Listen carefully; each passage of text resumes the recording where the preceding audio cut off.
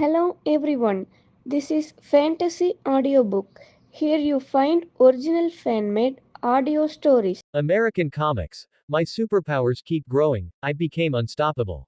Part 1. You're resigning. Pepper Potts, who had just taken over as CEO of Stark Industries, arrived at the company full of energy, only to be greeted by such bad news first. The person sitting opposite her was a young man around 20 years old. He kept his head down, his messy black hair hanging low to cover his brow bone. His eyes were clear but rarely held any light. His expressionless face was like a stagnant pool, and the whole person exuded a strong aura of dejection. Pepper only glanced at him twice before her heart softened involuntarily. She said gently, "Regarding your parents, I am very sorry." Wang Qing did not speak, just shook his head slightly. Pepper got up and poured him a glass of warm water. "I remember you don't like drinking anything else. Thank you." His voice was slightly hoarse. Pepper stood quietly beside him. After he took a sip of water, she said, "I swear, I completely understand how you feel right now, because I have had a similar experience, and so has Tony."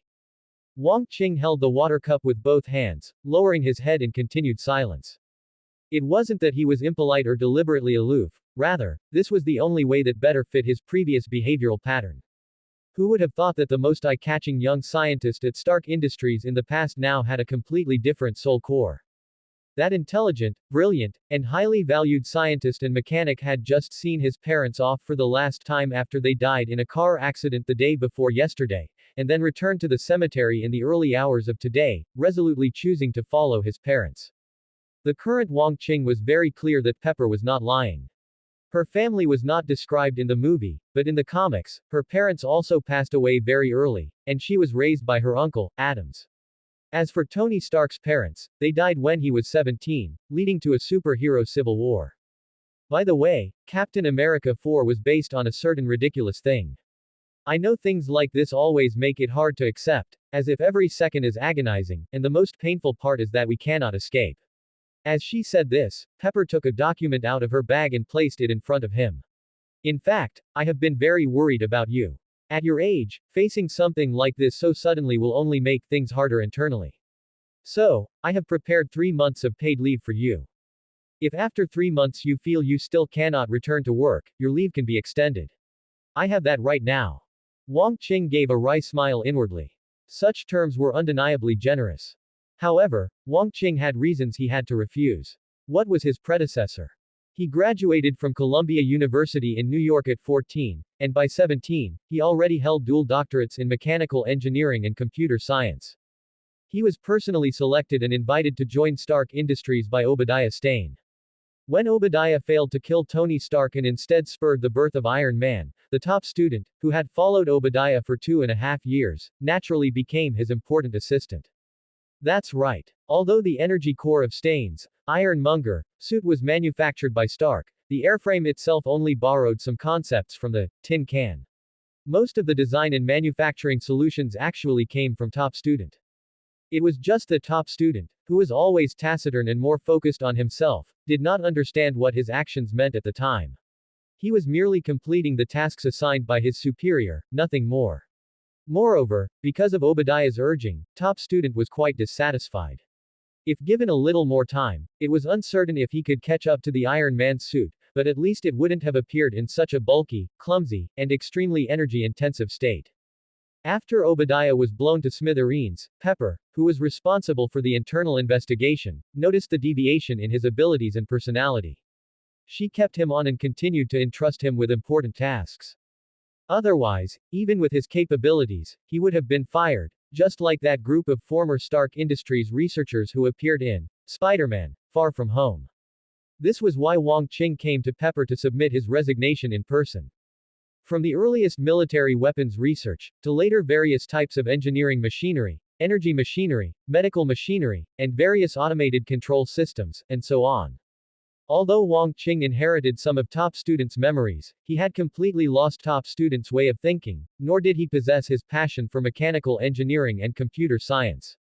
Furthermore, the incomplete knowledge had actually destroyed the intellectual system top student had built up in the past. It was like being absent-minded once during a math class, which could lead to you parting ways with mathematics forever. Then I ask you, As someone who graduated from a regular university and hasn't opened a book in many years, how can one handle the above work? Secondly, Stark Industries was never a safe place to begin with. Tony Stark, as the most ostentatious and conspicuous superhero in the Marvel Universe, his company was destined to become an entry point for many factions. Setting aside the SHIELD agents for a moment, who dares say there isn't Hydra or aliens within Stark Industries now or in the future? Finally, Wong Qing only arrived in this world after his death. After coming back to life, he could clearly feel that something extra was in his body. Right now, he was waiting to be able to go home and study it without any burden after resigning. He certainly didn't want to end up being studied by others.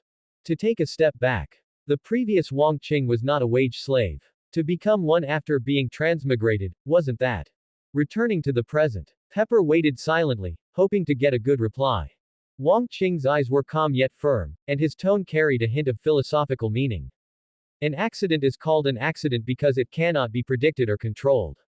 Yet even knowing this, we still feel sad, hurt, or even desperate because of it. After this event, I want to try experiencing a way of life I never thought about before, and I hope to find more meaning regarding life and death through this. Hearing this, Pepper couldn't help but fall silent. It wasn't just because of the content of the words, but also because she had hardly ever heard Wong Qing speak so many words in one breath in the past. After a while, she seemed to have convinced herself, a look of relief appearing on her face. All right, though it's a pity, hearing you say these things actually reassures me quite a bit. Besides, you are still so young, it's a good thing to try experiencing different lives. I really can't find a reason to stop you. Thank you. Wong Qing secretly breathed a sigh of relief. Although you are about to leave, we are still friends in the future, right? Of course. With his position, leaving wasn't simple. Even though all the handover procedures went very smoothly under Pepper's guidance, everything concluded only after 5 o'clock in the afternoon. Want to grab a bite to eat? Pepper invited. Wong Qing shook his head. I'll treat you next time. I've already delayed you too long today. Pepper smiled and said, it's fine, this is my job. What CEO's job involved accompanying an employee through their entire resignation process? Though top student was withdrawn, this friend he made wasn't bad. Pepper escorted him all the way outside the tower to his car. She said, if you ever come to Los Angeles in the future, remember to call me. Tony and I would both welcome you to visit. Okay. After a pause, he added, congratulations on your promotion to CEO. Thank you. Pepper's smile was brilliant, then she teased, it's a shame you're resigning, otherwise I could have given you a raise. After waving goodbye, Wong Qing got into the car directly. When Stark Tower disappeared from the rearview mirror, he couldn't help but rub his face with his hand, simultaneously making various expressions to loosen up his facial muscles. Maintaining the act of role-playing for an entire day had made his entire face a bit stiff. After over 40 minutes, he arrived at his home located on Long Island. It was a 2-story standalone villa, with expansive grounds that included a courtyard, garden, swimming pool, and a private grove of trees. But he had no mind to appreciate these external luxuries at the moment. After locking the door behind him, he first poured himself a glass of water, drank it in one go, and then sat on the sofa, closing his eyes to steady his breathing. Soon, a sensation surged within him. He quickly opened his eyes and extended his right hand. A cyan light immediately manifested in his palm. The gentle cyan glow wasn't harsh. On the contrary, it seemed to pulse with vibrant vitality and vigor. As expected, this inexplicably generated energy could be directly channeled and released by him. However, he wasn't clear whether this energy had appeared because of him, or because of this body. If it originated from the latter, then the deceased top student might have been an inhuman, a mutant, or an alien. After pondering for a moment, he picked up the fruit knife from the coffee table and extended his index finger. He pressed the blade against his fingertip and carefully drew it across. A thin cut appeared. Then, before any blood could seep from the ruptured capillaries, threads of cyan light swiftly stitched and healed the wound, leaving not a trace of a scar. Perhaps because the wound was so minor, he barely felt any depletion of energy. But he also couldn't just slit his wrist or stab himself to verify if it possessed more powerful healing effects. Interesting. Wong Qing set down the fruit knife and focused his energy fully. The cyan light surged dramatically, quickly coalescing in his palm into an oval-shaped polymer. Sensing it briefly, Wong Qing understood this was an incomplete seed. What kind of seed it would ultimately become, what kind of fruit it would bear, depended entirely on what it absorbed during its growth and transformation. If it absorbed a plant, it could grow into an enhanced, mutated version of that plant. If it absorbed an animal, it wouldn't turn into the animal, but it would completely absorb the creature and manifest one of its attributes or abilities as a fruit. Whether it extracted an attribute or an ability was under the control of the seed's master, Wang Qing. As is widely known, humans are also animals. In other words, if the seed absorbed a Tony, then Wang Qing, by consuming the fruit, could obtain one of Tony's attributes or abilities. Such a sinister seed, truly fantastic. Friends who frequently commit murder know that killing isn't hard, disposing of the body is the biggest pain point. The only regret was that, with his current capability, he could produce at most one seed per month. Retracting the seed back into his body, the undulating cyan light reappeared in his palm. Channeling it differently, the cyan light spread upwards, its rays spiraling and intertwining, transforming from the bottom up into the form and texture of a plant. In no time, a money tree stood in his palm, its trunk straight and upright, its leaves lush and green. Wang Qing studied it for a long time but couldn't find any difference from a normal plant. Even when he broke off a branch, the detached part remained unchanged. He just didn't know how long this form could be maintained. With a thought, the tree lit up with cyan light and rapidly morphed. The money tree abruptly transformed into a vivid rose, complete with the scent of a rose. As if having obtained an extremely fascinating toy, Wang Qing continuously controlled it, changing it into various plants. But when he tried to transform it into an animal, he only saw the cyan light churning ceaselessly without further change, so he had to give up for the time being. After a long while, feeling that the cyan energy within him was nearly depleted, he dissolved the vines that had almost filled the living room back into their original state of pure cyan energy. Its form was like water, swirling around his palm. Suddenly, inspiration struck Wang Qing. The cyan light swiftly transformed into clusters of verdant ginkgo leaves. The densely packed leaves danced gracefully around his arm, rustling softly as they intertwined. Then, the ginkgo leaves changed into willow leaves, maple leaves, bamboo leaves. Next, the leaves transformed into flower petals, red, yellow, blue, in various colors and shapes. And when clusters of petals fluttered and danced, the sound they made was gentle and soft. The energy consumption for conjuring leaves or petals was much lower than directly conjuring a whole plant. Moreover, a large number of leaves or petals could obstruct an enemy's vision for better offensive effect, while also being suitable for both single target and area attacks. The 10,000 leaves flying flowers style certainly had its logic. A moment later, the dancing petals suddenly turned transparent, then quickly vanished without a trace. Wang Qing couldn't help but smile. Now I don't even need to dispose of the murder weapon. A beam of sunlight cleaved through the sky's curtain, heralding the arrival of day. Humankind considers the sun's rise in the east and set in the west, Earth's cycle of day and night, as one revolution, calling it a day. Having undergone the cycle of life and death, Wang Qing, on this new day, officially embarked on a brand new life. Outskirts, a grove of trees. A vine about 3 centimeters in diameter rapidly took form in Wang Qing's hand. It coiled around a large tree, spiraling upwards and binding the trunk tightly like a rope. Wang Qing retreated to about 10 meters away and raised the Glock 17. Bang! A gunshot rang out. The 9mm bullet struck the vine. A tiny impact point appeared on the vine, while the bullet itself flew off to who knows where.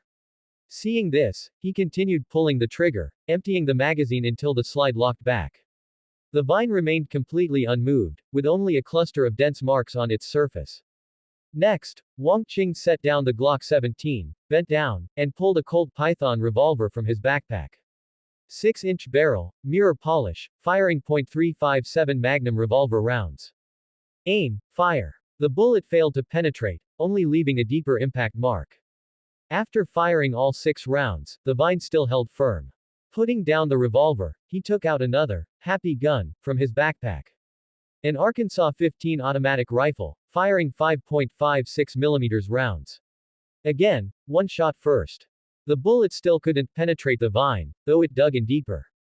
Aiming at the same spot, he emptied the magazine. A few fragments flew off the vine, but it still wasn't pierced. Then, he switched to an AKM. The 7.62 x 39mm rounds were more effective. A single bullet embedded itself deep into the vine. Firing in bursts to empty the magazine, a section of the vine finally broke, and the bullets successfully penetrated into the tree trunk. It seemed this was the current limit. The vine was conjured from energy.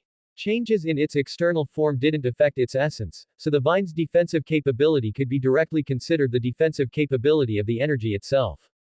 The reason for testing defense first was, naturally, because this was the democratic and free US.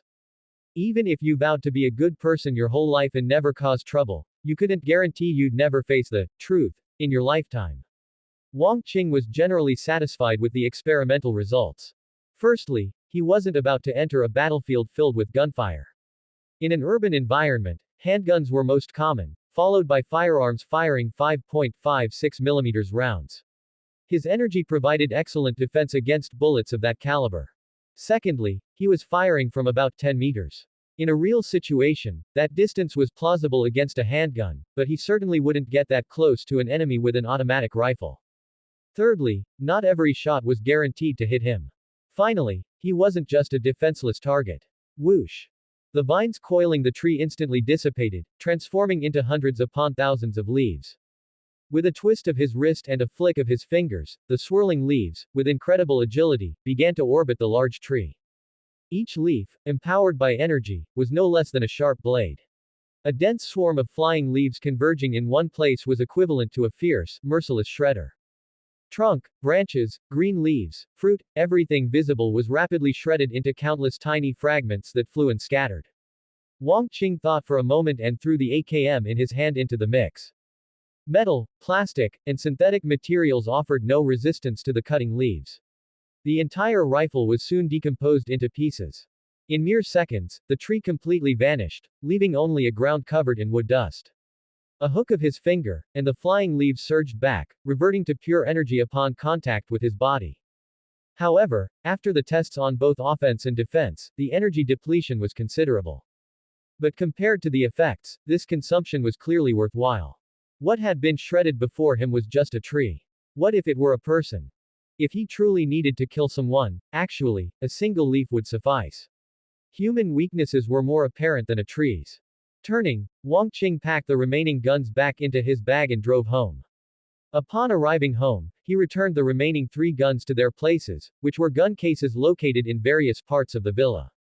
For a household, 3 guns weren't many. Besides the Glock and the Arkansas 15, the Colt Python was a collectible belonging to the previous occupant's father, and the shredded AKM had been left behind by the villa's former owner. At noon, Wang Qing found many Chinese ingredients and seasonings in the kitchen and cooked a bowl of tomato and egg noodles. Because the results of the morning's test were satisfying, he cracked 2 extra eggs and fried 3 more poached eggs on the side. Pure luxury. Shortly after the meal, his internal energy was fully restored, and Wang Qing began to move again. He went to the lawn in front of the villa, crouched down, and dug a small hole with his bare hands. Turning his head, he beckoned to the nearby forest. An oak tree strained to stretch a branch toward Wang Qing. With a gentle shake of the twig, an acorn fell, landing right in the small hole.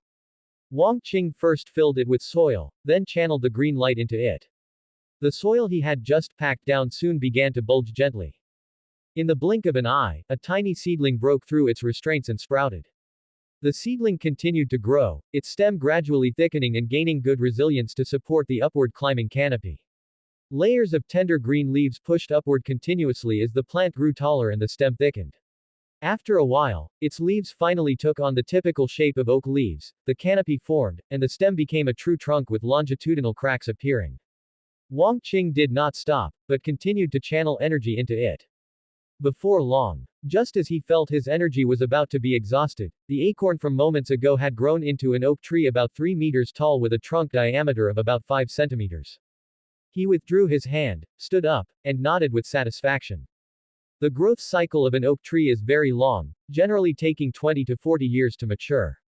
This one before him was roughly equivalent to an oak tree that had grown naturally for about 5 years. Yet Wang Qing had spent less than a minute on it, the effect could be described as powerful. After all, Wang Qing wasn't limited to doing this just once. His energy would recover through respiration, passively refilling in about 3 hours.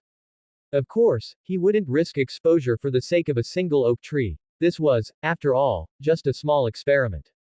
He lightly touched the oak tree, reversing the energy flow as the green light streamed back. There were currently two ways to recover energy. The first was through respiration, and the second was by directly absorbing the life force of plants. The newborn oak tree withered rapidly, completely annihilating into nothingness after a few seconds. Aside from Wang Qing, perhaps only the hole in the lawn remembered it had ever been there.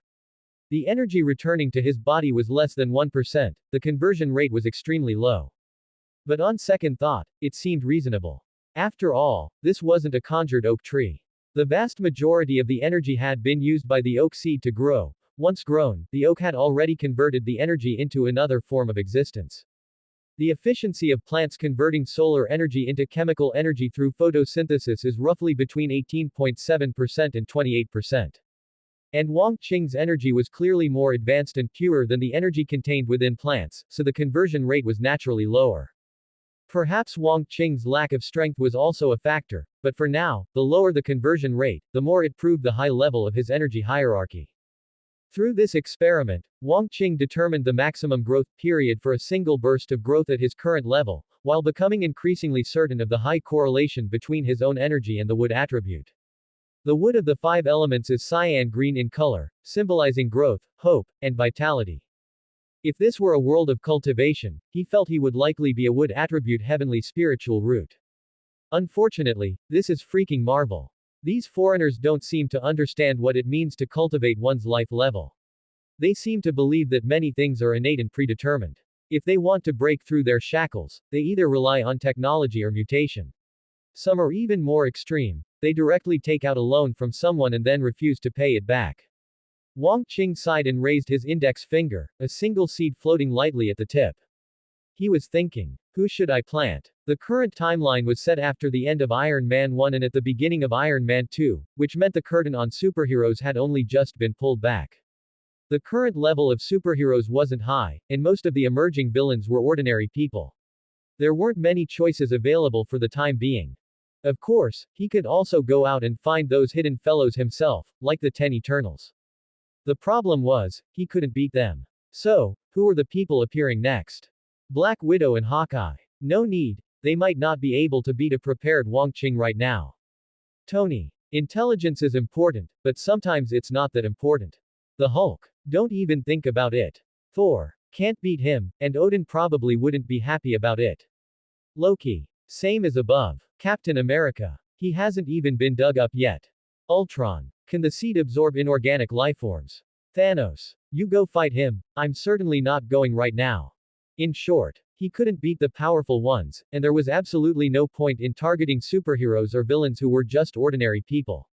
Rather than wasting a seed on them, it would be better to plant animals like tigers, lions, bears, elephants, or leopards. The only suitable target in the near future seemed to be Abomination. However, Abomination wouldn't appear until at least after Tony dealt with Whiplash, that would match the post-credits scene of the Incredible Hulk movie. There was a time gap of at least a month. Currently, he could confirm at least 5 functions of his cyan wood attribute energy. First, healing. Second, seeds. Third, manifestation.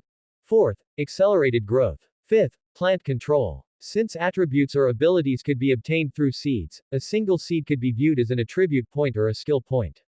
If he chose attributes, it would be like directly adding points in a game, strengthening his fundamental base. The growth of any attribute would directly affect his maximum energy limit. In gaming terms, adding points increased the base values in his skill damage coefficients, so the effects of his 5 basic abilities, healing, seeds, manifestation, accelerated growth, and plant control, would also improve accordingly. If he chose abilities, it would be like learning new skills in a game, strengthening his offensive and defensive methods. The more skills he had, the stronger his adaptability, allowing him to better defeat or kill enemies, or have more options and a higher margin for error when facing complex situations. So, here was the question. Attributes first, or skills first? Regardless of the choice, this first seed shouldn't just stay in his hand forever. It wouldn't sprout offspring on its own, and there would be a new one next month. Thinking about what would happen in the future. Whiplash would wreak havoc in New York to get revenge on Tony, Hulk and Abomination would battle in Harlem, and Thor would fall from the sky, passively summoning the Destroyer armor. If those events didn't have much to do with Wang Qing, then the subsequent arrival of Loki and the invasion of the Chidori army he brought would be the true beginning of a disaster. Actually, the war in New York could be avoided. At worst, he could just go on vacation to the West Coast and play the role of a five-star citizen in Los Santos. But that was just surface-level thinking. The true disaster was that this war, win or lose, meant that Thanos, the legendary titan who roamed the universe, would eventually come to Earth in person to collect the stones and snap his fingers to balance the universe's resources and population. That was the unavoidable crisis. Don't think that just because Infinity Stones appeared in piles at the TVA they were worthless. That was because the power of the Infinity Stones only worked in a universe and timeline where the corresponding rules existed. When one is an outsider looking in, one always feels that the more exciting the plot, the better, the more fierce the destruction, ruin, and explosions, the better. One could even understand and empathize with Thanos' idealistic spirit. But not now. They would really blow up my house, and his snap really has a 50% chance of killing me. Resurrection. Placing all hope for survival on others is a behavior that stupid isn't even enough to describe. The people affected by the snap disappeared for 5 years. If Awei couldn't endure 5 years, neither could Wang Qing. Therefore, he absolutely could not miss out on Abomination's power. It was almost the best opportunity Wang Qing had to achieve a leap in strength before the alien invasion. Furthermore, Abomination wouldn't just surrender, so in the face of such a powerful enemy, it was necessary to turn the seed into strength as quickly as possible. Ultimately, for this first seed, it would be best to start with an animal. It could serve as an experiment and also allow him to accumulate experience. The living room. Wang Qing sat motionless on the sofa holding a laptop, while 9 ginkgo leaves constantly circled and danced around his body in different trajectories. This was an exercise he specifically performed to enhance his control. The manifestation of the 9 ginkgo leaves didn't consume much, so there was no need to worry about his energy depleting rapidly. On the screen, encyclopedic introductions and related videos of various existing animals on Earth were presented one by one. While reviewing this information, Wang Qing was also choosing which to temporarily keep or directly exclude. Regarding attributes, because the attribute boost brought by the fruits was a direct numerical increase rather than a proportional one, only those animals with staggering absolute data could be considered as candidates, for example, the cheetah with its extreme absolute speed. Speaking of which, Bravestar also gave Wang Qing inspiration: eyes of a hawk, ears of a wolf, speed of a puma, and strength of a bear. Even if he really followed this direction, there wouldn't be much wrong with it. The key lay in what Wang Qing needed most at the moment. Then there were the abilities. The abilities possessed by animals are bizarre and varied, requiring more considerations during the selection process. Fangs and claws were excluded first. He didn't like or need such physical transformations, and the fangs and claws of Earth's animals couldn't withstand the ultimate truth anyway. Of course, if he could cultivate a fruit that made someone grow cat ears or a fox tail after eating it, Wang Qing might grow it just to let others try it out. A gecko's limb regeneration. At first glance, it seemed useful, but upon closer thought, it was clearly a white elephant. Why would he anticipate his own limbs being severed? Was he going to cut off a finger for fun when bored? Or perform a handy trick for everyone when he was happy? Unless he wanted to sell kidneys sustainably, it wouldn't be useful most of the time. Furthermore, wood energy itself possessed extremely strong healing and regenerative properties. Since it could stimulate plant growth, it wouldn't be difficult to facilitate human limb regeneration. The strength of an ant. This was indeed useful, but such a miraculous display of power was classified as an ability rather than an attribute, which meant it wasn't present at all times. Using skills naturally required consuming mana. Moreover, the one with the strongest relative strength is the Orobatid Might, which can withstand a pulling force 1,180 times its own body weight. If it were Wang Qing, his limit strength could reach 94 tons. Only a very small number of superhumans possess such a display of power, but Wang Qing still wouldn't choose it. Because he could obtain permanent, actual strength that required no energy to maintain by choosing attributes. The upcoming Abomination possessed 200 tons of strength, surpassing the Hulk in his regular state. Therefore, attributes or abilities related to strength could be temporarily set aside. In addition, there was the heat tracking of snakes, the echolocation of dolphins, the ultrasonic radar of bats, the discharge of electric eels, the Malagasy civet, and so on. As night fell, the only light in the dark room came from the computer screen, and Wang Qing had already collected more than a dozen types of animal encyclopedic data. Even so, most of these dozen or so abilities still fell into the category of being optional. But the animals couldn't be blamed for this. Humans themselves have evolved perfectly enough, otherwise, they wouldn't have become the absolute overlords of Earth's biosphere. Although humans lag behind other animals in many aspects, what humans possess is more comprehensive and completely sufficient for survival itself. Of course, the existence of all animal abilities is inherently meaningful. They are the foundations upon which various animals have relied for survival after millions of years of evolution. It was just that Wang Qing needed to consider the usage scenarios they could cover and whether they conflicted with his existing abilities. Most importantly, the first seed had to help him directly defeat and take away the Abomination, or assist in seizing the Abomination from the hands of the US military. Closing his eyes, Wang Qing began to simulate combat scenarios in his mind to deduce which attribute or ability was urgently needed. Perhaps because he had inherited the body of a genius, or perhaps because of his superpower awakening, he found that his brain was now exceptionally useful. With just a little thought, scenes formed by his imagination surfaced with absolute clarity. A moment later, he opened his eyes, his brow slightly furrowed. The Hulk was always the most difficult part to handle, even impossible to handle at the moment. With his current strength, he wasn't yet capable of confronting the Hulk. The Hulk could rampage through his 10,000 leaves flying flowers, but he couldn't withstand a single blow from the Hulk. Given the Hulk's anger and intelligence, there was no point in thinking about standing on the same side to deal with the Abomination and then taking the Abomination away. Presumably, as long as General Ross let Betty speak, the Hulk would immediately turn against Wang Qing. Recalling the scene where Thor Odinson, clearly a teammate, was punched flying by the Hulk was simply ridiculous. Go look for the newly mutated Abomination ahead of time. It wasn't that simple. The Abomination wouldn't just surrender, and it would be very difficult for his current strength to defeat the Abomination in an instant. Thus, the commotion after the battle broke out was destined to be significant and would still attract people. After thinking it over, there was only one best entry point. That was to wait until after the Hulk and the Abomination finished fighting, when the Abomination was near death and exhausted, and the Hulk had also turned to leave. At that time, all he would have to deal with would be the soldiers on the scene, and the difficulty would plummet. What if the Hulk came back? Then would it work if I waited for the US military to move a bit further away before acting? Facing a group of US soldiers, he needed to ensure he could smoothly enter the team without being suspected midway or being wanted afterward. The answer to the initial problem was found instantly. He needed an ability that could help him better perform camouflage, infiltration, or penetration. The scroll immediately came to Wang Qing's mind.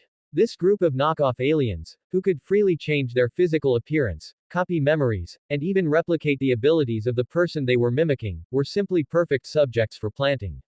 Unfortunately, he didn't know how to identify a Skrull. The Super Skrull's ultimate skill of copying abilities through DNA seemed, on the surface, even more convenient than Wang Qing's seeds.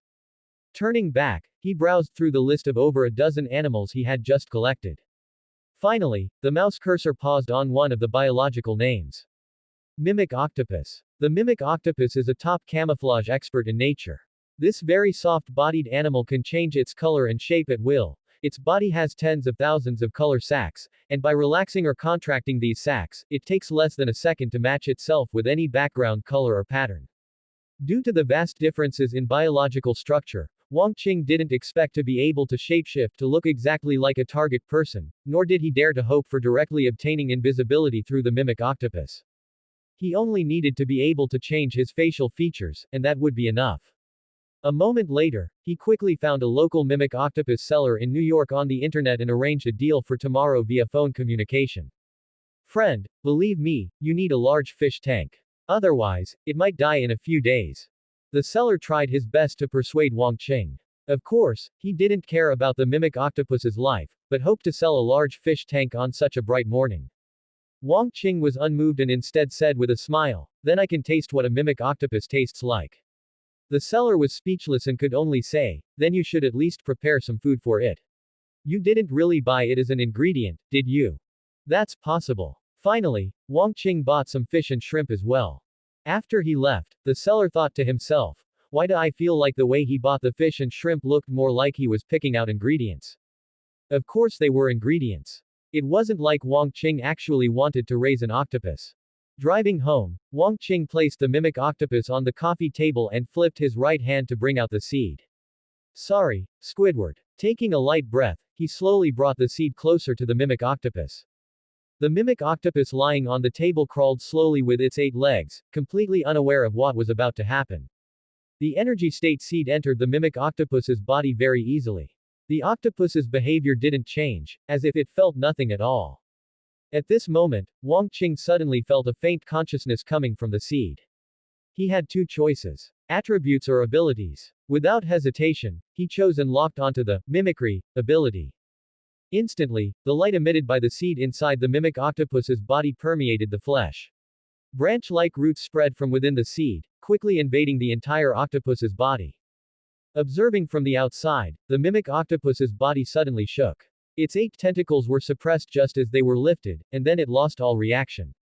Before long, the mimic octopus's skin throbbed, and a small sprout germinated from within. Wang Qing watched the octopus while observing the clock on the wall. 10 minutes later, a green plant as bright as emerald took root in the mimic octopus. It had 2 symmetrical green leaves, and at the top, a blue fruit the size of a cherry grew. With such a growth time, if it were the Abomination, the 3 or 4 hours he set in the simulation would be reasonable. Notably, he couldn't accelerate the seed's growth process because its growth didn't just require energy. It involved the absorption, analysis, deconstruction, and reconstruction of nutrients. After picking the fruit, the entire plant cracked and decomposed from top to bottom, and even the mimic octopus's hollowed-out body vanished along with it. Looking at the fruit in his hand, it was azure blue and lustrous like jade. Wang Qing stuffed it directly into his mouth.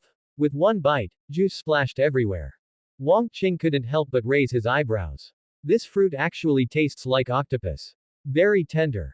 Swallowing the fruit, Wang Qing lay back and closed his eyes. A moment later, as the master of his body, Wang Qing clearly felt changes happening inside his frame. Though he lacked internal vision, he sensed the change spreading from his stomach, soaking into his organs, and flowing through his limbs and bones via his blood. On a deeper level, it encompassed countless cells, genes, and even his soul. The biggest difference was that he didn't feel the intense pain he expected. Of course, it wasn't exactly pleasurable either. The whole process was quite unremarkable. Half an hour later, sensing the change was over, Wang Qing stood up abruptly and hurried to the bathroom. Facing the mirror, he began to test his new ability. With a thought, the energy in his body reacted synchronously, and then he found he had changed color. His skin turned azure, and even his hair color changed accordingly. What the hell, I'm not trying to disguise myself as an avatar or a Kree. Again. This time, after a rainbow-like shift in color, the skin of Wang Qing in the mirror finally underwent a new and more drastic change. Thick fur grew rapidly on his face, his eyes suddenly turned golden yellow, his pupils elongated, and bone changes occurred simultaneously. The human facial structure morphed quickly under his shocked gaze. Soon, the slender vertical pupils shrank to the size of a pinhead, and the golden eyes clearly reflected the cat head in the mirror. Wang Qing touched his face in disbelief, and then he saw his hand in the mirror, which had half transformed into a cat's paw. The unexpected change left him unsure how to react for a moment, but sensing no discomfort, Wang Qing decided to wait and see. About a minute later, the change stopped abruptly. Wang Qing looked at the mirror, then down at his body. He saw that his head and upper limbs had turned into a cat's, while his torso and lower limbs remained human. What was this? Khajiit. Man-cat. Cat-headed man. Why did this change happen? Wang Qing frowned in deep thought and finally noticed a cat-shaped toothbrush holder on the wall. So, because it didn't know what I wanted to turn into, but I kept pushing, so, it could only hurriedly choose to turn into a cat. A bit ridiculous, but strangely logical. But why did the change stop suddenly? Clearly, the energy in his body hadn't been exhausted. Composing himself, Wang Qing continued to drive his new ability. This time, he found his energy had covered his torso and lower limbs, but they suddenly seemed lost at the final step before shapeshifting, wandering around like headless flies. Wang Qing thought for a bit, took out his phone, and with his cat's paw, laboriously searched for cat videos. As a large number of cat videos played one after another, his energy finally found its way. After tossing around for a full half hour, the Wang Qing in the bathroom vanished, replaced by a silver tabby cat, also known as an American Shorthair. A tribute to Professor McGonagall. Fresh black stripes were embedded in the silver-white fur. The cat's head was round and large, the cheeks were full, and the golden eyes were bright and spirited. The black and white ringed furry tail was held high.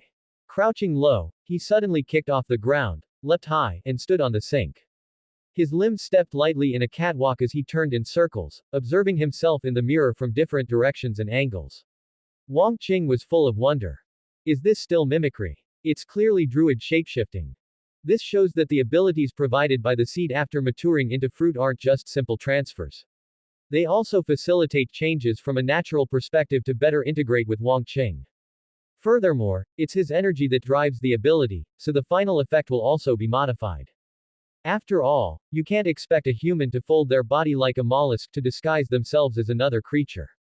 The Druid sect worships natural and life forces, claiming to be guardians of nature and the embodiment of nature. The ability Wong Qing awakened would attribute heavenly spiritual root in the cultivation world, and an innate Druid holy body in the Western fantasy world. Moving in cat form, the perspective and motor skills of a different species brought a totally novel experience.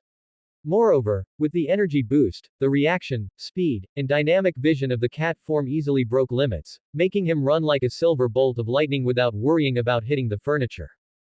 After a long time, Wong Qing finally remembered his original goal and cancelled the transformation. The silver tabby cat stood up and quickly returned to human form. Standing before the mirror, Wong Qing looked at Tony Stark on his phone and activated his shapeshifting ability.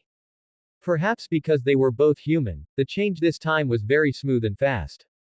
Facial features, beard, height, voice, etc. The external image was exactly the same. If Wong Qing went to see Miss Potts in his current appearance. No, I can't do that. How could I suddenly think of something so exciting? No, shameless. There must be a devil tempting me. Mephisto, it must be you. I'll remember this grudge. A month passed quietly. Wong Qing had been staying at the villa. For the upcoming operation, as well as for future dangers or opportunities, he spent every day continuously testing and training his abilities. As an ordinary person who had lived for over 20 years, the sudden awakening of supernatural powers meant he never felt bored for a second. Even when Whiplash caused chaos at the Stark Industries Expo and had a fierce fight with Tony Stark, it wasn't enough to make him go take a look. Wong Qing had no interest in this kind of technological combat, moreover, he had already seen it all before. Whiplash's timing was excellent. Although he deceived Justin Hammer, he also significantly raised the standard of Hammer Industries products. But even so, Hammer Industries' war armor was still utterly defeated by Tony's Iron Man suit, further proving Tony Stark's indispensability and consolidating his status in the eyes of the capital world and the government. Therefore, in Wong Qing's view, Whiplash was a villain who had filial piety and knowledge but lacked a brain. Such a person lacked the ability to stand alone and command the overall situation. He could be a subordinate who followed orders perfectly, but his personality destined him to be difficult to truly tame. So, if he's dead, he's dead.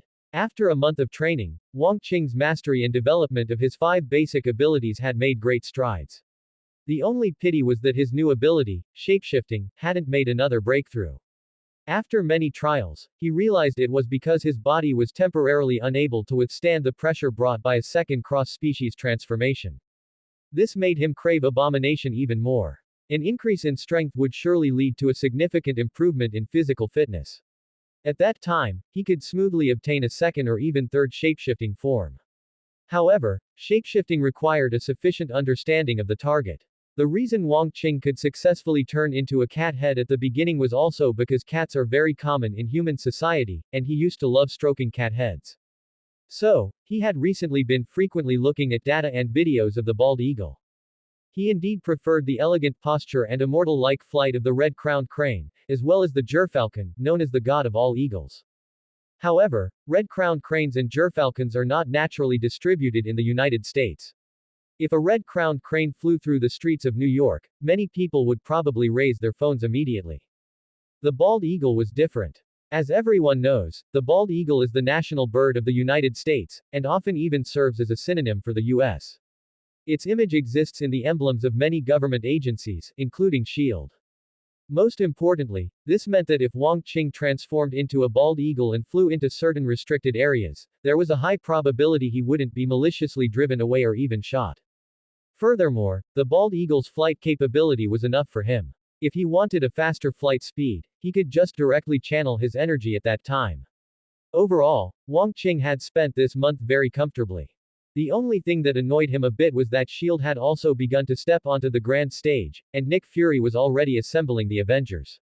You could say that S.H.I.E.L.D.'s own actions weren't as glamorous as the slogans and missions they proclaimed, and they were even being parasitized by their former nemesis Hydra without even realizing it. But the resources controlled by S.H.I.E.L.D. meant it was by no means an easy opponent to provoke. Take Wang Qing's upcoming operation, for example. If S.H.I.E.L.D. intervened, they might actually be able to find out something. Of course, Wang Qing would only do what he should. Prepare well before the action, be cautious enough during the action, and not get carried away after the action. After all, there is no such thing as a truly flawless plan in this world. Even if he were actually exposed due to an accident during this operation, Wang Qing could psychologically accept it completely. To know what is inevitable and to be at peace with it as if it were fate is the height of virtue. It would simply be a matter of changing one's stance and way of life. Being an enemy of the United States was something Wang Qing was all too familiar with. While surfing the web last night, under his deliberate attention, two pieces of news caught his eye. First, a hammer fell from the sky in New Mexico. No one could pick it up, and it couldn't even be moved by a car. Second, Culver University in Virginia was surrounded by the military. Someone filmed the military fighting a large green monster, but the monster ended up escaping. So, he knew his seclusion could temporarily end. It was time to start preparing. After his morning workout, Wang Qing showered and ate breakfast as usual, with ginkgo leaves always swirling around him.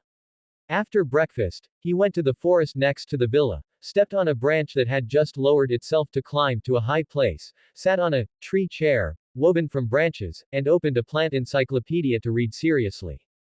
Understanding plants would help his manifestation ability progress further. A light breeze blew, and 10,000 leaves rustled. Wang Qing liked forests, he liked them even when he didn't have superpowers. And now, being in the forest, he could even vaguely feel that every tree and every blade of grass seemed to be cheering and saying something to him. He couldn't understand, but he wanted to, so he came. Although Wang Qing had no intention of turning the urban steel jungle into a true natural forest, he was now gradually beginning to understand poison ivy from next door. He wondered if he would have a chance to meet her in the future and see what kind of power the green actually was. At noon, he went home to eat. In the afternoon, he continued reading. By dusk, Wang Qing ate dinner and went into the bedroom to change his look. When he came out, he was wearing a plaid shirt and jeans. The style of dress looked a bit old-fashioned compared to his young face. However, when he took out his phone and completed his transformation based on a photo posted by a passerby on a social media platform, the old-fashioned look suddenly turned into maturity. In his 40s, with blonde hair, a beard, and a slightly chubby build, a typical old white man. With such a body, Wang Qing left home, bypassed the few surveillance cameras, and only stopped to hail a taxi 3 miles away. North Manhattan, Harlem. Wang Qing spent $30 to stay in a hotel that didn't require registration. Of course, don't even talk about comfort in such a hotel. The first night, nothing happened. On the second day, Wang Qing visited the Captain America Museum and bought a hat printed with Captain America's shield. On his way back, he saw Iron Man flying low over the city, causing pedestrians to exclaim and take pictures. This night, still nothing happened. On the third day, he went to Hell's Kitchen and saw the Nelson and Murdoch Attorneys at Law sign hanging on an old building. He also encountered Kingpin's luxurious motorcade. Perhaps because it was daytime, he didn't see those vigilantes, nor was he mugged. When night fell, Wang Qing returned to the hotel to browse his phone. Boom! An explosion suddenly rang out, and the soaring flames rose to the third floor, bringing a scorching breath into the hotel room. Wang Qing instantly put down his phone and stood up to go to the window. Roar! A loud roar full of power echoed in the street, shaking the entire window until it buzzed. Huge in size but even more hideous, Abomination was like a green demon walking out of the flames. He picked up one car after another and smashed or threw them down fiercely, causing one explosion after another. The police's bullets were like nothing in his eyes, and he could kill them with just a casual wave of his hand. He caught the military's rockets with his bare hands, and the impact and flames of the explosion failed to shake his defense in the slightest. Pedestrians screamed in panic and fled in all directions, yet it was still hard to avoid being hit by the cars overturned by Abomination. Reflected by the firelight, Wang Qing showed a heartfelt smile. I've finally waited for you. Standing high up, he quickly locked onto two US soldiers walking together. Their faces were full of fear as they cowered behind a square pillar, terrified of being discovered by the passing Abomination. After remembering the face and build of one of the soldiers, Wang Qing turned and went downstairs. The night was cold, but the ground was filled with the glow of fire. Piercing sounds and the heat of the flames wove together a tense atmosphere. Wang Qing stepped onto the street with steady strides. Reaching the center, he glanced at Abomination and Hulk, who were in the heat of battle on the other side of the street, a desolate gaze visible beneath the brim of his hat. Arriving at the mouth of an alley, he flicked his fingers, and two flying leaves flew toward a nearby square pillar like startling swans or fleeting shadows. As they approached, the flying leaves nimbly split left and right, each carving out a graceful arc. In the next second, two corpses fell in synchronization. A vine grew rapidly from beneath Wang Qing's feet, instantly wrapping around one of the men's ankles and dragging him back into the alley. Although his shapeshifting ability could transform his clothing, equipment like firearms could not be conjured out of thin air. Before long, Wang Qing, having finished changing clothes, rushed out with a gun, heading straight for the nearest U.S. military squad. Behind him, the two corpses were dragged into the sea of fire by the vines, causing the flames to flare up momentarily. Wang Qing performed a tactical roll over a piece of cover while sprinting, then huddled in the middle of the U.S. military squad with a face full of terror and eyes brimming with grief, clutching his gun. John, what took you so long? Where's James? Someone asked. Wang Qing's eyes reddened, and his lips trembled slightly. He was taken by that monster. There was no need to finish. As comrades, they were expected to be unable to bear the thought. Hearing this, the squad fell silent for a moment. This fool monster. The man who had just spoken couldn't help but curse, then suddenly looked up and raised his gun to lock onto the distant Abomination. The person beside him quickly pulled him back. Captain, now is not the time. Let those two monsters kill each other first. The captain lowered his gun in frustration, turned, and gripped Wang Qing's shoulder. John, don't be sad. We will definitely avenge James. Wang Qing pursed his lips and nodded heavily.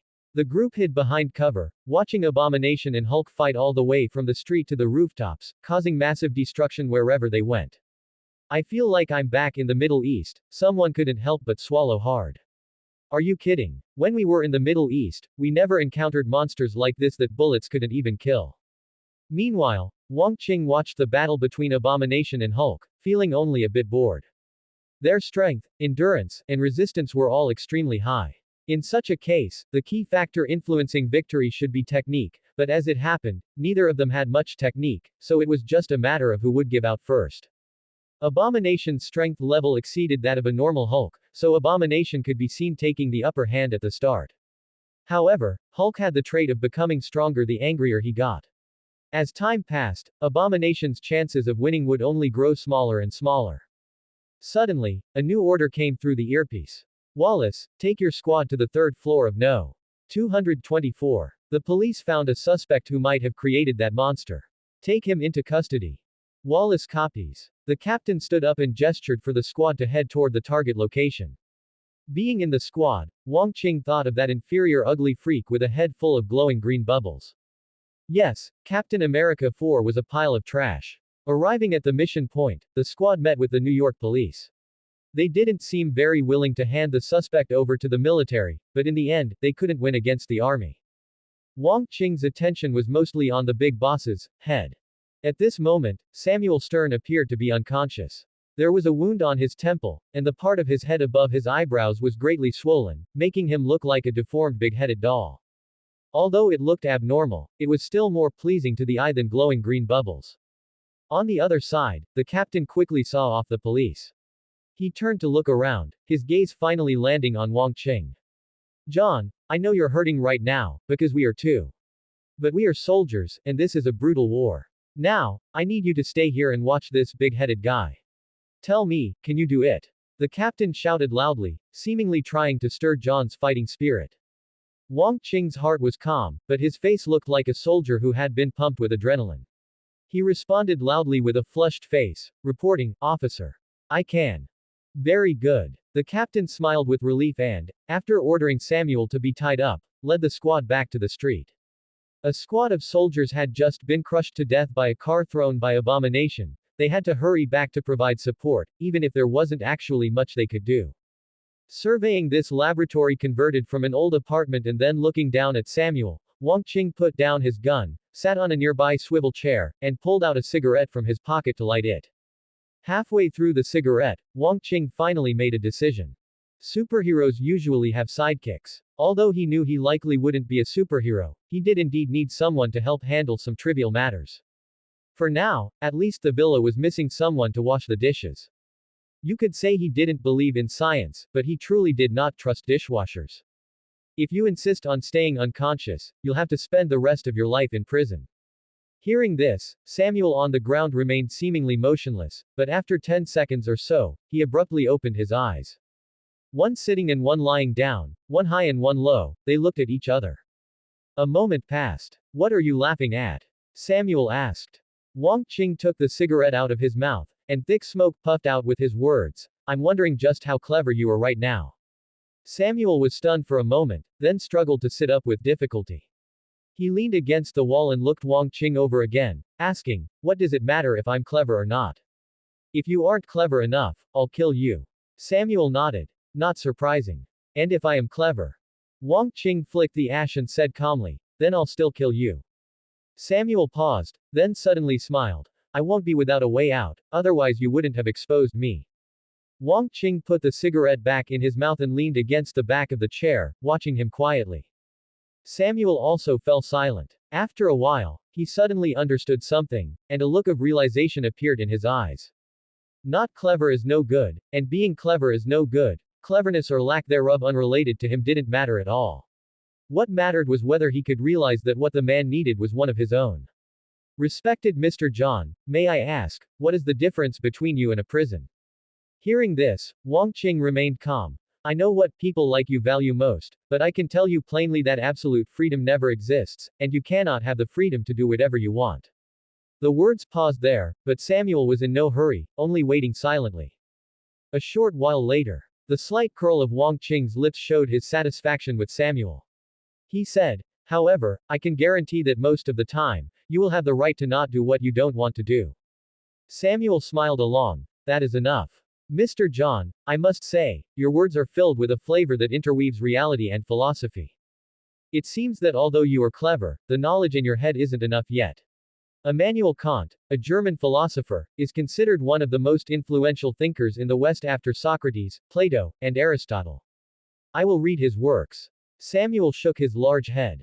My sincere apologies, after all, I have only just acquired such sharp thinking abilities. It doesn't matter. You have plenty of time to learn. After saying that, a flying leaf severed the ropes on Samuel's body. The freed Samuel looked in astonishment at the ginkgo leaf that vanished into the air, turning into points of light. Wang Qing stood up and gave the address and entry code to his villa. Pack your necessary belongings, go back, and find a room to settle in yourself. All right. Samuel stood up. Then you. I'll be back soon. Samuel took very few things. A laptop, several hard drives, and some bottles and jars containing green liquid, all of which could fit into a single backpack. The two went downstairs together, and Samuel, wearing a hat, left from the other end of the street. Flicking his cigarette butt into the fire, Wang Qing watched a helicopter spinning as it fell, seemingly seeing a vision of himself punching Thor Odinson away at the same time. Panting, Wang Qing caught up with the squad that was running at full speed. John, why are you back? Didn't I tell you to? Captain. Another squad took him away as ordered. That person is very important. The higher-ups issued a gag order. Hearing the explanation, the captain immediately fell silent and continued leading the team toward the crash site at a run. There was an Air Force lieutenant general in the crashed helicopter, so even if the two green monsters were right there, they had to go. The scene of Hulk and Abomination in passionate hand-to-hand combat was blood-pumping, one wouldn't dare approach. The squad carefully searched the helicopter, which had already caught fire. After carrying out several corpses, they finally found General Ross alive. The old man's luck wasn't bad, he only had minor abrasions. Wang Qing followed the others to help General Ross away from the helicopter. General Ross's gaze remained fixed on Hulk and Abomination. Of course, he was looking at Abomination more often now. He had experienced more than once exactly how difficult it was to hunt Hulk. But Abomination was appearing for the first time. As a soldier who didn't lack intelligence, he quickly guessed Abomination's identity based on the recent news. Vronsky, an excellent and admirable soldier, a warrior who would rather not be promoted just to stay active on the front lines. Initially, the hunt for Hulk was because General Ross received a mission from the Pentagon, and the Pentagon believed Hulk was a major threat to national security. But with each failure, Hulk gradually became General Ross's obsession, not to mention that he had also taken away his most beloved daughter. Later, General Ross finally realized that Hulk was not something an ordinary army could defeat. Therefore, he sought superpowers, specifically the super soldier serum, research that had never ceased within the US military. Vronsky accepted an injection of an incomplete version of the super soldier serum, and his temperament changed accordingly. His obsessive pursuit of power led him to force Samuel to inject him with Hulk blood, giving birth to Abomination and Big Boss. This is a tragedy that should never have happened, General Ross murmured. Supporting General Ross, Wang Qing scoffed at this. If there were an opportunity to mass-produce controllable abominations, General Ross would also do it without hesitation. Because on the surface he was a soldier, but at his core, he was more like a highly purposeful politician. He captured Hulk not to safeguard national security, but simply to complete the Pentagon's mission and pave another step for his own advancement. Otherwise, he wouldn't have become the president 10-odd years later. The great battle between Hulk and Abomination soon came to an end. Hulk, who grew stronger as he fought, was a bug to many people. On the contrary, the later Dr. Green, who merged the two personalities, was actually a massive nerf to Hulk. And Abomination had also become arrogant. While holding the advantage, he actually opened his mouth to taunt Hulk using Betty's life. And so, he was finished. Wang Qing absorbed and reinforced the lesson: it's best not to talk while fighting, unless the enemies are all dead. Just as Hulk was about to strangle Abomination with a chain, General Ross's daughter, Betty, spoke up. No. Hulk stopped decisively. Wang Qing glanced at Betty. Although he knew she meant well and didn't want Hulk to solidify his image as a cold-blooded monster in front of everyone. But, emotions are things one shouldn't touch lightly. He couldn't even remember how many elegant and incredibly powerful villains ultimately died because of emotions. He must take this as a warning. Hulk stepped on Abomination's chest, threw his head back toward the sky, and let out a roar. Whether soldiers, police, or ordinary citizens, everyone was shocked by his power. Moreover, defeating an abomination that was causing destruction everywhere won him the favor of many people. A helicopter arrived, its searchlight beams falling. Before turning to leave, Hulk gave Betty a longing look, then quickly disappeared from everyone's sight. The subsequent developments were not much different from what Wang Qing had simulated. The dying and exhausted Abomination was transferred to a Chinook helicopter. General Ross ordered men to send his daughter home, while he personally led the soldiers to escort Abomination.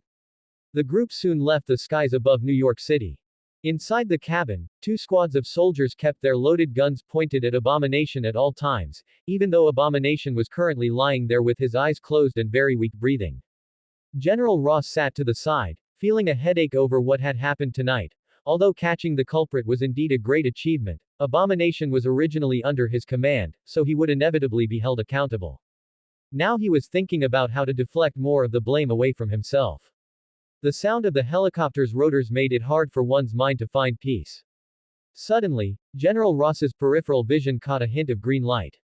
Looking up, flying leaves darting through the air killed the soldiers one by one with the precision of a scalpel, and communications were simultaneously cut off. Only one person still stood in place. What is going on? General Ross stood up abruptly. Wang Qing took off his helmet and tossed it aside casually.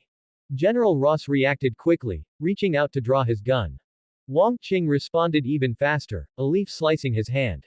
The pistol fell, and a wound extended from the back of his hand to his elbow. I suggest you sit back down and calm your emotions, that way, at least you won't bleed to death. Saying this, Wang Qing nonchalantly lit a cigarette. General Ross held his arm, his sharp gaze undiminished. Are you threatening a U.S. Army Lieutenant General? Wang Qing spread his hands. Yeah, isn't it obvious? General Ross's eyelid twitched violently. Just as he was about to speak, he was interrupted by Wang Qing. If you think your life isn't enough of a bargaining chip for me, then I don't mind adding your daughter. How dare you? General Ross charged at Wang Qing like an angry bull. Wang Qing sent him back to his seat with a front kick.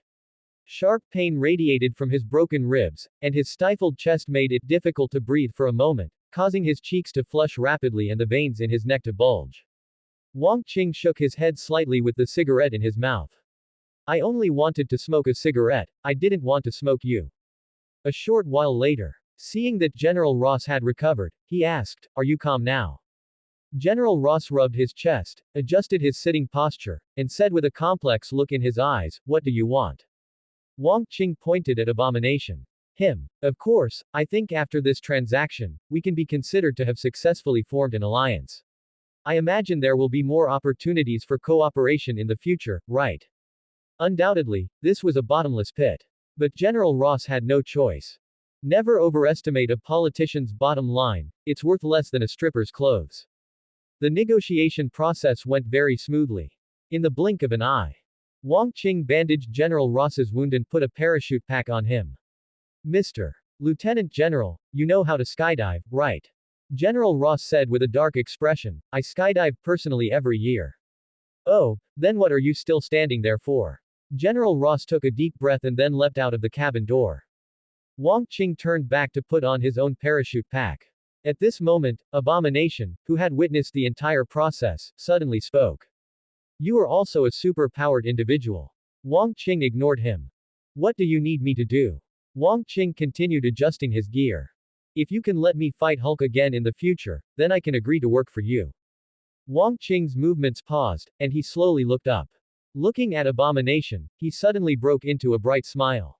I didn't expect you to be so optimistic. Abomination was stunned. What? Wang Qing didn't respond. He turned to knock open the cockpit door and deal with the two helicopter pilots. Then he threw Abomination off the plane before jumping out himself. Soon, a massive explosion sounded in the distance, and flames soared into the sky. In the dark forest, Abomination lay on a large number of broken branches, green blood flowing from his mouth, with almost only his last breath remaining. He didn't understand why that person would do this. A rustling sound gradually approached. Abomination turned his head with difficulty and saw a pair of legs drawing near. When Wang Qing squatted down, he saw his face again.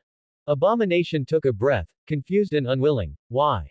Wang Qing remained silent and flipped his hand to release a second seed. When he pressed this ball of green light into Abomination's chest, Abomination could sense the danger, but he no longer had the strength to resist. In an instant, Abomination suddenly began to twitch. Relax, it'll be quick. Wang Qing's voice was like a lullaby. Abomination only felt his eyelids getting heavier and heavier, and his control over his body grew weaker and weaker. A long time passed. A tender, green, and vibrant plant sprouted from his chest. You're not a good person, and neither am I. So, nice to meet you, but, farewell. Early morning. A hazy mist lingered, and the chill had not yet faded. Samuel sat by the window in the second-floor guest room of the villa, alternately reading a book and looking out the window. The book in his hand was naturally found within the villa, the first part of Immanuel Kant's philosophical trilogy, Critique of Pure Reason. He had not slept all night, yet he showed no signs of fatigue. It seemed his new brain had also granted him greater energy. As he turned his head once more, he suddenly stared fixedly at the gate. A silver tabby cat easily passed through the iron gate, walking slowly with a thoroughly leisurely and elegant pace. Did they keep a cat? Samuel recalled everything he had seen in the villa. As if sensing his gaze, the silver tabby cat suddenly stopped and looked up at him. Then, he witnessed the entire process of a cat turning into a person. The uncontrollable contraction of his pupils revealed his current shock. Although the Hulk's mutation was bizarre, he at least retained a human shape. The cross-species transformation before him truly shocked his knowledge and nerves. Composing himself and looking at that unfamiliar handsome face, he whispered to himself again, is he a new colleague? He could analyze from the other's demeanor and behavior that he was not an enemy. Regarding last night's mutation, Samuel appeared calm, but his heart had been in turmoil. As a normal person, no one wants to suddenly become a deformed big-headed doll. Even if the mutated brain brought him faster and more sensitive thinking, allowing him to advance thousands of miles in scientific research with almost no bottlenecks, it still could not smooth the turmoil in his heart. His perception of the Hulk had also become complex. Firstly, the Hulk was now of his kind, Secondly, his mutation originated from the Hulk. Fortunately, the appearance of a new boss comforted him. That leaf, which appeared and disappeared mysteriously, let him know that the Hulk was not an isolated case. Iron Man. That was the technology side, and they had nothing in common with someone from the mutation side like him. When he decided to join Mr. John's command, he firmly told himself, there are definitely other superpowered individuals in this world, just like Superman, Flash, Aquaman, and others in DC Comics. Batman. That was the technology side. Wait, did Stark really not imitate Batman? In short, last night's encounter made his heart much more stable. People will always tirelessly seek their own kind. After mutating, the big boss's appearance and thoughts had not yet left the human scope. Now, he had one more of his kind. I wonder how many other colleagues there are. Putting down his book, Samuel stood up and went downstairs. Opening the first floor door, he saw that Asian colleague carefully lifting and placing his feet, looking as if he had just learned how to walk. Are you okay? Samuel asked politely. Wang Qing shook his head and waved his hand. I'm fine, I'll get used to it soon. The abomination fruit was as large as an apple and had a noticeably bitter taste, but the effect was not discounted in the slightest. As expected, it was a full 200 tons of super strength. There was so much that could be done with such power, and it made up for Wang Qing's relative weakness in close combat after awakening his superpower. If anyone could break through his long-range attacks and reach him in the future, he could definitely give them a massive surprise. In front of an unfamiliar opponent, this extraordinary power, rare even among superheroes, would become a massive trump card. Furthermore, the birth of super strength also brought a simultaneous increase to his other attributes. His current body density, endurance, and resistance had already broken through human limits. After all, super strength requires a super body for support. Even if he chose other physical attributes, his strength and other aspects would increase simultaneously.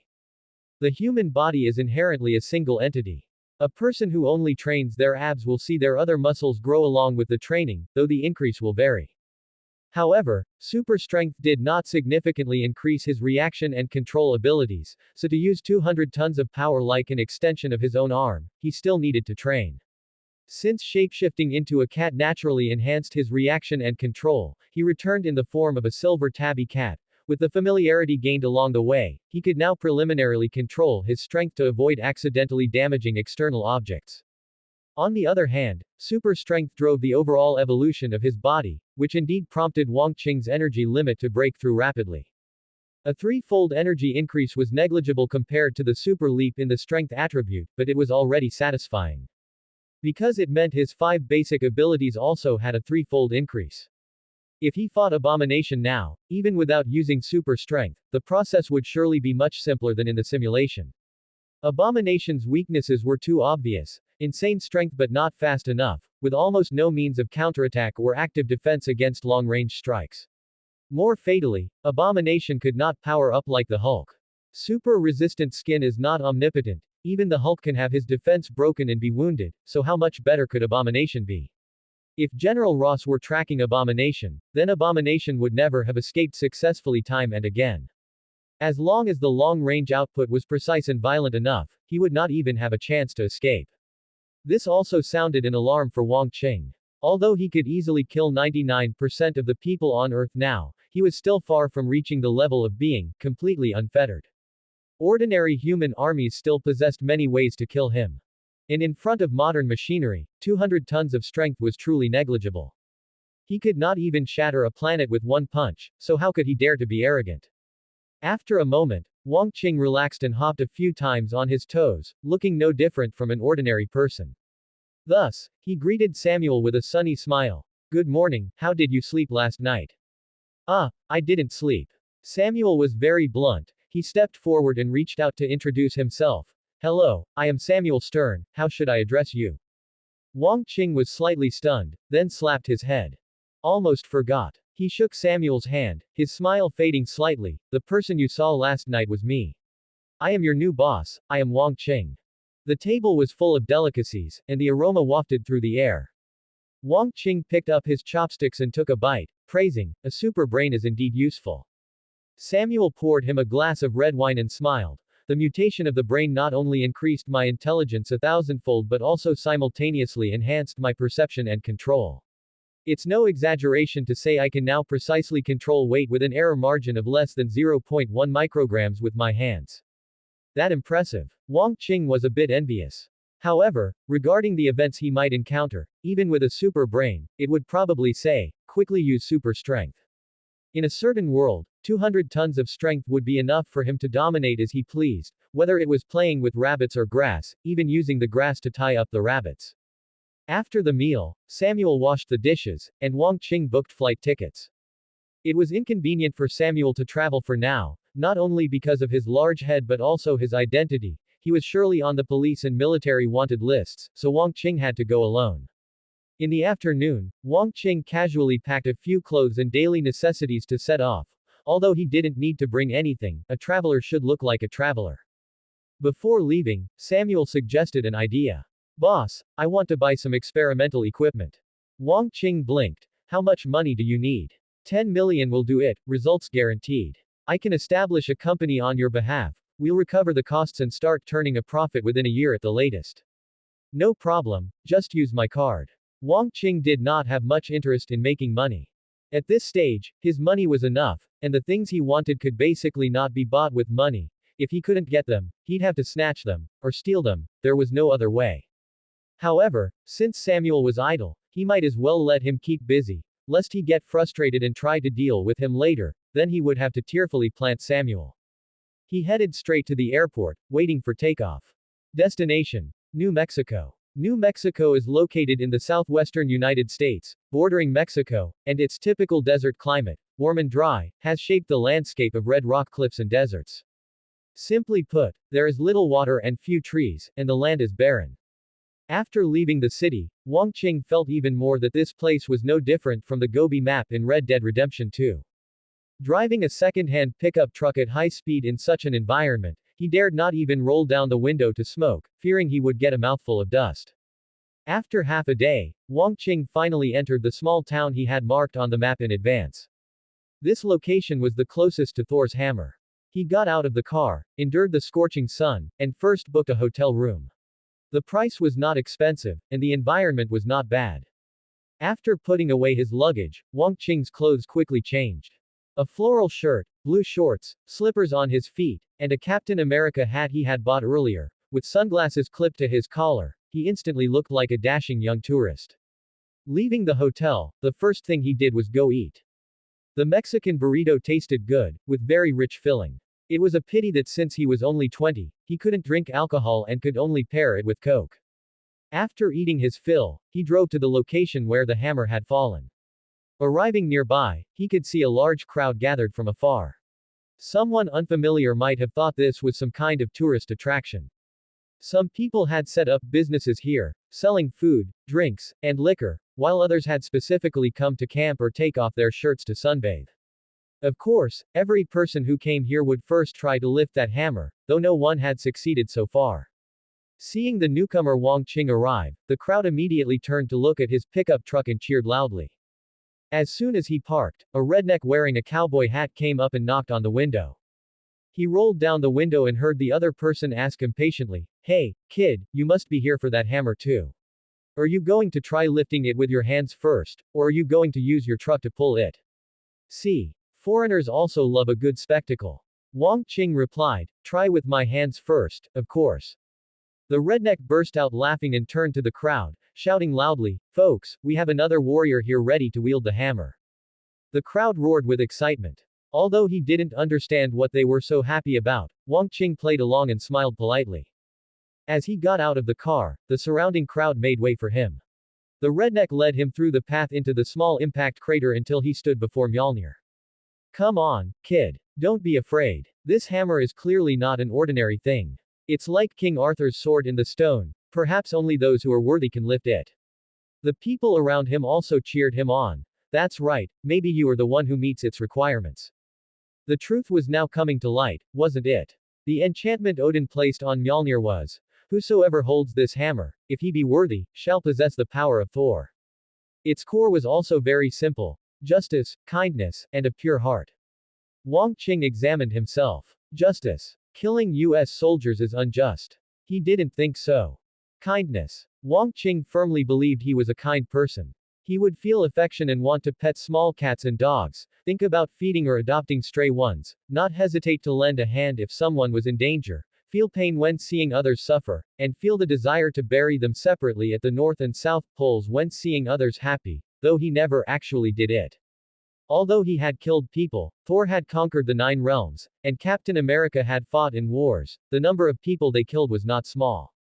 You say that was war. One man's war is still a war. Wang Qing killed people simply because they were enemies. They were protecting more people, and Wang Qing was protecting himself. One couldn't say that because you protect a different number of people, your killing is good and mine is evil. Or because I planted 2 trees, you say I'm not kind. A pure heart. Wang Qing believed he fit this perfectly. He purely wanted to become stronger, how could that not count? Based on the above, Wang Qing leaned towards believing he met the conditions of the enchantment. Of course, nothing is absolute. There was another way to lift Mjolnir, surpassing Mjolnir or Odin himself in terms of power level. He wouldn't think about that path for now. He stepped forward and gripped the handle. Just as everyone stopped talking and even held their breath waiting for the result, a voice suddenly came from outside the crowd. Ladies and gentlemen, I regret to inform you that the time for joyful gathering has ended. Everyone turned to look, only to see a man in sunglasses, wearing a full suit despite the blazing sun, nodding to them with a gentle smile. Wang Qing glanced sideways and thought to himself, village chief, you've arrived too. Although Coulson was polite enough, some people still expressed dissatisfaction. Who are you? What business is it of yours that we are gathering here? Coulson reached into his suit jacket and pulled out an identification booklet. When opened, the FBI logo was very conspicuous. However, ordinary Americans were not afraid of the FBI, as they weren't breaking any laws by gathering here. Even if they had broken the law, it wouldn't be the FBI's jurisdiction. But, behind Coulson, rows of black SUVs rapidly approached, kicking up large clouds of yellow sand. The armored personnel carriers interspersed among them, along with the firearms held by the armed personnel, quickly calmed everyone down. After a moment of silence, the crowd began to disperse quietly. Coulson put away his ID and entered the crater, approaching Wang Qing. His gaze lingered for a moment on the shield emblem on Wang Qing's hat, then he said with a smile.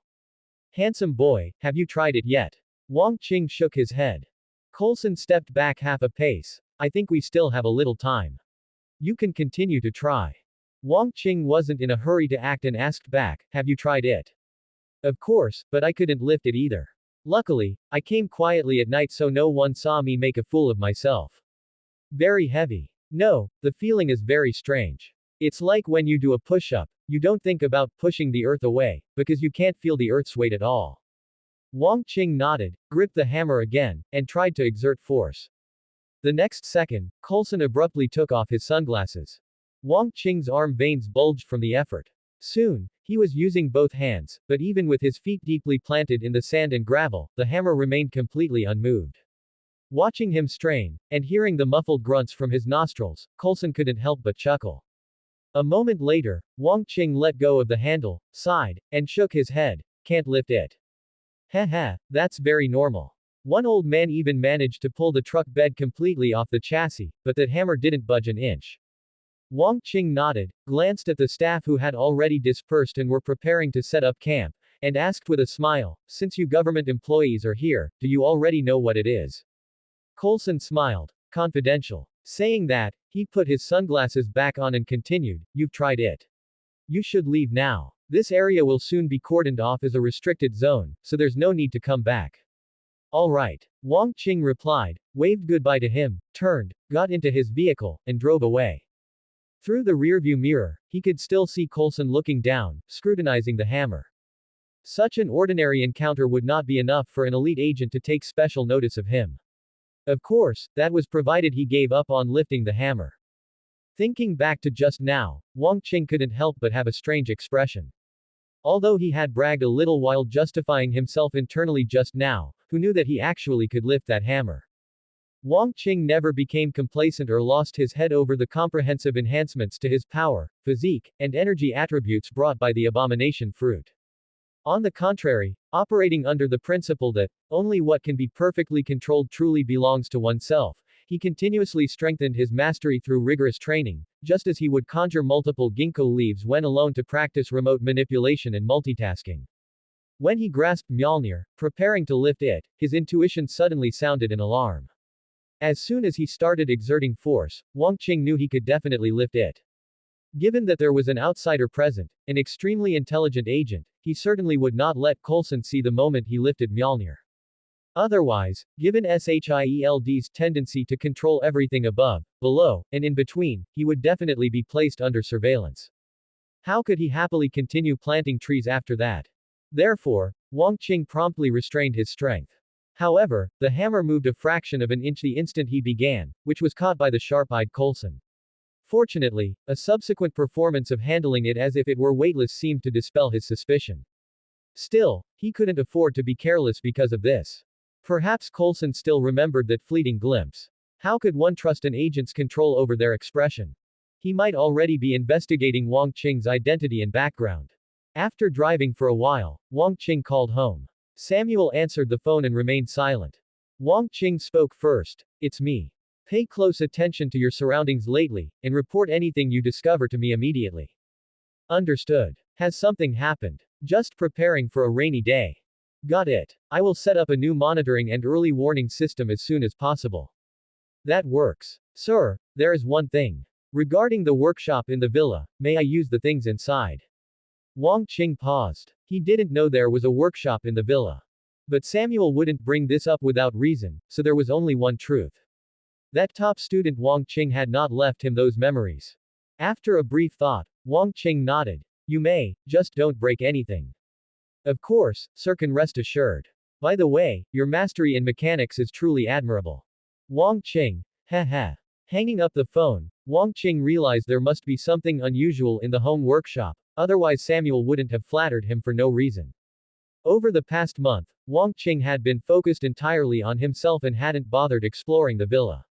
When he returned, he could check out how much of the legacy the top student had left him that he didn't know about. Wang Qing was in a good mood upon returning to the small town. Mjolnir even recognized me. Who dares say I'm not a righteous, kind, and pure-hearted person now? So, starting today, I, Wang Qing, am also a certified superhero. Anyone who opposes me must be a villain. Smiling, he walked into the cold drink shop and found a window seat. Wang Qing ate his ice cream while watching the lightly dressed girls passing by on the street. Flowers are in full bloom, wouldn't it be a waste of their effort if I didn't look? One must be cautious in matters of the heart, but appreciating beautiful women requires no restraint. After a while, his gaze landed on the entrance of the bar across the street. An old white man, two young girls, and a tall, muscular blonde. Wang Qing watched them talk and then part ways, choosing not to approach them to chat or stage an accidental meeting. After they all left, Wang Qing also got up and returned to the hotel. Seeing that it was still early and not wanting to waste time, he picked up his phone, scrolled through various videos of Bald Eagle, and simultaneously tried to initiate shapeshifting. His new physical quality was already sufficient to support a second form, or even more. On the other side, Shield's speed was fast. A makeshift structure centered around the hammer had already been erected, surrounded by a fence, with personnel patrolling constantly. Agent Coulson sat in an empty white office, seriously reviewing the documents in an email. A moment later, he took a sip of coffee. So he was an employee of Stark before. It's just, perhaps the misfortune of the family accident didn't completely destroy him.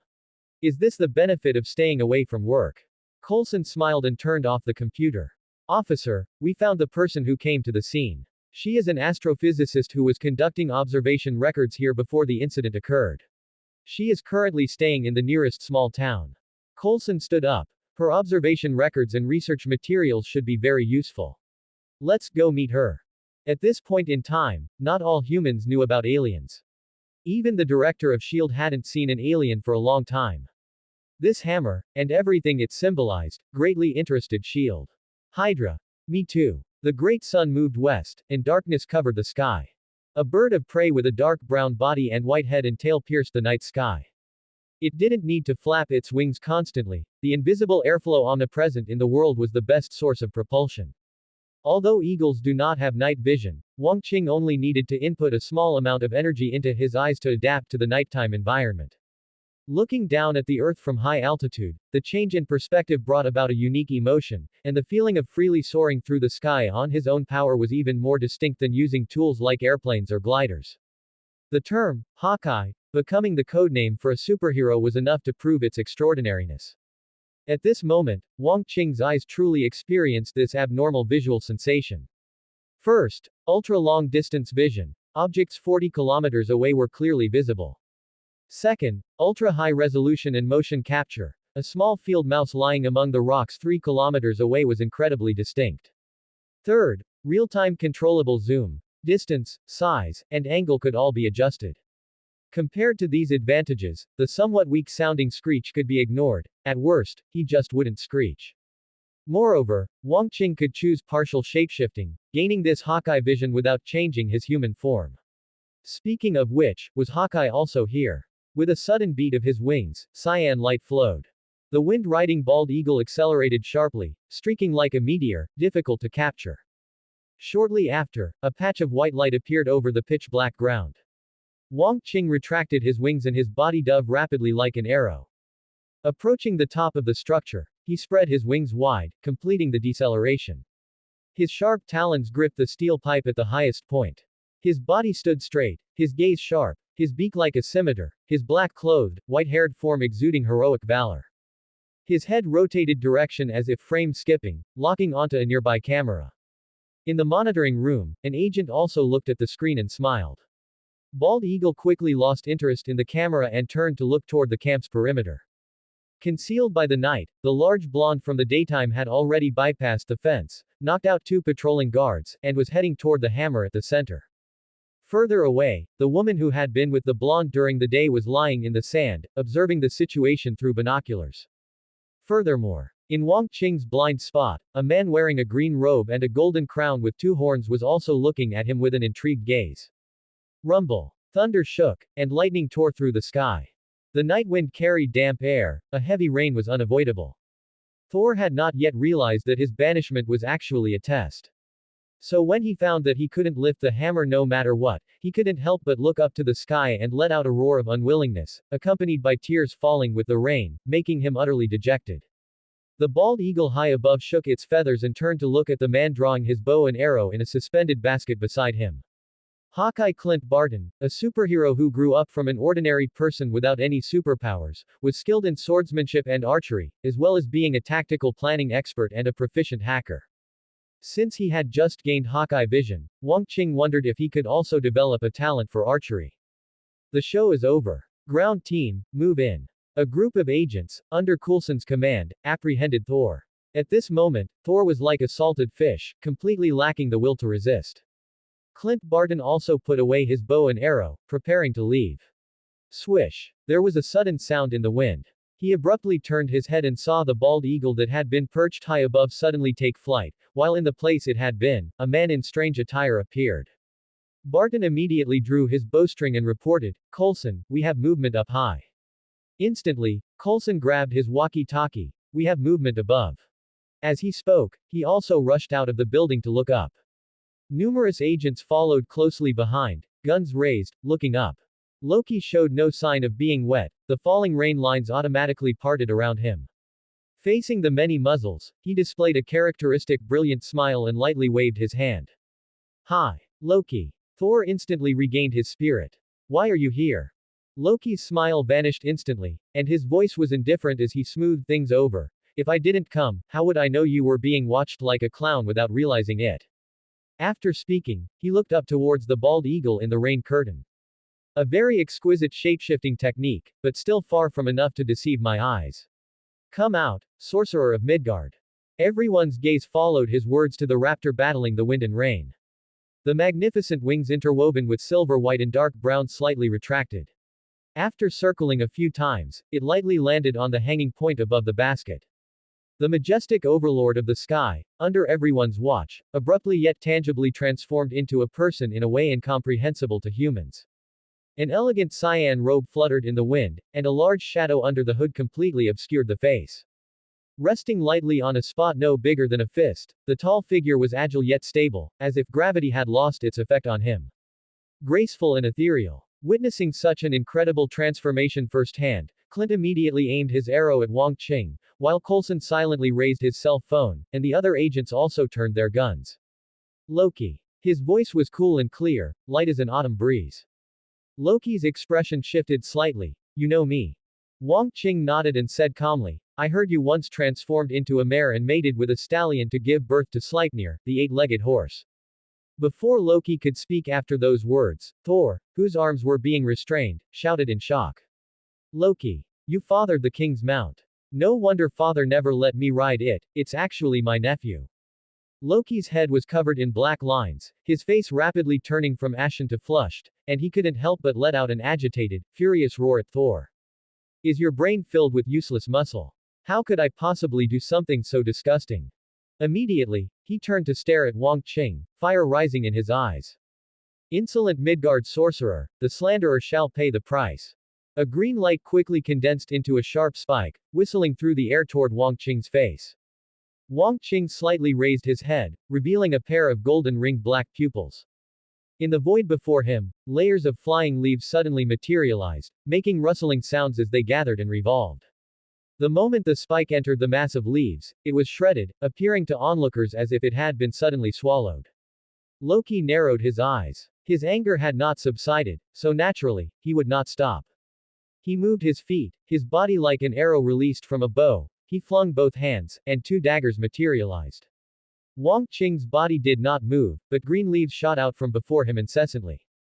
Faced with flying leaves that could only be captured as afterimages, Loki could precisely swing his daggers to shatter them one by one, his movements possessing a certain elegance.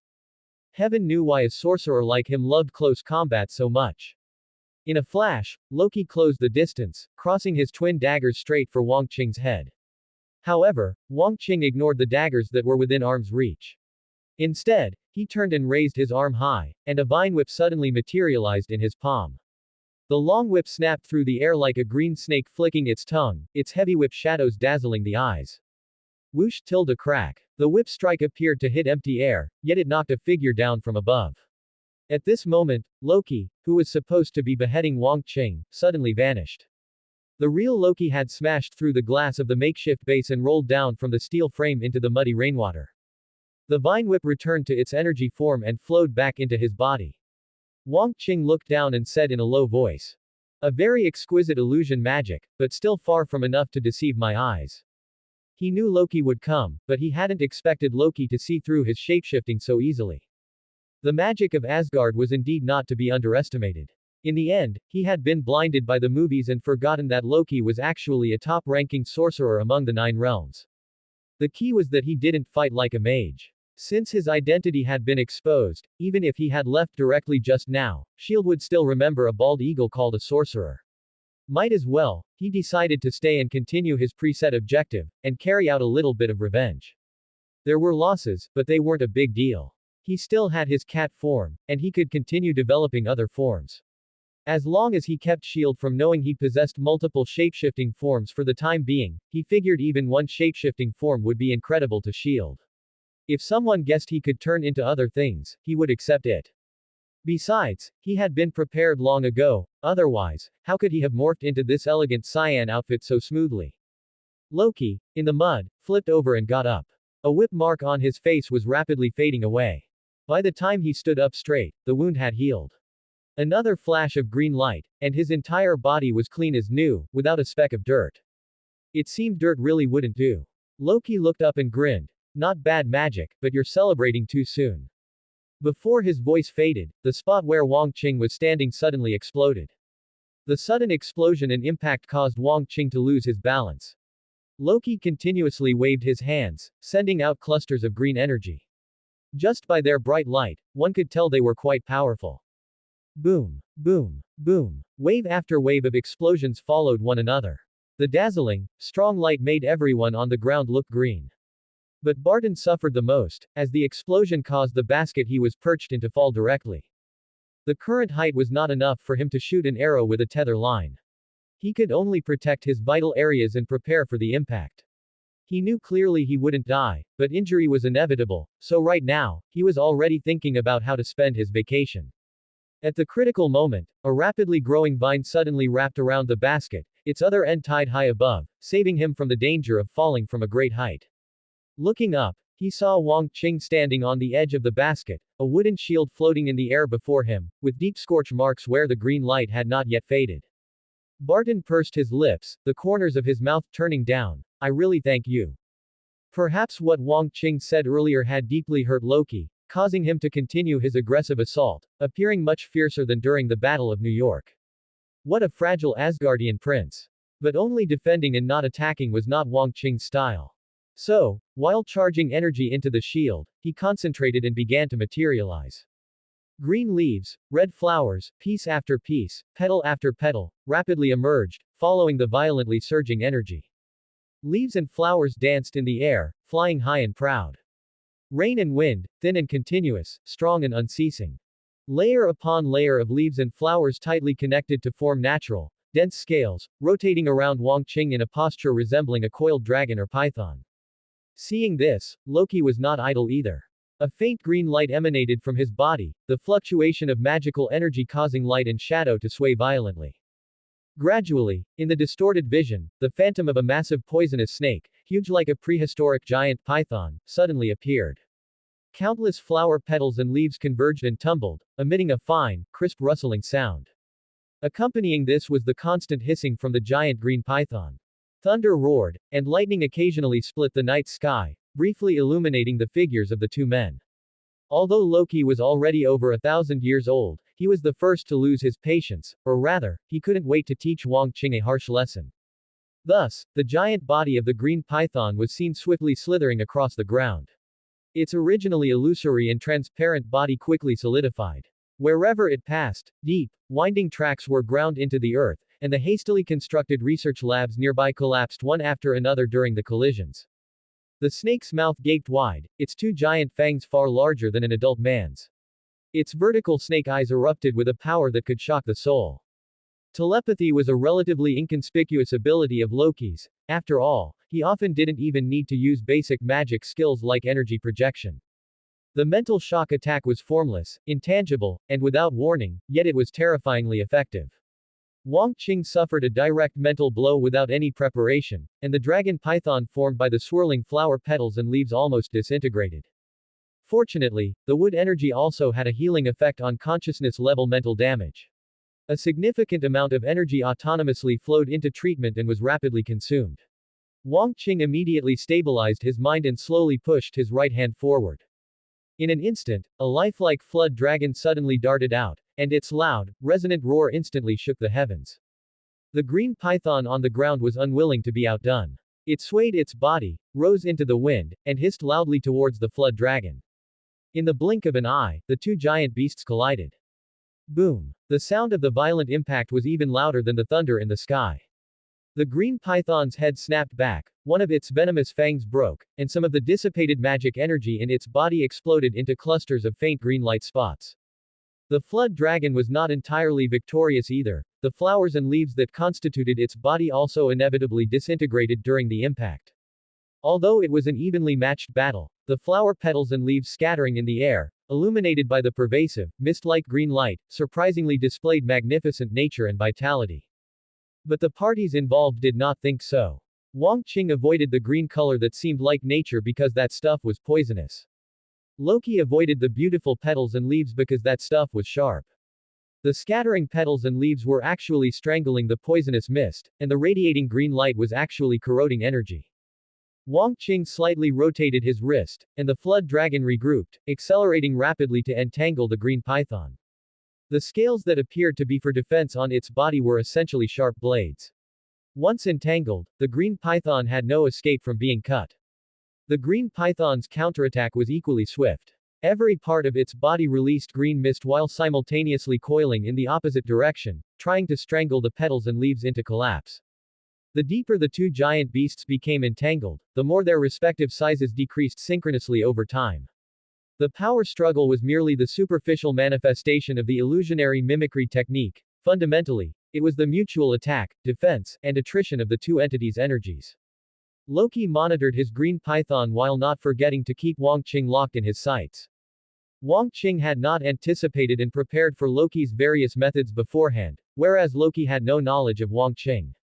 He hadn't expected a magician from Midgard to be so troublesome. Could he be the apprentice of Midgard's sorcerer supreme recorded in Asgardian lore? In the distance, Agent Coulson, standing in the rain with a group of agents, wiped the rain from his face and sighed silently while looking at the collapsed temporary base everywhere. I hope Clint is alright. At that moment, Clint, situated in the suspended basket, was carefully holding up the mobile phone recording the scene, occasionally filming Wong Qing, then Loki, and then the Flood Dragon and Green Python fighting in midair. Thor, whose arm was still being restrained, also showed surprise. Even he had rarely seen Loki employ these techniques in the past, he had thought Loki was merely an assassin. Soon, another change occurred. The Flood Dragon, which was being coiled around by the Green Python in reverse, suddenly began to tremble, as if making a final struggle before exhaustion. Seeing this, the smile on Loki's face suddenly widened, tinged with a bit more smugness. Without overthinking, he fiercely increased the energy input, controlling the Green Python to continue strangling. Soon, the Flood Dragon finally could not hold on. Whoosh! Countless flower petals disintegrated, scattering everywhere.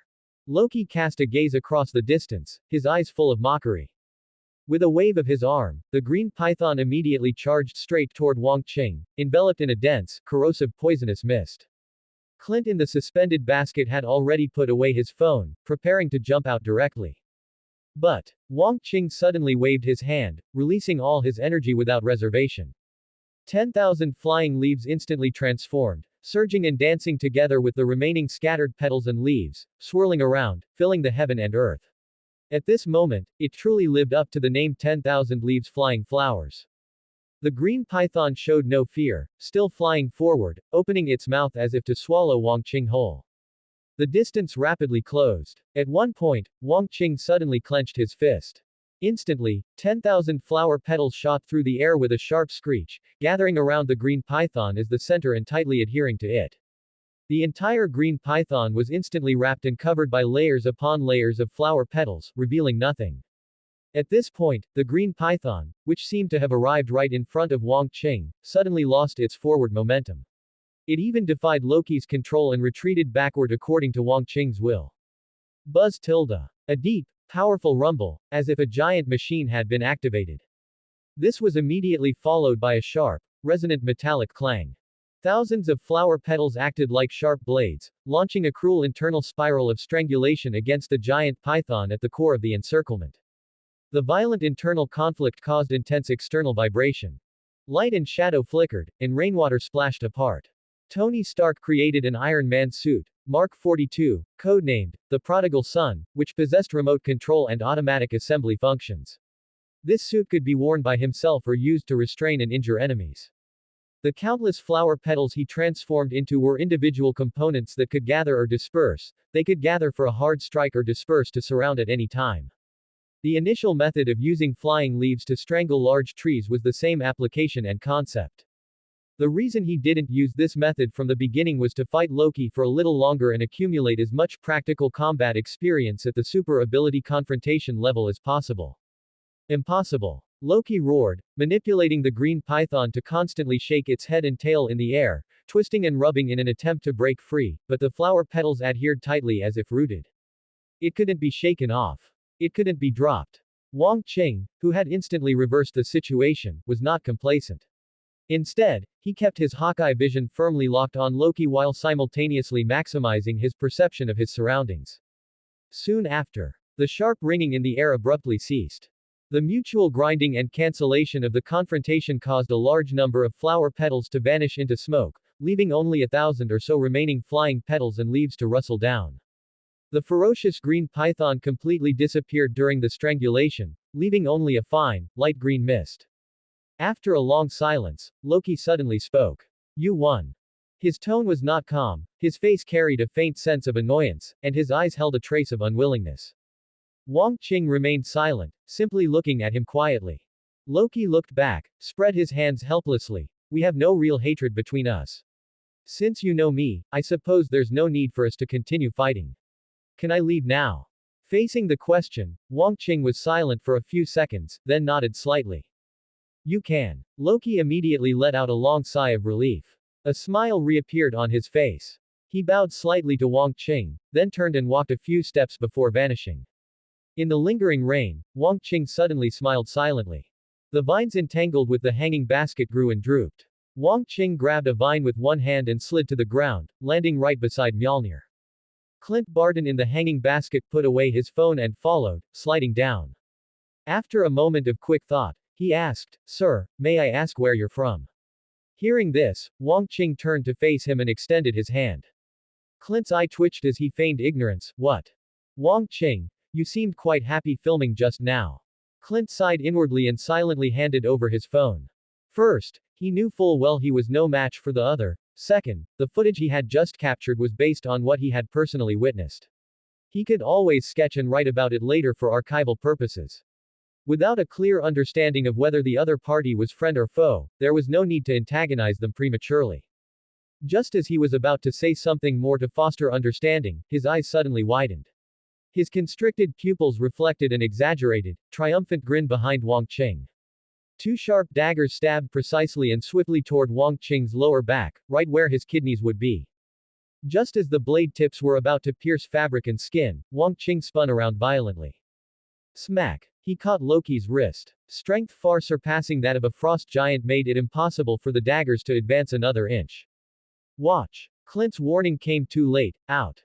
The face-to-face stance made Loki freeze for a second, but he still tried with all his might to push the daggers forward. If he couldn't stab from behind, stabbing from the front would do.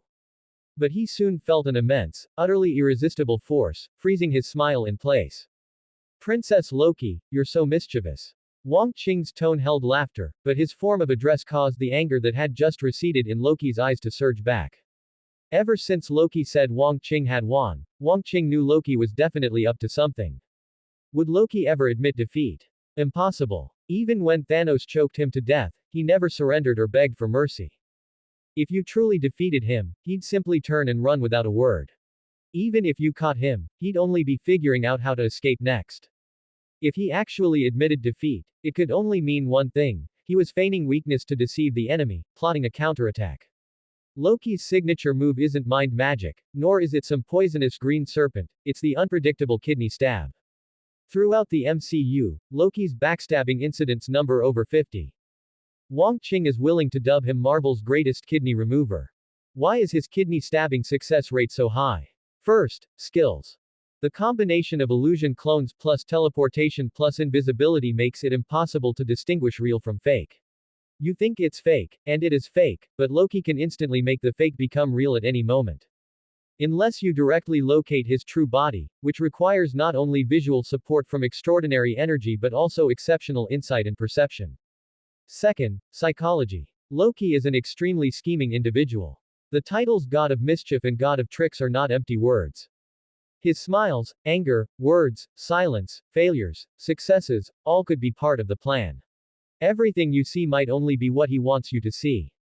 Wang Qing twisted his hands in a grappling hold. The intense pain forced Loki to let go, and the daggers clattered to the ground. It was just a joke, Loki said, suppressing his pain to force out a smile. Wang Qing seemed to believe it, genuinely releasing his wrist. But before Loki could feel relieved, what he saw next shattered his mental defenses. Wang Qing extended his right hand toward the hammer. The hammer, as if rooted in the earth, immediately began to tremble slightly. Zap! A bright but brief flash of lightning arced across the hammer's surface. "This is impossible." Loki finally uttered a sincere sentence. But the hammer disagreed. Mjolnir soared into the air, landing perfectly in Wang Qing's hand. Boom! A deafening roar rolled across the heavens. Leaping, intertwining bolts of fierce lightning tore through the night sky, casting a dazzling light upon the earth. Simultaneously, the electric glow lingering on Mjolnir's surface was no longer stingy. Crackling lightning instantly enveloped Wang Qing's body. High-energy currents extended and writhed in the air, emitting a terrifying, buzzing hum. He swung his arm, wielding the hammer. Terror flooded Loki's eyes, but it was clearly too late for anything. The square hammerhead, forged from the fusion of a stellar core and Uru metal, briefly made intimate contact with Loki's chin. Loki's head snapped back violently, his entire body following uncontrollably into the air. Wang Qing raised Mjolnir high. Above, thunder rumbled and surged. Within the dark clouds, lightning crackled and galloped. A blinding bolt of lightning followed the direction of Wang Qing's descending hammer, striking Loki midair and slamming him down. To be honest, Wang Qing had practiced this smooth little combo in his previous life. Lightning as thick as a bucket continuously struck the earth. Rain couldn't wash away the scorched smell, and sand couldn't withstand the heavenly thunder's bombardment. A moment later, the lightning receded. A deep crater appeared on the ground. At its bottom lay Loki, face covered in black soot, hair standing on end, yet lying in a rather serene pose. From his dazed gaze, it wasn't hard to tell that Thor had never dared to hit him like this before. In an unnoticed spot, the vine from earlier had already burrowed underground, winding its way beneath Loki. The tendrils at the vine's tip transformed into a hollow, slender needle that pierced into Loki's body. The vine swelled and contracted repeatedly, slowly drawing Loki's blood. Even the victim himself didn't notice anything amiss, as he was already completely numbed by the electricity. This was Wang Qing's preset goal, though initially he wanted to collect Thor's blood. There are always characters inconvenient to kill directly or impossible to defeat in a short time, yet their abilities are extremely tempting. He didn't want to just watch with envy, so he sought a solution. If a seed bears fruit after absorbing an animal, what if, by changing the method, the seed is watered with the target's blood? He didn't know if this would be effective, but he had to try to find out. Thor, exiled by Odin, was at his most vulnerable, so Wang Qing came. He didn't expect Loki to jump out midway, so he might as well let Her Highness the Princess bleed a little too. Elsewhere, when Mjolnir suddenly leapt into the air on its own and flew into Wang Qing's hand, Thor also let out the same roar as Loki. This is impossible. Only, the emotions contained in his voice were far more complex. When Wang Qing raised Mjolnir high in the heavens, thunder obeyed his command. Thor's eyes instantly turned red and misty. Mjolnir was held tightly in Wang Qing's hand, shining brightly, obedient, submissive, and even excited. Mjolnir gave everything of itself to Wang Qing, allowing him to lift it, to swing it down. Mjolnir allowed Wang Qing's energy to enter its body. Thor painfully closed his eyes, unable to bear watching any longer. Unfortunately, there was a curious person beside him at that moment. Coulson heard Loki's impossible and Thor's impossible, yet both impossibilities had become reality in that man's hands. Why would you say it's impossible? He asked gently. Thor ignored him. Coulson's eyes shifted, and he said with a smile, "Many people have tried to lift that hammer, but until now, no one has succeeded, including you." Hearing the last part, Thor's eyes snapped open, filled with resentment. He ground out each word through clenched teeth. It is mine. Mjolnir. Agent Coulson's eyes flickered. Based on the on-site clues and the characteristics displayed by the hammer, he had already searched for this name and knew it was the weapon of Thunder God Thor. So, you're Thor, the Thunder God. Thor did not reply, only looking at him as if he were an idiot. Coulson smiled unconcernedly. Recalling how Wang Qing had provoked Loki with a single sentence earlier, he tried saying, "In the Norse mythology of Earth, Loki and Odin are sworn brothers, so Loki is Thor's uncle." Nonsense. Thor stretched his neck out and refuted angrily, "Loki is my brother. We grew up together since childhood." All right, don't get agitated. It seems we were mistaken. I will find a way to revise this data later. Then, regarding the person your brother just called a magician from Midgard, I know Midgard is one of the 9 realms in Norse mythology, and you must be referring to Earth. Are there many magicians on Earth? Thor shot him a sidelong glance. I don't know, and I don't care. Coulson remained gentle. Okay, that's fine. Let's return to the previous topic. You said that hammer is yours, so why can't you pick it up? Hearing this, Thor couldn't help but feel his facial skin tremble. After a long while, his face contorted in pain, and he spoke in a low voice, as if venting or confessing. Father. He must be extremely disappointed in me. My actions have made me lose the qualification to lift it. Justice, kindness, a pure heart, and I am just an impulsive, warlike, reckless, brute. Coulson savored these words, feeling the amount of information contained within was astonishing. A moment later, when the distant lightning faded, he patted Thor's shoulder comfortingly. After turning around, his expression was extremely satisfied. What a thoroughly satisfying exchange. If it hadn't been for that person's behavior breaking his psychological defenses, he probably wouldn't have been able to guide or directly elicit anything from Thor. Then, who exactly was that person? The night rain stopped. The vines that had drunk their fill of Loki's blood retracted their needles and quietly retreated underground. Wang Qing held Mjolnir, his eyes slightly closed, his mind immersed in feeling the power of thunder currently filling his entire body. At this moment, his perception and control over thunder had reached an extremely high level. Although this feeling was entirely due to Mjolnir's selfless offering with an open heart, Wang Qing still gained his own unique understanding from it. The abundant power of thunder filled his body, merging with his flesh, energy, and even his soul. His physical body and soul received slight nourishment in the thunder, but his energy captured a trace of profound mystery under the thunder's influence. However, whenever he concentrated to grasp and pursue it, it would playfully move farther and farther away from Wang Qing. Only when his mind was empty and his spirit sought nothing would it flicker agilely like a sprite.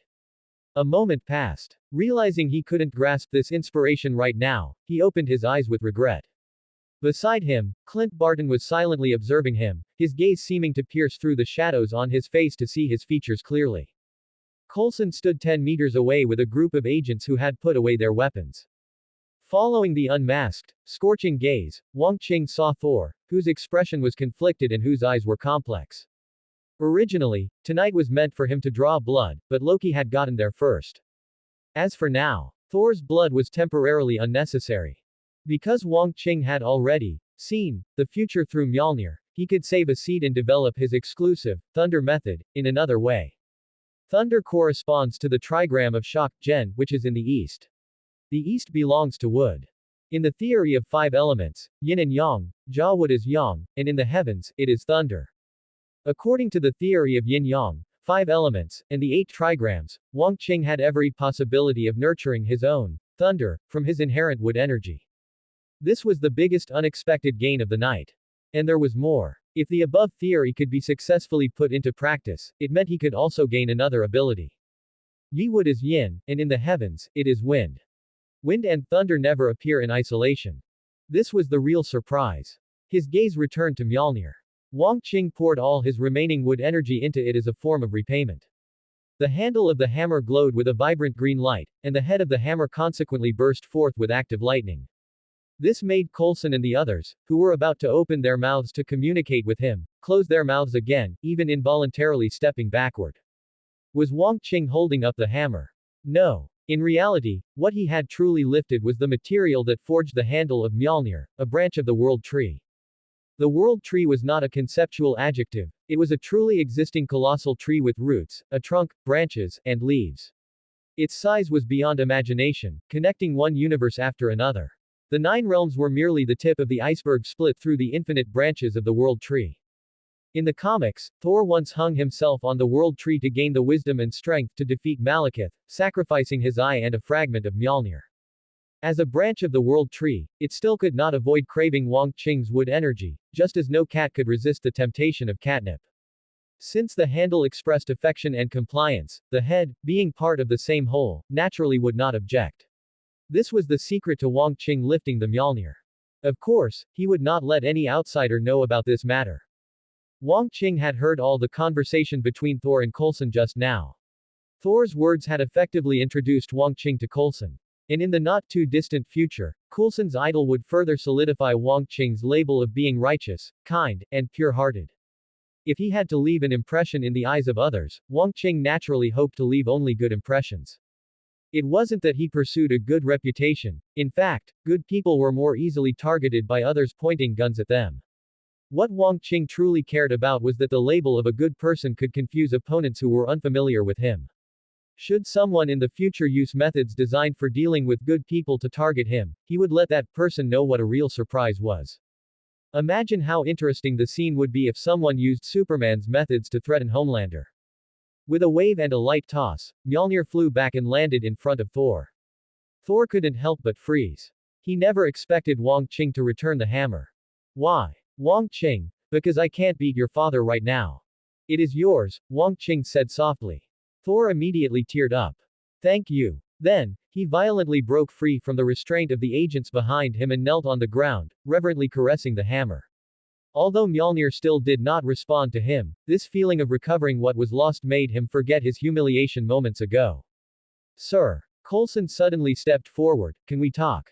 We are from S.H.I.E.L.D., a global organization dedicated to protecting the world.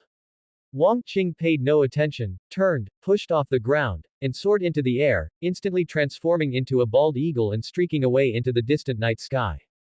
He could play games with anyone but not with S.H.I.E.L.D. The various inconveniences of associating with S.H.I.E.L.D., or being used or backstabbed, were not even worth mentioning. The key point was that even the readers disliked watching it. Instead of wasting time, it was better to return early and seriously contemplate the problem. How to generate wind and thunder from wood energy. That's the end of part 1. Part 2 is coming soon. Thanks for watching. Please subscribe and support our channel for more stories. Hello everyone. This is Fantasy Audiobook. Here you find original fan-made audio stories. American Comics. My superpowers keep growing, I became unstoppable. Part 2. A night of wind and rain washed the sky clean, leaving it exceptionally blue the next day. Wong Qing left the hotel, pulling his suitcase behind him. His objective had been exceeded, and whatever happened next was none of his business. Returning to the nearest city, he sold the recently acquired pickup truck and took a taxi to the airport. As the plane ascended, Wong Qing watched the receding ground from the window, his thoughts drifting far away. It seemed that ever since coming to this world, he had never truly had a moment of leisure. And this period of continuous busyness was something he hadn't even experienced in his previous life as a workhorse. From here on out, he still wouldn't have any leisure. Or rather, he simply had no desire for leisure. Superpowers are really quite enjoyable. Moreover, those foreseeable dangers were also the motivation that kept him active for the long term. On another note, although this world wasn't so peaceful, with aliens no longer just speculation and imagination, and the destruction of the universe no longer a distant event. But such a world, which retained the features of the original one while offering many new things and stories, along with a vast, reachable cosmic starscape and extraterrestrial civilizations, even an infinite multiverse. Wouldn't that be even more interesting? In short, this world of yours truly brings me joy. 6 hours later, the plane landed, and Wong Qing drove the car parked at the airport back home. As the vehicle approached, the gate automatically opened. Samuel stood at the entrance, dressed in a decent yet unobtrusive suit, seemingly having truly embraced the role of a butler. His head seemed a bit larger than when Wong Qing left, and it had grown in a peculiar vertical direction. After the car stopped, he quickly walked forward a few steps to open the door. Have all your experimental equipment arrived? Wong Qing asked. Some of it has arrived. I've placed it in your previous workshop for now. We might need to build a separate building later. Can we use the empty space to the left of the villa? Yes, arrange it yourself. After taking a sip of water, Wong Qing added, take me to see the workshop. Following Samuel, he arrived at the left side of the villa's first floor. Before them was a wall adorned with a large war-themed oil painting. Wong Qing didn't understand oil paintings and had only glanced at it once before, passing it by. Samuel reached out and tapped on an inconspicuous shield in the painting. Instantly, a subtle sound of mechanisms was heard, and the wall suddenly split down the middle, transforming into 2 stone doors.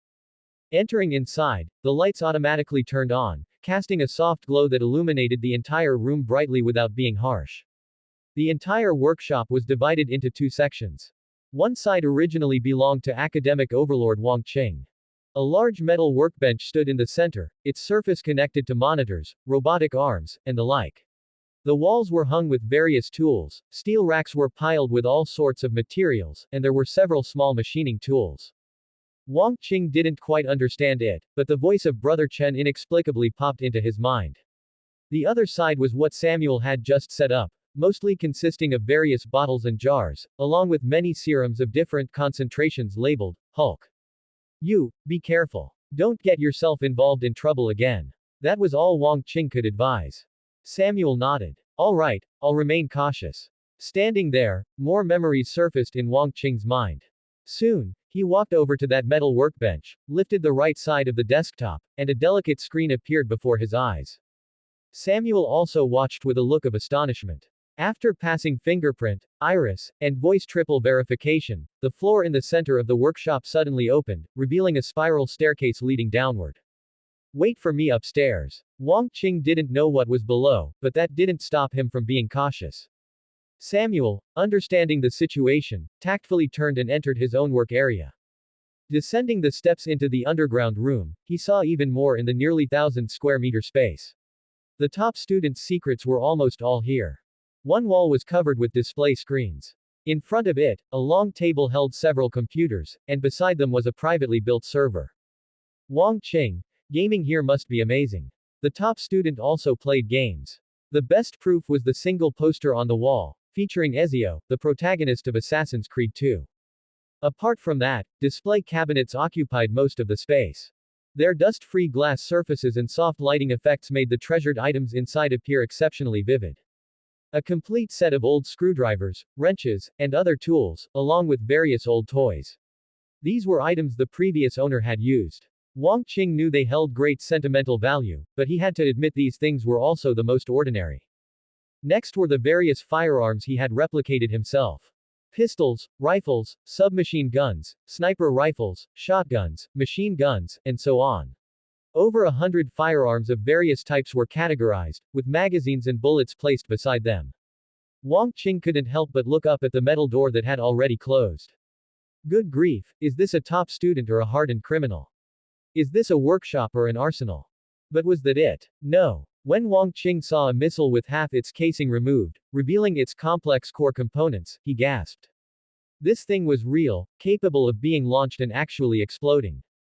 It also had a not unfamiliar name, Jericho. Is this still the reclusive, taciturn top student I remember? Could this be what the elders meant when they said the quiet ones are the ones who achieve great things? This missile was essentially handcrafted by top student himself. It's just unknown how he managed to bring the raw materials home. If those terrorists knew, they would surely regret not kidnapping the top student. Fortunately, the following items seemed more normal again. Over a dozen engines suitable for different vehicles, various mechanical core components related to energy, medicine, and aerospace, and a failed prototype of a miniature reactor. The last row. 2 display cabinets were reverently arranged, each containing only a single item. In the left cabinet was a set of humanoid combat armor with a dark, sci-fi aesthetic. Its style was completely different from the Iron Man suit. The shape wasn't as rounded, and its aggressive design seemed contrary to the real-life top student's personality. More importantly, this suit of armor wasn't wearable equipment, it was itself a combat weapon with an independent control system. In this aspect, the top student seemed to be on the same wavelength as Whiplash, Ivan Vanko. However, his choice had another factor. Through fragmented information Pepper Potts revealed during their usual chats, he knew Tony Stark was already successively developing various types of wearable armor. Considering Tony's level of knowledge and technological literacy, he didn't want to find out, after all his effort, that someone else had already done it or even done it better. So, he took a different path and switched tracks. After all, he wasn't some obsessive fanatic determined to compete with Tony. The reason for researching this suit of armor was probably still because Ironmonger lost to Iron Man. Even though that wasn't his best work, he couldn't help feeling somewhat unconvinced in his heart. However, although the suit of armor before him wasn't just an empty model, there was still considerable internal work left unfinished. What a pity. Wang Qing hadn't inherited all of his knowledge and couldn't complete and perfect this work for him. Turning his head, his gaze shifted to the right. Inside the display cabinet was only a single black armguard. Stepping forward, he verified his fingerprint and iris to unlock the cabinet door and take out the armguard. It felt slightly heavy in his hand, cool to the touch. The pitch-black metal plating and hard-woven material seemed capable of devour light. Slipping it onto his left arm, the armguard actively contracted inward. The soft inner lining conformed to his skin, providing just the right amount of enveloping feeling. Wang Qing rotated his arm, observing it for a moment, then suddenly moved his fingers. Clang! A sharp blade suddenly catapulted from the back of his hand. Shield. Headquarters, Washington. Director Nick Fury, a bald, one-eyed black man, was reviewing a report submitted jointly by Cole and Barton on his computer. This illustrated report detailed everything that happened on that stormy night.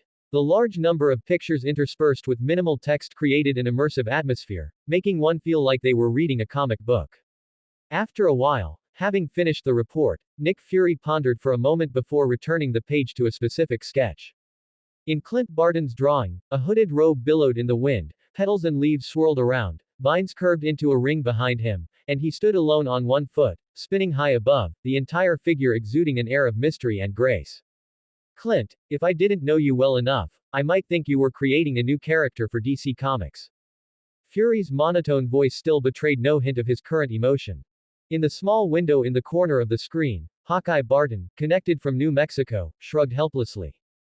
Officer, You know me, I've always been a realist. Barton is right, he drew it very realistically. I can attest to that, Cole, sitting next to Barton, chimed in. Sir, I managed to take a few photos. Although they aren't perfectly clear due to environmental issues, they still reveal clues. Upon hearing this, Fury opened another file and found a relatively clearer picture among a pile of blurry ones. The mysterious person in the photo was exactly like Barton's sketch. Of course, the most similar aspect was that the face was obscured in both. Fury flipped through all the photos, cross-referencing them with the report content. After a long time, the screen paused on the image of the bald eagle standing aloof under surveillance. Shapeshifting, vines, leaves, petals. Although I am old, I know World of Warcraft, Cole. Is this why you referred to him as a druid in the report? Cole straightened up. Yes, Director. Fury nodded slightly, ceasing to comment on the mysterious person, and instead pulled up Loki's image. How did this person disappear? Cole shook his head. I apologize, Director, to be precise, we don't know. Fury frowned. As stated in the report, he was defeated, and quite badly. When the druid left, he ignored him, so we pulled him out of the crater, provided medical treatment, and placed him under strict custody. But he suddenly vanished in the latter half of the night. The surveillance didn't capture any valuable footage, not even the guards. If someone hadn't passed by on patrol and woken them up, they probably wouldn't have even realized the target was gone by now. After a pause, Cole said solemnly, I suspect this was a very powerful form of mental interference. Fury was silent for a moment, then displayed Thor's photo. What about him? He was a decoy, Director. Dr. Selvig took him away under the pretense that he was a physicist. I have already dispatched personnel to monitor them closely. This might make it easier to discover the reason for his arrival on Earth. Fury couldn't find fault with Cole's actions. After reviewing the three main figures, what remained was the object that initially drew Shield's attention, Mjolnir. It remained at the spot where Wang Qing finally threw it down. Fury gazed at Mjolnir with a distant look, the faint light flickering in his eyes indicating his inner state was far from as calm as his expression suggested. After a long time, he asked again, Cole, what does it signify? Cole had already considered this question and answered without hesitation. It signifies that aliens are actually very close to us, capable of reaching Earth rapidly through some means we cannot defend against. It signifies that these aliens visited Earth long ago and left behind related myths and legends. It also signifies that perhaps all our actions have long been observed by unknown life forms. Although they are doing nothing now, we don't know what they might do in the future. This line of thinking was perfectly in line with his identity as an agent in Shield's positioning. Fury nodded in satisfaction. However, Cole still had more to say. Director, I mentioned in the report that through conversation with Thor, we already know the conditions required to lift that hammer. Fury had an excellent memory and immediately followed up. Righteousness, kindness, and a pure heart. Cole's spirit lifted, and his signature faint smile appeared on his face. Yes, Director. Based on this condition, we can at least confirm one thing for now. The druid is highly unlikely to be our enemy. After a slight pause, he added, furthermore, if this condition can be verified as true, then S.H.I.E.L.D. will gain a powerful fighting force. Hearing this, Barton also showed interest. No one disliked having a powerful teammate nearby. It was just. Unlike Cole's excitement, Fury remained quite calm. If the facts are as you say, then I suppose I have no reason to refuse. But I must remind you. Cole sat up straight. Fury's gaze seemed to pierce right through the screen and land on him. Never build trust on a single event, and never keep trust fixed on one value. Maintain suspicion, Cole, it is the stepping stone for your advancement. Sleeve sword. Anyone who has played Assassin's Creed would be familiar with it, it is almost the signature item of that game series. This sleeve sword, handcrafted by top student, didn't just feature an extendable blade. Its multiple functions made it like the Swiss Army knife of sleeve swords, and these functions weren't just a simple, mindless accumulation, they truly considered practicality and functional combinations. He was indeed a top-tier mechanic. Wang Qing stayed in the underground room, studying it for a long time, and discovered that some of its functions would also be useful to him. The battle with Loki revealed some of his shortcomings, and close combat was a weakness that needed strengthening. This modern sleeve sword should be an excellent weapon. Such a sleeve sword, paired with a user possessing adequate physical fitness and combat skills, was equivalent to directly creating an assassin or killer at the peak human level.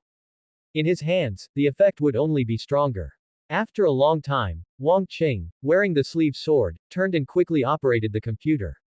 Software and files popped up one after another, filling the entire wall of display screens. These included various design blueprints and engineering systems, covering both the armor and the sleeve sword. Wang Qing summoned Samuel. Samuel, upon first entering the underground room and seeing those things, also displayed immense shock. Your intelligence level is very high. You must learn things quickly, Wang Qing said with a smile. Samuel, whose intelligence had increased 1,000-fold after mutation, nodded without hesitation. Wang Qing patted his shoulder. Starting today, you will diligently study mechanical engineering. You have two tasks. First, complete that humanoid weapon, and second, continuously optimize the sleeve sword long-term. Though top student was dead, Wang Qing, who took his place, also hoped to perfect his posthumous work, ideally using this creation to directly defeat Iron Man and resolve his regret. Moreover, such a weapon was also a considerable combat asset. The sleeve sword was a hobby project of his predecessor. Since Wang Qing found it useful, he would continue to optimize it. Both the humanoid weapon and the sleeve sword could eventually be replaced with better materials and incorporate higher-level technology, perhaps even technology from other civilizations, ensuring they wouldn't become obsolete for a very long time. Compared to people, Wang Qing clearly preferred tools. However, Samuel was very useful. Currently, he was a cook, dishwasher, cleaner, butler, and biologist, and would soon become a mechanical engineering expert, certainly taking on more responsibilities in the future. Most importantly, Samuel's mutation not only increased his intelligence but also caused his thirst for knowledge to expand dramatically. Therefore, facing the tasks assigned by Wang Qing, he excitedly said, "No problem, I can do it." Looking at him, it seemed he couldn't wait to learn more knowledge. What a great assistant, tool man. With over half a month until the next seed, Wang Qing temporarily handed Loki's blood to Samuel for cold storage. Upon learning it was genuine, godly blood, Samuel couldn't help but gaze at it with burning eyes. 10 milliliters, sir, just 10 milliliters is all I need. He pleaded sincerely, his attitude humble. Wang Qing raised an eyebrow, his expression playful. What can 10 milliliters even do? If others found out, they'd think I'm stingy. Take 1,000 milliliters, use it however you want. Samuel was overjoyed. Wang Qing's confidence came from 10 blood bags, each containing 400 milliliters. For an ordinary human, 4,000 milliliters of blood would almost drain the entire body dry. Death would occur long before the process finished. But Loki was different. He was of frost giant lineage, possessed formidable magic power, and was bolstered by his divine status in Asgard. A mere 4,000 milliliters of blood was child's play to him. Therefore, Wang Qing showed no mercy during the blood draw. Sharing some with Samuel didn't matter. If it ran out, he could always draw more. At that moment, the princess, slumped weakly on the throne of Asgard, her face deathly pale and her eyes vacant and dazed, suddenly sneezed violently. Tearfully grateful, Samuel left with the godly blood, and Wang Qing turned and exited the workshop, returning to the living room. At dusk, the magnificent sunset where sea met sky resembled a vast oil painting. Wang Qing sat in a recliner before the floor-to-ceiling window, paper and pen in hand, reviewing his battle with Loki. Though he had won, if judged solely by raw power, Loki was clearly stronger. After all, Loki had lived over 1,000 years, and the magical energy he possessed far surpassed Wang Qing's wood energy. By the time Wang Qing dealt with the magical green serpent using a disperse surround strangle approach, his internal energy was nearly depleted. Fortunately, Loki was unaware, or perhaps Wang Qing's consistently calm and collected demeanor made him overlook this detail. Thus, instead of pressing the attack, Loki pretended to leave while secretly preparing an ambush. This played right into Wang Qing's hands. With careful preparation, he successfully captured Loki. Loki's regular strength of 60 tons was enough to handle most situations, but it was precisely ineffective against Wang Qing, who had just gained 200 tons of strength. At that point, Wang Qing's energy was insufficient to sustain his shapeshifting technique to end the fight, so he chose to pick up Mjolnir and finish Loki with a smooth combo. From this, it was clear that his victory did not rely entirely on his own hard power. While his handling and performance were commendable, it wouldn't be an exaggeration to call it a stroke of luck.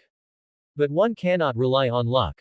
If Loki had discovered his bluff, even with immense strength, Wang Qing would have struggled to capture him after exhausting his energy. Illusionary clones, teleportation, and invisibility, any one of these would be troublesome to deal with, let alone Loki who combined all three. Given Loki's temperament and personality, he would never let Wang Qing escape. Even if Wang Qing didn't die, his kidneys would likely not remain intact. How terrifying. Top student was still a genuine virgin, with his first kiss intact. Wang Qing felt it necessary to protect this body. Yet, upon deeper reflection, a sense of helplessness washed over him. The gap in energy capacity wasn't something that could be closed quickly. Even if Loki, over 1,000 years old, practiced minimally, the accumulation over centuries would have amassed a staggering lake of magical energy. The Abomination fruit had already tripled Wang Qing's energy, but compared to Loki's, it was at best a pond. If only he possessed energy on par with Loki's. Wang Qing shook his head, dismissing such baseless fantasies. Since energy levels couldn't be rapidly improved for now, he would focus on other avenues. Most skills relied on energy, so simply increasing the number of skills wouldn't change the current situation. Therefore, there were 4 directions for future efforts.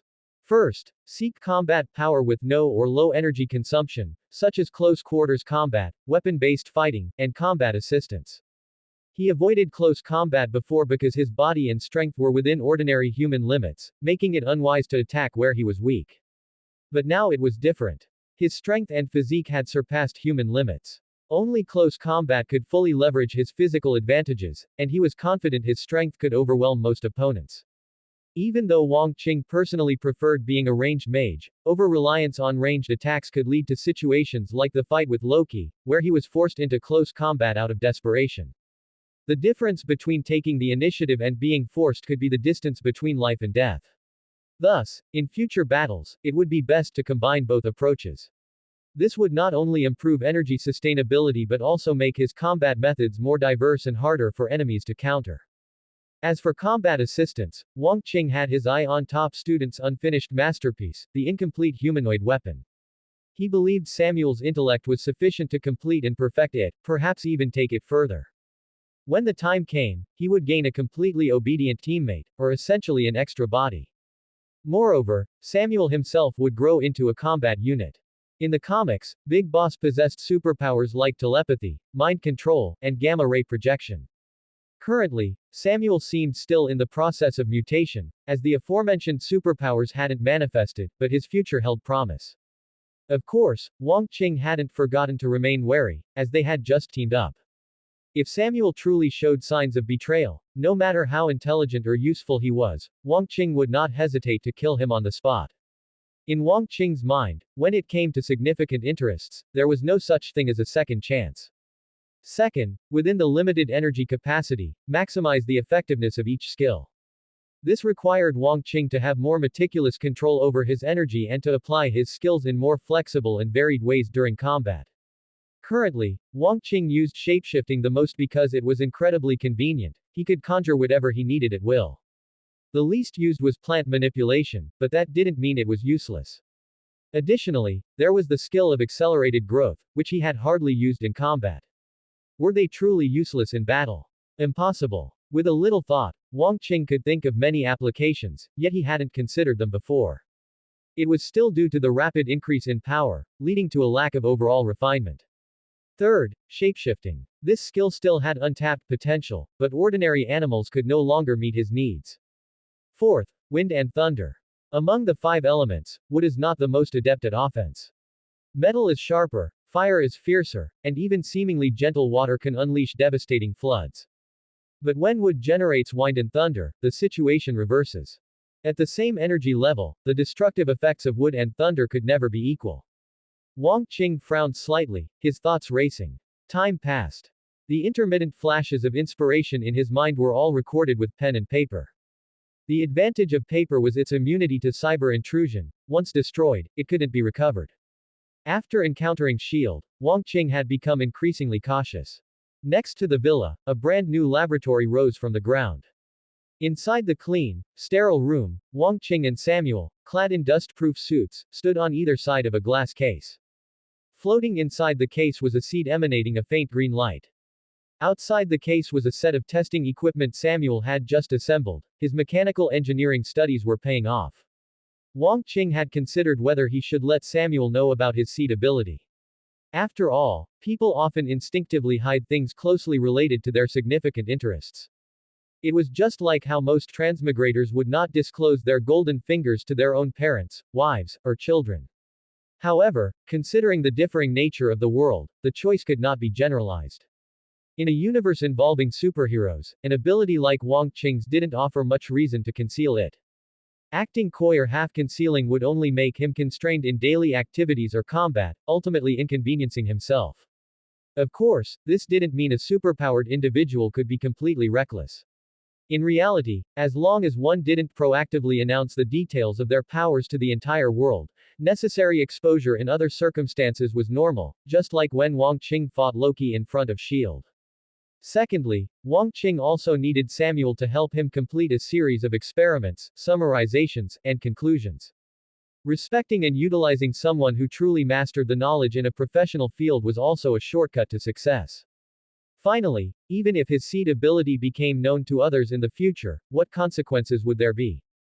I am a man qualified to lift Mjolnir. Are you all going to team up to fight me, a righteous person, like you fought Thanos? If you can't lift Mjolnir, you don't even qualify to join the raid. Furthermore, if you come to fight me, then I can legitimately kill you and feed you to my seed. Lifting Mjolnir was merely an objective label applied by outsiders, he would not let it become a subjective restraint on himself. After meticulously checking the equipment, Samuel whispered, "Sir, we can begin." Wang Qing nodded, inputting the value 0.1 milliliters on the instrument, and opened the throttle valve. Drip. A drop of blood fell. Wang Qing's eyes were full of anticipation. The seed ultimately did not disappoint him. When the green light emitted by the seed itself touched the falling blood, it seemed impatient to wait for gravity to bring the blood to it. The invisible light around it immediately transformed into blood-sucking tentacles, and the drop of blood was instantly devoured during its descent. For a moment, the two observers were astonished. Quite an appetite. Wang Qing chuckled. Samuel turned to stare at the screen while operating the equipment, detecting energy reaction. Based on a 0.1 milliliter drop of Loki's blood as the baseline condition, anchoring the current energy index to 0.1. Soon, he said, we can continue. Wang Qing adjusted and input 1 milliliter of blood. The seed's absorption rate was still astonishingly fast, the blood was swallowed before it could even touch the seed. Energy reaction index shows deviation, adjusting. Continue injecting 1 milliliter, Samuel said while operating the device. At this point, their roles were reversed. Wang Qing became Samuel's assistant, but he accepted it willingly. After several drops of 1 milliliter volumes of blood were added, Samuel finally managed to match the energy reaction with the index. 10 milliliters. Wang Qing silently followed his instructions. The 10 milliliters of blood input all at once finally made contact with the seed itself. The moment the liquid blood merged with the energy state seed, it was instantly absorbed, like rainwater poured onto dry desert sand. Reaction index fully matched, Samuel said, his tone slightly lighter. Now use 100 milliliters. 100 milliliters of blood were input. The seed's reaction became more violent, the faint green light quickly intensified, and the energy state began to transform into a solid physical state. Index correct. 500 milliliters. 500 milliliters, roughly equivalent to a bottle of mineral water. The seed rapidly solidified within the glass case, and the green light receded. Finally, the oval seed directly displayed the color of Loki green. It matched. The blood was completely absorbed, and Wang Qing prepared to inject more. However, Samuel remained silent for a long time. He stared at the fluctuating curve on the screen, and after a while, he said, "Index is correct, but the reaction rate is slowing down." Wang Qing raised an eyebrow and waited quietly. After a long pause, Samuel said, "Use 100 milliliters." Wang Qing complied. The solid-state seed still rapidly absorbed all the blood, but the reaction rate hasn't increased. It remains at the index 1 level, Samuel interpreted. Sensing slightly, Wang Qing spoke, "I can feel it growing." Samuel nodded. The previous reactions can be seen as what caused its transformation from an energy state into a true seed. Once the seed is fully formed, it begins its actual growth phase, a life process that inherently requires slowness and stability. Wang Qing could understand. It was like the reproduction process of plants and animals, whether oviparous, viviparous, seed, or spore, the embryo wouldn't instantly become a small life form. Asexual reproduction in plants also required a considerable amount of time. Even his own growth skill was only effective on plant seeds.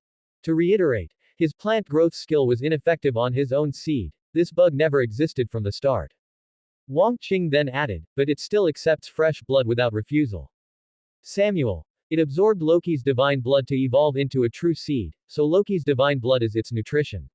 Since it is still absorbing, it proves that the current volume of blood is not enough for it to grow to full maturity.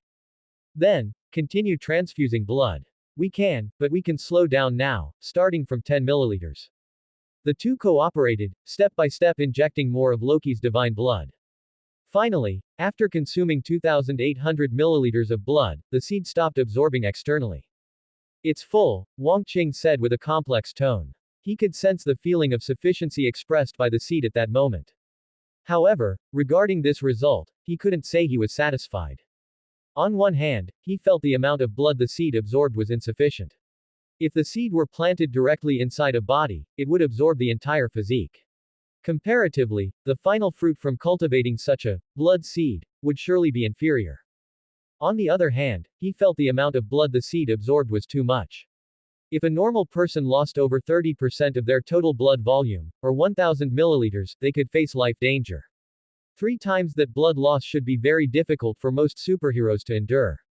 Wang Qing's primary goal in researching the blood seed was targeting opponents who didn't need to be killed or couldn't be killed. For such targets, collecting that much blood wouldn't be easy. He was stuck between a rock and a hard place.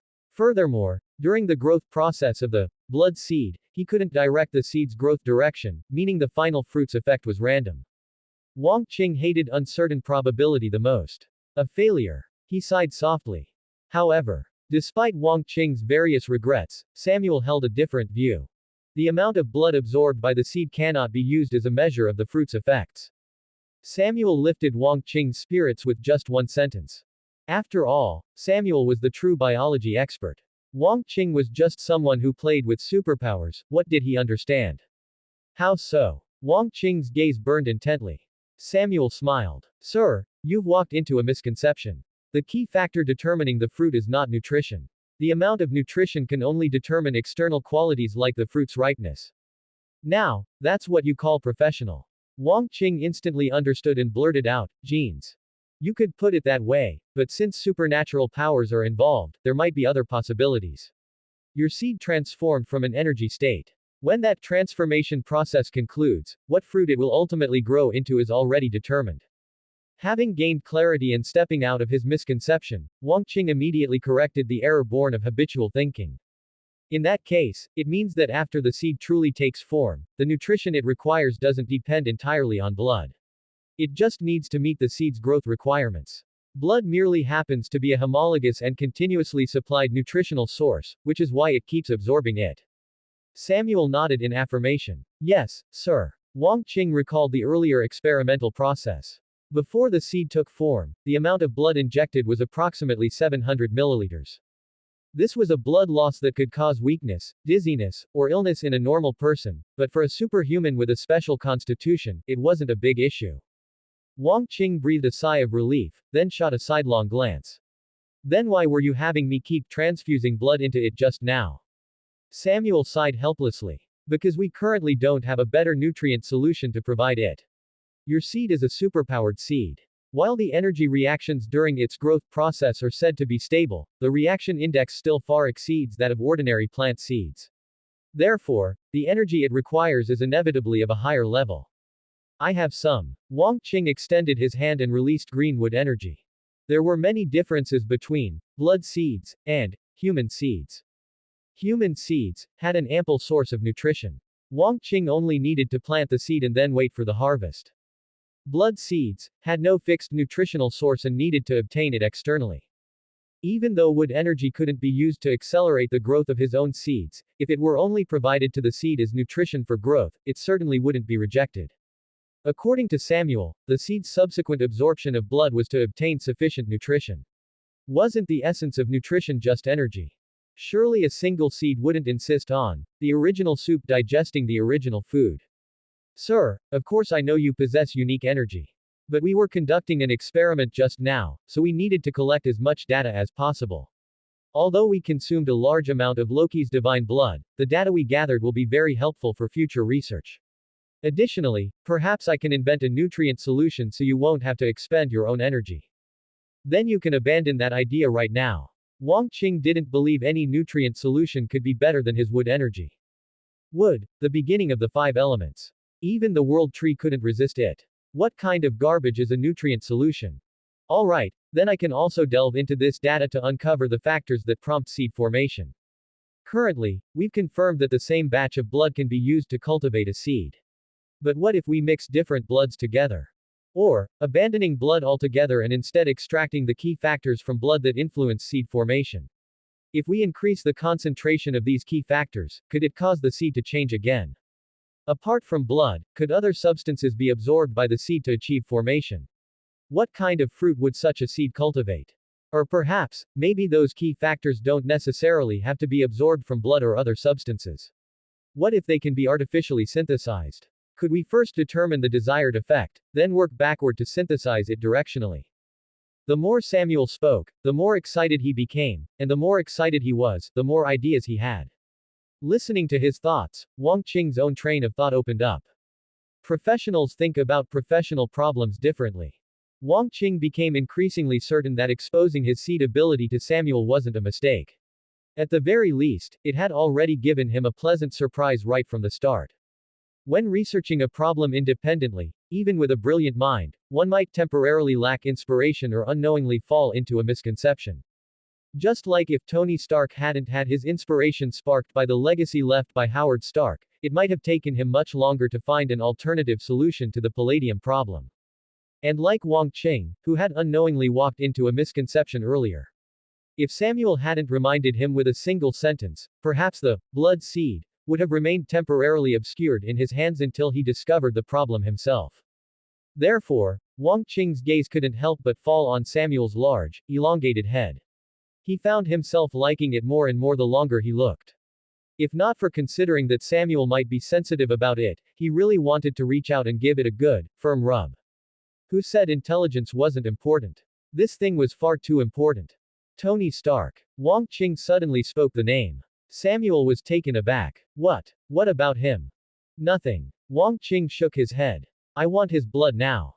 Mainly, he wanted his intelligence. In the Marvel Universe, there were many characters considered intelligent, and heroes or villains whose primary power was wisdom were not uncommon.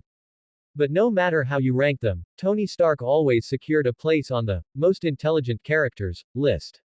In fact, if given a choice, Wang Qing's favorite intelligent character was actually Mr. Fantastic, Reed Richards. Whether in comics or movie portrayals, although Tony Stark excelled in practical combat and engineering technology, if measured by pure academic intelligence and theoretical innovation ability, Reed Richards was superior.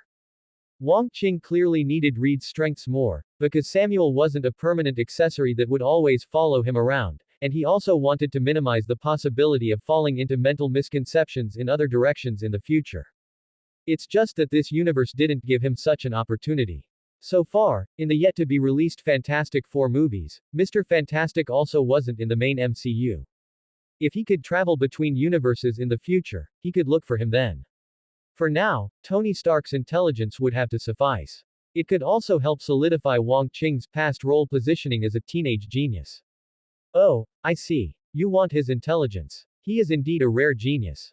Wang Qing glanced at him and smiled. When you awaken superpowers in the future, perhaps I'll need your blood too. Samuel showed no resistance whatsoever. Of course, it would be my honor. Say, if you ate a fruit cultivated from your own blood, would your abilities also change? Wang Qing suddenly thought of this question.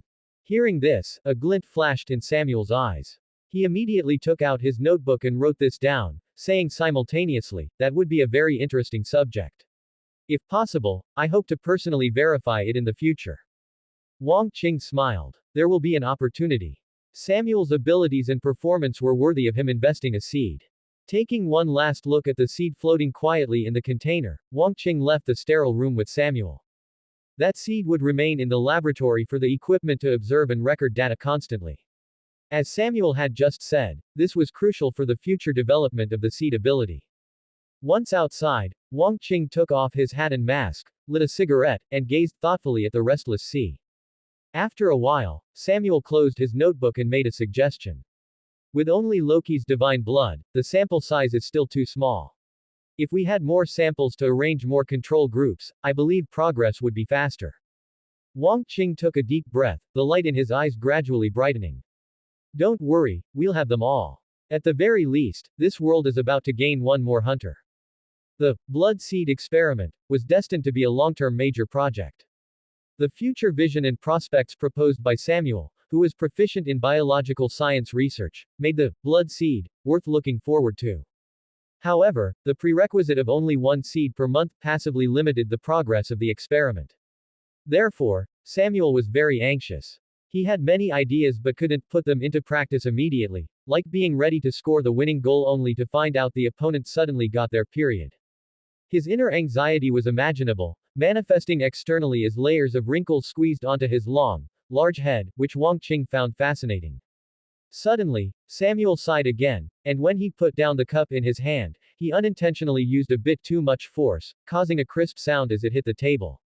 Wang Qing couldn't help but laugh. Your current behavior reminds me of a saying. What? Samuel only glanced at him as a courtesy, then immediately returned to staring at his notebook, engrossed in deriving and writing down experimental possibilities. Wang Qing thought to himself, the emperor isn't worried, but the eunuch is. Confirming the feasibility of the blood seed was temporarily enough for him. After all, the blood seed was not his only option, and the current demand wasn't urgent. Furthermore, he had many other things he could do and wouldn't feel lost or anxious due to a lack of direction for progress. Wang Qing said aloud, behind every success are countless hardships and sweat. This statement was accompanied by a look of seriousness and admiration. Hearing this, Samuel's fingers paused on the keyboard. He looked up at Wang Qing, remained silent for a few seconds, and then suddenly sighed again. If my former superior had respected me like you do, I probably wouldn't have gotten involved in Mr. Green's affairs, nor would I have become what I am now. As he spoke, he gently patted his large head. Wang Qing nodded. That's just how fate is. Many people only realize they had another choice when they look back. Samuel's talent before mutation wasn't particularly outstanding, but being a biochemist who wasn't valued was much better than his background in the comics. In the comics, Big Head's origins were even humbler. He was a slow-witted person who dropped out of high school and later worked the night shift at a chemical research factory. One night, while moving a container of waste material, one of the containers accidentally cracked, exposing him to gamma rays, which caused his mutation. You were right. When I first contacted Mr. Green, my mind was filled with excitement, as if every cell was urging me to quickly study his blood, completely ignoring the fact that it could also drag me into the abyss. Wang Qing raised an eyebrow. Do you think you are in the abyss now? Of course not. Samuel quickly shook his head. But if you hadn't let me leave that night, what I would have faced was most likely lifelong imprisonment and exploitation. That's too pessimistic, Wang Qing expressed his lack of understanding. Others can imprison you, and naturally, you can find ways to escape and retaliate. Facing adversity is the norm of life, breaking through adversity is what demonstrates life's strength and courage. Of course, he wasn't referring to decades later, but from the moment of imprisonment. If he really needed decades to get out, his brain probably wouldn't be as sharp. Samuel looked at Wang Qing, his mind echoing his words, and an unusual brilliance gradually emerged in his eyes. After a moment, he sincerely exclaimed, if only I could be as optimistic and strong as you. I wasn't like this before either. With that, Wang Qing switched topics and said frankly, your current state is wrong. Huh. Samuel looked puzzled. Wang Qing tapped his own forehead. Your mutation is concentrated in the mental aspect. Intelligence is the external manifestation of mental mutation, and the stronger the spirit, the stronger the willpower and control. You said your hands are steady now and your control is strong, so following that line of reasoning, you shouldn't be acting so uncalm. Just as Samuel's words just now reminded Wang Qing now used an outside observer's perspective to enlighten Samuel. Samuel looked at the screen full of notes on the computer, then looked down at his own hands, and couldn't help but wonder sincerely. Yes, why have I become so impatient? Thirst for knowledge. Wang Qing didn't speak in riddles and gave the answer directly. Thirst for knowledge is usually a good thing. People regard it as the strongest motivation for learning. But the ancestors also taught us, things reach an extreme and then reverse, too much is as bad as too little. An excessively strong thirst for knowledge suppressed Samuel's self-control. Perhaps right now it only made him lose his composure, but if this continues, perhaps an even more inflated thirst for knowledge will drive him to do bad things. For example, suppose one day Samuel suddenly becomes extremely curious about Wang Qing's abilities. Would he want to put Wang Qing in a laboratory to thoroughly study the principles behind it? This is the process of blackening for many villains, the most typical being the Green Goblin, Norman Osborn. After a long time, Samuel understood the reasoning. With a snap, he forcefully closed the laptop. Sir, I think I need to calm down for a bit. You should do that. After a pause, Wang Qing added, if you need to relax, I can reimburse you. Ah, relax. That is, spend some money, to have a relationship that ends at dawn. Samuel understood and quickly waved his hands. No, sir. I think I don't need that. I just need quiet solitude. Alright, you don't need to be so agitated. I just thought that if someone was willing to pay for you to relax, you might be happy. Sir, stop talking. I have never done anything like that. Wang Qing shrugged innocently. Samuel got up and quickly left. After some amusing banter, Samuel's anxiety lessened considerably because he was now preoccupied with covering his face and fleeing. The attention diversion technique really worked. Turning to look out the window, night had already fallen. Gazing at the dark sea, he pondered for a moment, drank the last sip of water in his cup, stood up, and walked out. The blood seed experiment required more blood from ability users of different powers. He himself had long set goals to hone his close combat abilities, enhance skill control, and explore skill potential. To achieve these, there was no better method than actual combat. The hunt began. The moment he stepped out of the door, his clothes instantly transformed into a dark blue-tinged suit, and the sleeve sword worn on his left arm added a touch of killing intent to his current appearance. His pace quickened, and as he ran, he suddenly leapt off the ground. Propelled by immense force, his body resisted gravity and moved away from the surface, instantly reaching dozens of meters in the air. He spread his arms against the wind, and his human form instantly transformed into an eagle shape. Riding the wind, he soared into the clouds. Moments later, the bald eagle with a wingspan exceeding 2 meters circled above Hell's Kitchen, riding the invisible air currents. In the air currents, he only needed to slightly adjust his posture to rise, descend, or maintain a continuous hover. This free flight detached from the ground was also humanity's eternal aspiration. Wang Qing scanned the ground community while feeling the invisible, traceless wind, adjusting the focal length of his vision. Not long after, the eagle's eyes moved, locking onto the target. Wings swept back, diving through the wind. Hell's Kitchen. The bald eagle stood at the highest point of this area, its golden pupils focused on a red figure on the edge of a nearby rooftop. This superhero, whose display of power wasn't particularly super, had been blinded by radioactive materials as a child while saving someone, but the accident had made his other 4 senses, hearing, touch, smell, and taste, supernaturally acute. Note 1. Of course, even if he had noticed Wang Qing, he wouldn't care about the gaze of a bird. 8 people soon walked onto the dark street, unlit by any street lamps. When these 8 people arrived beneath Daredevil, he jumped down without hesitation, using the strongest one among them as a cushion. After a quick battle, 7 were unconscious, 1 was howling, and only Matt remained standing. While Daredevil pulled that man aside for interrogation, Wang Qing also recalled what he had just seen. Daredevil's fighting style was very distinct, combining powerful senses and quick reactions with a flexible body, allowing him to often anticipate his enemies and even strike first despite moving second. His weapon was a staff that could be long or short, split into 2, or connected into nunchucks. His fighting techniques were also quite exquisite, allowing him to always knock down his opponents quickly. Summary: he might not be an evenly matched opponent, but he would certainly be a good sparring partner. With a flap of its wings, it flew low, riding the wind. Upon reaching a distance of 100 meters, Wang Qing reverted to his human form.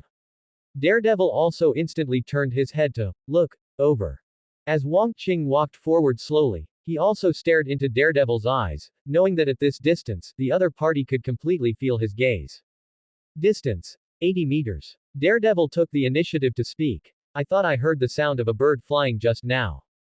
His hearing was exceptionally powerful, but Wang Qing also had the ability to control the sounds he made while moving, so he couldn't be entirely certain. Wang Qing remained silent. Distance: 70 meters. Daredevil spoke again. I don't think we know each other.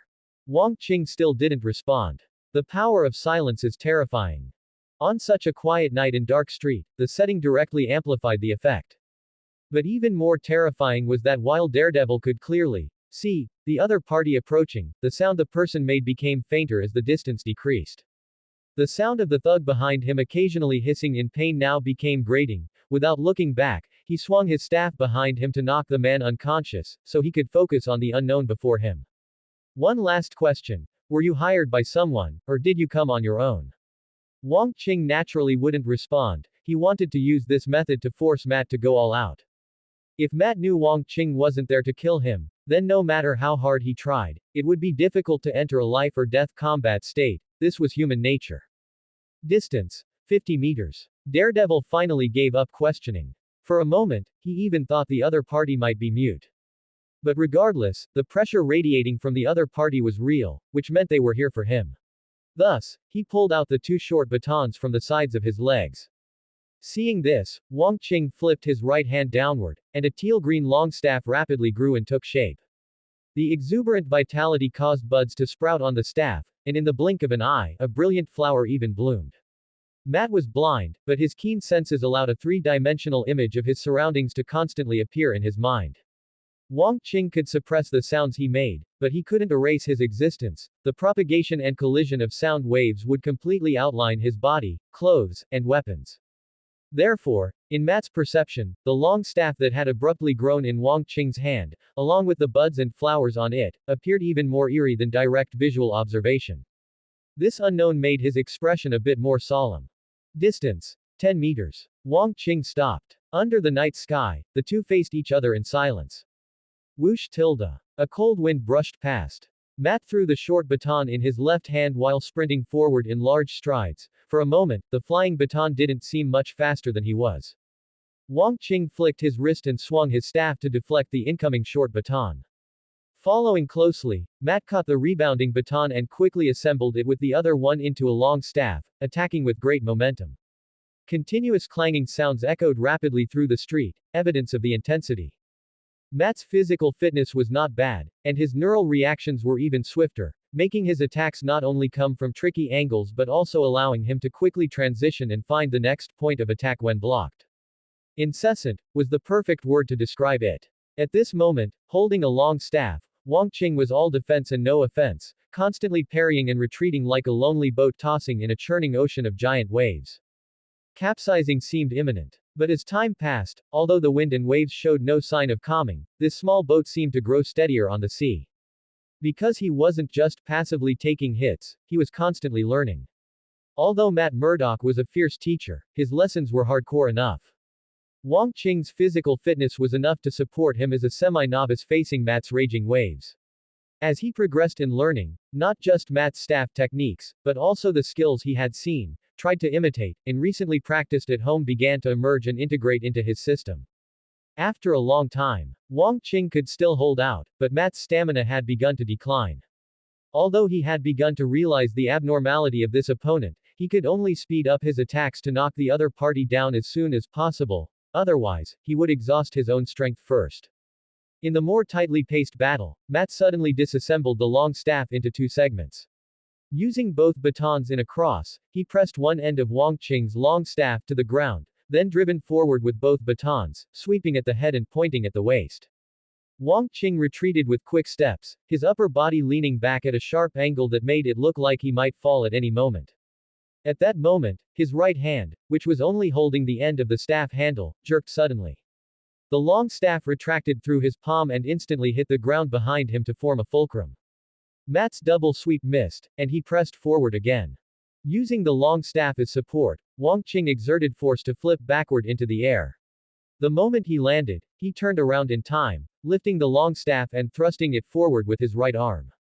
Thrusting staff. Matt sensed Wang Qing's counterattack, but he was already charging forward, and since Wang Qing was using a long staff at high speed, he could only adjust his body posture as much as possible to avoid his vital heart area. Thud. A muffled sound. Matt was struck on the left shoulder by the staff, his entire arm instantly going numb. The short baton in his left hand dropped, and his body briefly lost balance while recoiling. An inch longer, an inch stronger. The situation reversed. Wang Qing didn't just stand and watch. Holding the staff with both hands, he jumped and swung it downward toward the crown of Matt's head. If this strike landed, he would be crippled if not dead. Sensing the danger, Matt rolled backward on the ground to dodge, while somehow not forgetting to grab the short baton that had just fallen. The long staff slammed into the ground with a sharp crack. Wang Qing pulled the staff back, used it to flip backward, and then raised his leg to kick the staff. The long staff tumbled forward through the air. Wang Qing leapt forward, caught the staff, and swept it in one motion. Matt didn't have time to get up from the ground and could only raise both batons to parry with all his might, leaving both hands numb from the shock. Wang Qing held the staff and performed a reverse upward flick followed by a diagonal thrust. Gritting his teeth, Matt performed another backroll, narrowly avoiding it. But before he could breathe a sigh of relief, he saw. Wang Qing suddenly twisted his waist and flipped rapidly through the air, the long staff dancing around him like a whirlwind, the torn air letting out a whistling shriek. Matt's expression changed drastically, his scalp tingled, and the hair all over his body stood on end. His surging adrenaline prompted him to quickly spring up from his seated position. He rapidly reconnected the two short batons in his hands and held the staff above his head to block. Clang! Under the heavy blow, Matt's legs buckled, and he fell to one knee. He tilted his head as far as possible to one side, the combined staff pressed tightly against his shoulder blade, with Wang Qing's long staff bearing down heavily on top. Compared to before, his complexion was now unhealthy, and his breathing had become ragged and heavy. His clenched jaw, the muffled groans in his throat, and the blood slowly seeping from the corner of his mouth all indicated he no longer had the strength to counterattack. Wang Qing withdrew his staff. Matt was stunned for a moment. After several seconds of vigilance, seeing that Wang Qing didn't move again, he knew Wang Qing wouldn't take his life. His heart relaxed, and he suddenly sat down on the ground, head lowered, panting heavily. After a while, he looked up at Wang Qing, his tone full of frustration. Who on earth are you? Why do I feel like you didn't know how to use a staff at all at first, but your final move, just looking at it almost took my breath away. Wang Qing didn't know how to explain. After all, Matt had certainly never played Black Myth, Wukong. So, he only had one thing to say. Thank you. Huh, you can talk. But why are you thanking? While questioning, Matt's expression suddenly changed again. But this time, it was truly too late. Wang Qing knocked Matt unconscious with one strike of his staff, then transformed into green vines and began to suck his blood. After a moment, he stopped only when Matt's face grew increasingly pale from the massive blood loss. Before leaving, Wang Qing thoughtfully moved Matt to an alley and covered him with old cardboard boxes to prevent his identity from being discovered while he slept. Only then did he have a second thing to say. You're welcome. The next day, the sky was clear and bright. After a night of cooling off, Samuel seemed much more emotionally stable.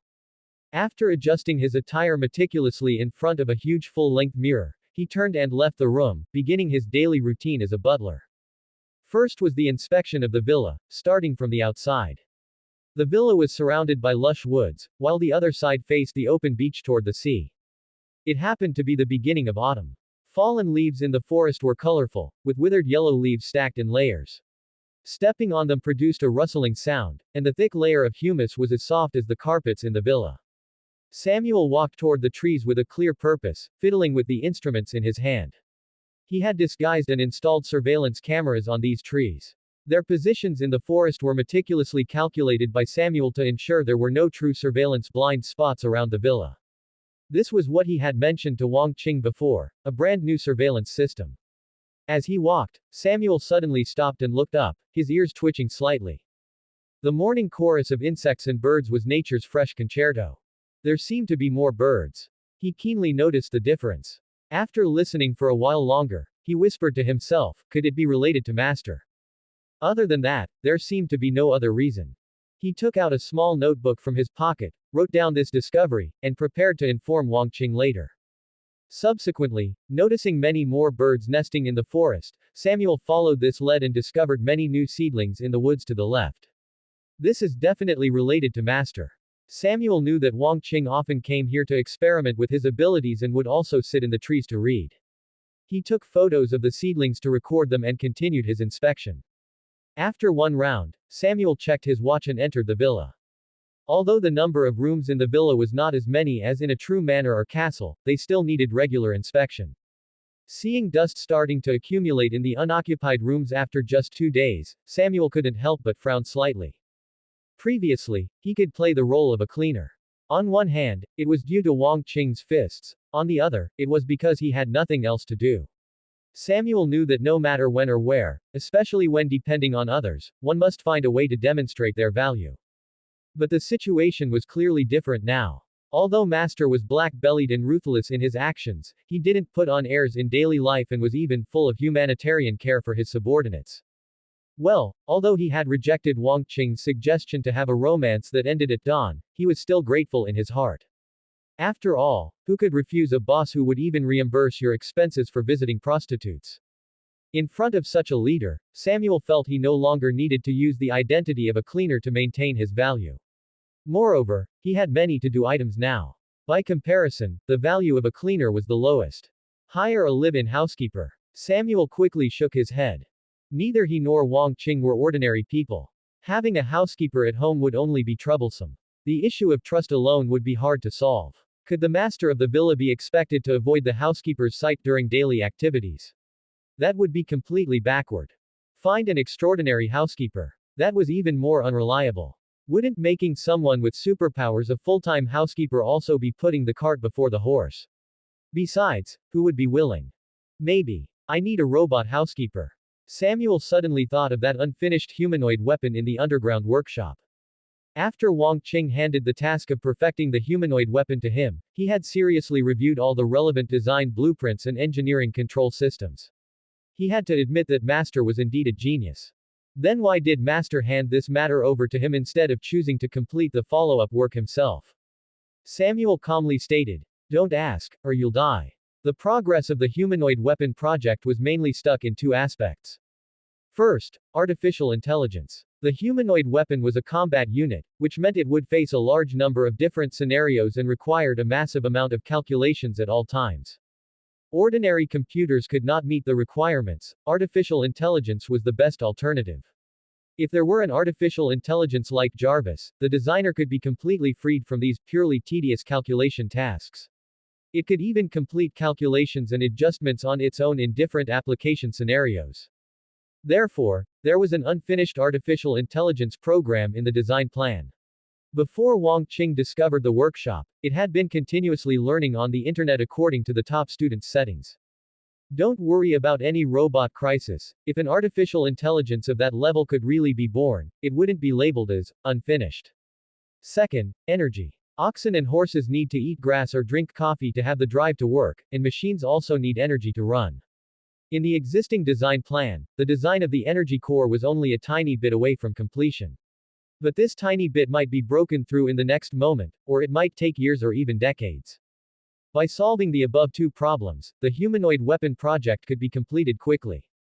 However, the end of the project did not mean that research in this field would also conclude. Because the humanoid weapon project itself represented a complete system, even an entire industry. Since a humanoid weapon with higher requirements in all aspects could be made, what would an intelligent robot butler that handled all housework matter? Similarly, how vast would other application scenarios be where intelligent robots could replace humans? Thinking of this, a green light gradually rose in Samuel's eyes. Green light was not a metaphor, but a description. His eyes were actually emitting a green light. The surge of thirst for knowledge made Samuel wish he could drop all affairs and dive into the laboratory immediately. However, after experiencing Wang Qing's guidance yesterday, Samuel would not allow his inexplicable thirst for knowledge to cause uncontrollable effects on his body now. He proactively tapped his forehead, suppressed the green light in his eyes, and took out the small notebook again. Artificial intelligence should be the top priority because it can directly speed up the design of the energy core. The plan for the energy core is worth continued research. If successful, the significance will be immense. Wait, I seem to have discovered something. Tony Stark has all of these things. Samuel's super brain instantly calculated the most reasonable plan. Since he already has them, why am I still researching? If I just take his, won't I have them too? But, Master won't agree. Samuel abandoned this plan. Through Wang Qing's identity as a former Stark Industries employee, and the fact that the humanoid weapon project's establishment time coincided with the appearance of Iron Man, he could sense a clear feeling of confrontation. It should be a challenge initiated by one mechanic against another. Under such a premise, snatching would seem unreasonable. It would be an insult to a mechanic. Wang Qing, how about you ask me? After thinking for a moment, he had another idea. Maybe I don't need to make the humanoid weapon as perfect as in the design. As long as it can defeat Tony Stark's Iron Man suit, that's enough. At that time, Master shouldn't mind if I absorb experience from the spoils of war and then go back to continue perfecting the humanoid weapon. In that case, many designs can be set aside for now. The current stage of the energy core is already enough to support a high-intensity battle. As for the artificial intelligence couldn't be completed in a short time, and an artificial idiot would only hold the humanoid weapon back. Samuel suddenly thought of that Russian guy who had previously caused a ruckus at the Stark Industries Expo. A moment later, he let out a sneer. In the end, he still made a wearable suit for himself. But who says a non-wearable suit can't be integrated with a person? Breakfast time. Wang Qing, who had just finished washing up and come downstairs in his pajamas, smelled a familiar fragrance, and his half-finished yawn stopped abruptly. Am I not awake yet? After a low murmur, he took another deep sniff. That's right. It's the full smell of morning tea. He walked quickly through the living room to the dining room, where the plates of food laid out on the marble island instantly cleared his mind. Char shao bao, shrimp dumplings, steamed su mai, pork ribs with black bean sauce, rice noodle rolls, radish cakes. The portions weren't large, but there was plenty of variety. He quickened his pace, picked up his chopsticks, and stuffed a shrimp dumpling into his mouth. A moment later, Wang Qing swallowed the food and gave a thumbs up. Authentic. On the other side of the island, Samuel, dressed in a white chef's uniform, smiled. I'm glad you like it, sir. Yeah, sit down and eat together. Wang Qing focused on eating for a while until his cravings were satisfied, then he took a sip of tea and slowed down. To be honest, I never thought I'd be able to eat such authentic Chinese food here. Even if it's just a small part of it, I'm satisfied. Saying this, he looked up at Samuel. So, if you have any requests, you can say them now. Samuel put down his chopsticks, wiped his mouth, and said, I've received the fresh blood you placed in the laboratory. This is just to relieve your fatigue from going out last night. I couldn't help you with that matter, so after much thought, I could only express my gratitude in this way. Wang Qing raised an eyebrow. The blood seed is mine, the experiment was arranged by me, and the ultimate beneficiary of providing more fresh blood to speed up research progress is still me. What are you grateful to me for? Samuel thought for a while and said seriously, knowledge. As you know, I have a very strong thirst for knowledge now. Because of your reminder, I won't let it affect my free will again. But appropriately satisfying that thirst, especially with new knowledge not yet recorded in the human knowledge system, is a matter of great happiness for me. This answer was reasonable, and Wang Qing could accept it. But what he didn't know was that Samuel's repayment was more than just a Cantonese morning tea. Originally, Samuel was prepared to inform Wang Qing of his new ideas regarding the humanoid weapon in a timely manner, but when he saw the fresh blood in the lab with new labels and an instruction sheet, he directly assumed it was a surprise from Wang Qing. After all, Wang Qing had just advised him not to be in a hurry yesterday, yet he went out to find blood materials for him at night. If this wasn't a surprise specifically for him, what else could it be? Thus, he felt he should also prepare a big surprise for Wang Qing. The humanoid weapon would be a fine gift. If Wang Qing knew what he was thinking, he would surely say, you'd better explain to me exactly what you mean by surprise. He just did things as they came to mind, having a slightly stronger drive for execution. Surprise. How disappointing. By the way, sir, while I was patrolling this morning, I noticed more and more birds gathering around the villa, and many small plants have suddenly sprouted in the woods to the left. Wang Qing's hand paused for a moment, then returned to normal. In just an instant, he thought of many things and understood the reason. It's okay, this is normal. Such natural phenomena might become more frequent in the future. Samuel nodded and continued to remind him, Sir, this is just the beginning. If the changes are too great later on, it might draw some unnecessary attention. Initially, it might be the neighbors, but later it could be some agency that tries to control everything under the sun. Wang Qing thought for a moment and nodded. I know, I'll try to control it. 2. Control it. All Wang Qing could really do was not actively release wood energy to the outside world. But in fact, he rarely did that in the past anyway. The phenomena Samuel noticed came more from his very existence, every move, every breath. Do you even understand the significance of the heavenly spirit root in the wood-type sacred body? Since it was a passive effect that couldn't be turned off for now, Wang Qing could only let it be. Cut down the trees. Cutting down trees was impossible, it's already good enough that I'm not planting more. Anyway, as said before, he was starting to understand poison ivy more and more.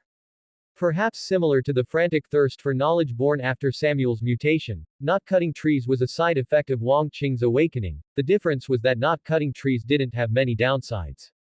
As for the attraction of birds, he didn't know if it was because the nearby trees were growing better or if they could sense Wang Qing's uniqueness. Afterward, the two of them chatted while eating, talking about everything under the sun. Everything about morning tea is great, except that time passes particularly quickly. By the time Wang Qing put down his chopsticks, it was almost time for lunch. I won't have lunch, I'm going out for some exercise. On the plaza in front of the villa, Wang Qing browsed through staff technique tutorials he'd gathered from the internet, recalling the battle and gains from last night, letting the two validate each other. A long time passed. A long staff manifested in his hand, and he began to practice. In the second floor study, Samuel was reading the third part of Immanuel Kant's philosophical trilogy, Critique of Judgment, when he suddenly heard a sharp whistling outside and couldn't help but look out the window. The shadows of the staff were dense and dazzling. His body was agile and flexible, and the moves connected naturally. Advancing and retreating suddenly, rising and falling abruptly, making it impossible to predict. The force of the staff's swings was as heavy as 1,000 pounds, the bluestone floor could not withstand it, and scattered fragments exploded outward. Suddenly, Samuel's pupils contracted. He saw the roughly 2-meter-long staff suddenly triple in length as Wang Qing swung it, the tip of the staff slamming violently into the head of the fountain sculpture in front of the door. Bang! The angel's head shattered instantly. Samuel's eyes twitched. He also suddenly realized a disadvantage of his own big head. At least it was easier for others to aim at. Wang Qing's practice was not yet over. The long staff thrust diagonally, piercing through the bluestone. He leapt into the air, using the staff to vault up. He retracted the staff while midair, his blurred afterimages tracing a perfect circle in the sky. Wang Qing hovered briefly at the highest point, and the long staff exploded with an intense green glow as he gathered power. In an instant, the 6-meter-long staff, bent with tension under the massive force of the swing, smashed down fiercely. Boom! The headless angel exploded, and the water in the pool splashed violently. After landing, the long staff shrunk back to its normal size. Wang Qing twirled the staff with one hand and leaned it diagonally behind his back, the movement smooth and fluid. Looking at the mess everywhere, he felt exceptionally satisfied. The manifested long staff was practically another version of the golden cudgel. It could be thick or thin, long or short. Don't be fooled by the fact that he only seemed to have 2 small staff combos now, not many people could withstand either of them. Moreover, Wang Qing still had many moves left to learn. Copy. You opponents who love wearing armor, you're in for a treat. Upstairs, seeing Wang Qing stop, Samuel silently took out his phone, preparing to call someone to deliver new stone slabs and fix the fountain. However, the master didn't seem to like angels, so what kind of sculpture should he get? While Samuel was thinking seriously, Wang Qing suddenly received a phone call. Department of Defense. Mr. Wang Qing, we would like to invite you to the Pentagon for an interview. Don't worry, it's good news. Hearing the voice on the phone, Wang Qing's first thought was of General Ross. But on second thought, General Ross didn't know his true physique or appearance. Then, it could only be because of his past identity and experiences. I don't want to go out, Wang Qing refused. Unfortunately, the person on the other end didn't seem to understand, or perhaps they were unwilling to give up, as they added, that's all right, we can send experts to meet you at your home. Will you be home lately? Wang Qing couldn't help but frown. If there's something, you can say it directly now. There's no need to waste each other's time and energy. There was a moment of silence on the other end, and soon, a different voice took over. Mr. Wang, I am the head of the Defense Advanced Research Projects Agency. Oh. The other party didn't care about his indifference at all and just continued on his own. Recently, one of our staff members happened to meet Miss Potts, the CEO of Stark Industries, at a gala. We heard from her about a person of extraordinary talent. After an investigation, we found that Miss Potts has stated more than once in public that losing you was a deeply regrettable loss for Stark Industries. Wang Qing couldn't help but chuckle. This Pepper, she actually hadn't forgotten to give him a hand. Praise from a former employer is an acknowledgement of one's ability. Every word from Pepper was a glowing letter of recommendation. Most people who could attend the same gala or other social events as her were of extraordinary status, and their attention would be of great benefit to the future development of the top student Wang Qing. 2 months had passed since Wang Qing resigned, and she had timed it very well. The current call from the Department of Defense was strong proof of that. Mr. Wang, we have looked into your experience at Stark Industries. Your abilities and performance are astonishing. Your research results in computer science and mechanical engineering have earned the admiration of many Department of Defense technology experts. Now, on behalf of the Department of Defense, I officially extend an invitation to you to join the newly established combat laboratory. We will provide you with the best treatment, money, residence, security, research needs, and the authority to access research materials. Everything you enjoy will even exceed mine. Not going, Wang Qing replied the instant the other person finished speaking. Not to mention that he no longer had research capabilities, even if he had perfectly inherited everything from the top student, and even if he didn't have supernatural powers, he could never serve the U.S. Department of Defense. Wang Qing's heart only had 2 colors. The other party clearly hadn't expected him to refuse so decisively.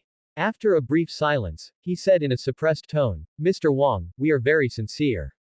Wang Qing interrupted, I think I've made myself clear enough. Yes, I heard you. But I think you might not have moved past your grief yet. Perhaps this call was ill-timed. Think it over, and I'll contact you again in a while. With that, the other party hung up directly without waiting for Wang Qing's response. Hearing the busy tone, Wang Qing looked at his phone with a face full of confusion. As his thoughts raced, he soon began to frown. The other party's behavior was truly bizarre, which forced him to think of some unpleasant possibilities. Don't think that just because this is a sci-fi world where superpowered individuals and aliens are common, the Department of Defense isn't worth noting. In fact, the ultimate weapons possessed by humans are enough to destroy many superpowered individuals. It's just that most of them aren't worth the Department of Defense doing so, and the department's actions are merely an extension of certain wills. When necessary, they wouldn't mind using ultimate weapons. Moreover, what they deem necessary often conflicts with the opinions of other individuals or groups, such as the nuclear missile launch during the Battle of New York. Similarly, when necessary, they wouldn't mind using special means. Think about the demand represented by this phone call. In the past 2 months, 2 things have been related to the Department of Defense. First, Colonel James Rhodes flew back to an Air Force base wearing an Iron Man suit. At that time, Tony Stark had not yet found a replacement for palladium. If he continued to wear the arc reactor and use the Iron Man suit, he would be eroded to death by toxins. If he removed the arc reactor, the shrapnel remaining in his body would still kill him instantly at some moment as it flowed with his blood. Besides, he really loved his suits. Thinking he was beyond saving, Tony Stark began to indulge himself wildly, behaving absurdly. He publicly demonstrated the suit's urine collection and filtration system, which left Rhodes very disappointed in him. To be honest, Wang Qing actually found it quite cool. And it was his own suit. Never mind peeing inside it, even if he stood on top of Stark Tower in his suit performing a Getsuga Tensho, that was his freedom. Anyway, Rhodes later put on a suit and fought Tony, eventually taking that suit away with him. Tony acquiesced to Rhodes' actions, probably hoping that someone wearing an Iron Man suit would continue to appear after his death. Or perhaps, this was also an indirect way to get the government to give up their long-standing coveting of his suits. Thus, the Department of Defense obtained an Iron Man suit. Second, Whiplash died, and Hammer Industries collapsed. Stark might have detonated a large number of unmanned mechanical armors and found a way to destroy the design data for the arc reactor, but there were bound to be unfinished works in the massive Hammer Industries production base. Even a living Justin Hammer could provide some information and data. With these 2 events occurring one after another, the Department of Defense was temporarily satisfied. However, what they wanted was certainly more than that. More than a month had passed, and the Department of Defense surely hadn't made many breakthroughs in their research. That's why they investigated Wang Qing immediately after hearing Miss Pot's promotion of him. Obviously, the results of the investigation were very satisfactory to them. Because at this exact time, they desperately needed a brilliant and exceptionally talented mechanic. Even more surprising was that this person had worked at Stark Industries, perhaps he even had unique insights into the arc reactor and the Iron Man suit. Finally, Wang Qing had no direct background and was an Asian with no relatives. In their eyes, wasn't he the perfect project tool? Although Pepper Potts thought very highly of Wang Qing, if he were to suddenly disappear, could she really go straight to the Department of Defense? Samuel. Wang Qing looked up and called toward the second floor. After a short while, Samuel walked out of the villa. Someone might come recently. They might be guests, but more likely they'll be enemies. Keep an eye out, and when the time comes, just go and stay in the workshop. Samuel was still an undocumented person who couldn't be seen in public. Yes, sir. Samuel looked serious, paused for a moment, and added, should we set some traps or prepare some weapons? That won't be necessary. Wang Qing shook his head. Don't make a move once you notice someone, notify me immediately. Understood. If they really come, as long as I don't speak, don't move no matter what you see. Alright. Because of that phone call, Wang Qing temporarily cancelled his previously planned hunting schedule. Not only was it to resolve this matter as quickly as possible, but he also really wanted to see what kind of surprise those people had prepared for him. Would it be another polite invitation, or direct physical coercion? But based on his guess, it would most likely be the latter. It wasn't that he insisted on thinking the worst of people, but rather he believed that given his current identity, his decisive refusal, and the other party's urgency, there was no reason for them to continue being polite. Never overestimate a politician's bottom line. Moreover, some people who aren't politicians but have the ability to manipulate politics have no bottom line at all. If Wang Qing hadn't refused directly before, he might have been able to stall for a while longer. However, since he couldn't make them give up on the idea, stalling would only waste his own time. The blood seed experiments only had 2 blood samples, melee training had only completed 1 trial, he had only just learned the staff among the 18 types of weapons, the sleeve sword hadn't made its official debut yet, and the third shapeshifting form was still difficult to determine. It was better to keep it simple, face it directly and resolve it quickly. Of course, this didn't mean he needed to expose himself. On the first day, nothing happened. On the second day, all was calm. Samuel confirmed he had completely calmed down and began re-entering the laboratory to tinker with his research. Wang Qing didn't go to watch, he simply replaced his staff practice with combat training for the time being, focusing on the integration of various functions of the sleeve sword. At dinner time, Samuel said, Sir, I mentioned to you before about starting a company. I remember. What about it? Just today, the profitable result I promised you has appeared. Wang Qing smiled. Not bad, congratulations. Samuel pursed his lips and said somewhat helplessly, Sir, what I mean is, you now have your own company. You should decide how to use this result to generate revenue, whether we invest in production ourselves or find partners to license it for patents and profit sharing. Hearing this, Wang Qing suddenly fell silent, his smile gradually fading. He recalled his previous life. His family background was exactly the same as top students, his parents had also passed away in an accident in his early years, leaving him several companies and a substantial amount of other assets. At first, Wang Qing tried to run the companies seriously. A year later, he fell into deep thought while looking at an 8-figure loss. At that time, he couldn't help but think how great it would be if the concepts of past consent is not consent, and consent can be revoked, could be applied to commercial contracts. The one who signed the contract was the past me, what does that have to do with the current me regretting it? In short, this made him realize he had no talent for business, so he gave up on the idea of hiring professional managers and decisively sold all the companies, keeping only some real estate and shares. Then, he set out on a solo journey, seeing many people and things and learning various bits and pieces until his death. Back to the present. Wang Qing sighed. Samuel asked in confusion, Sir, what's wrong?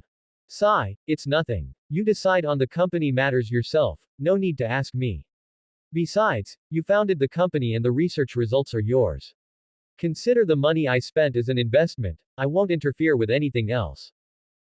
Alright. Seeing that his mind was made up, Samuel could only agree. At night, Wang Qing lay in bed tossing and turning, unable to sleep. Although it had only been 2 short days, he was already feeling a bit anxious from the boredom. If you don't come tomorrow, then I'm coming to find you. The third day. As if they had heard his call from the previous night, the other party really arrived near noon. Sir, there at the back right of the villa, Samuel, hiding in the concealed workshop, called Wang Qing. Understood. Ending the call, Wang Qing checked the surveillance footage on his phone. In the woods, a 10-man squad was rapidly approaching. It wasn't a U.S. Army 16-man squad, 8-man squad, or 4-man fireteam. They wore no military uniforms, just pure black gear without any markings, and their weapons were equally varied. At first glance, they looked like a team of mercenaries. Hey! With a sneer, Wang Qing dialed a number. Hi, Wang. I'm so happy. You might not believe it, but when I saw your call, I almost thought I was still dreaming. Pepper's voice sounded very excited. Sorry, please forgive me, I'm just really happy. How have you been lately? Very well. That's wonderful. Are you free lately? Maybe we can find a time to chat. Wang Qing smiled silently, but his tone remained calm. I remember I owe you a meal. Pepper laughed. Wow. It seems you're in a good state of mind indeed. Wang Qing watched the mercenaries about to emerge from the woods as he asked, Are you in New York? Of course. You know, I'm much busier now than before. I haven't been to Los Angeles in nearly half a month. When are you free? I'll book a restaurant and wait for you.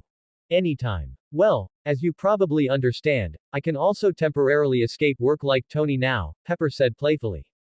Wang Qing said, It's best not to let it affect your work. Alright, you're still so serious. How about lunchtime then? I can get off work in just half an hour. The timing is perfect for you to come over from Long Island. Okay, I'll send you the location once I've booked the restaurant. No problem, I'll definitely be there. Putting down his phone, Wang Qing unbuckled the sleeve sword from his left arm and sat on the living room sofa, reading a book while waiting. In less than half a minute. Bang! With a loud crash, the massive glass pane facing the sea shattered.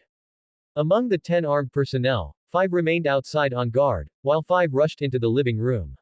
2 of them kept their guns aimed at Wang Qing at all times, while the other 3 expertly took control of the hallways and lines of sight. It seemed they had studied the blueprints of the villa over the past 2 days. However, the workshop and the underground room were designed, excavated, and built by top student himself, so there was no need to worry about them being discovered. Wang Qing stepped into character. A trace of bewilderment first flashed across his face, and then his gaze suddenly turned cold. This was top student, though a researcher, he was no stranger to modern weapons. He even dared to tinker with missiles, how could he be afraid of guns that were clearly not meant to kill him?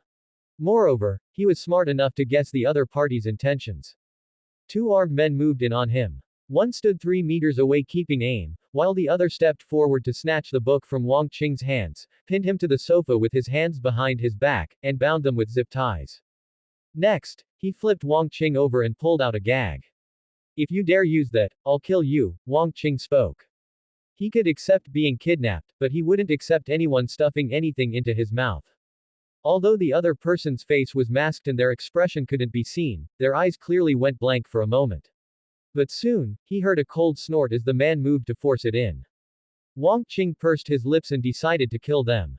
At this moment, he had already thought of how to stage the scene, making it look like it was the work of another mysterious organization coveting the talents of a genius mechanic. Use tape. The armed man 3 meters away suddenly spoke. The man in front of Wang Qing froze again, then reluctantly put away the gag, took out some tape to seal Wang Qing's mouth, and put a blindfold on him. After that, Wang Qing was hoisted onto a shoulder and escorted out of the villa in the middle of the team. After passing through the woods, he was put into a van. During the drive, the 10 people surrounding Wang Qing firmly never spoke. Shortly after, Wang Qing, along with the 10 men in the cargo container, was loaded onto a plane, heading away from New York. Underground room. Watching the entire process of Wang Qing being taken away through surveillance, Samuel's eyebrows knitted together tightly as if they were going to tie into a knot. Although he clearly knew that with Wang Qing's ability, he didn't need to be treated like this, and everything was just to prolong the tranquility and better accumulate strength. However, the mindset of having the ability to stop it but following orders to take no action is completely different from being utterly powerless. Samuel suddenly realized at this moment that his weakness was not the reason he had always hidden behind Wang Qing, and he should not have felt more at ease discarding those means of improving his strength after seeing Wang Qing's power. Because no one could guarantee that everything Wang Qing was currently experiencing would not be replicated on him in the future. Wang Qing was intentionally feigning. If he didn't want to, he could kill everyone and regain his freedom at any time. But if it were him, he would truly be at the mercy of others. Power. Samuel sighed deeply. He raised his hands to touch his increasingly long head, then resolutely turned around to throw himself into the research of the humanoid weapon project.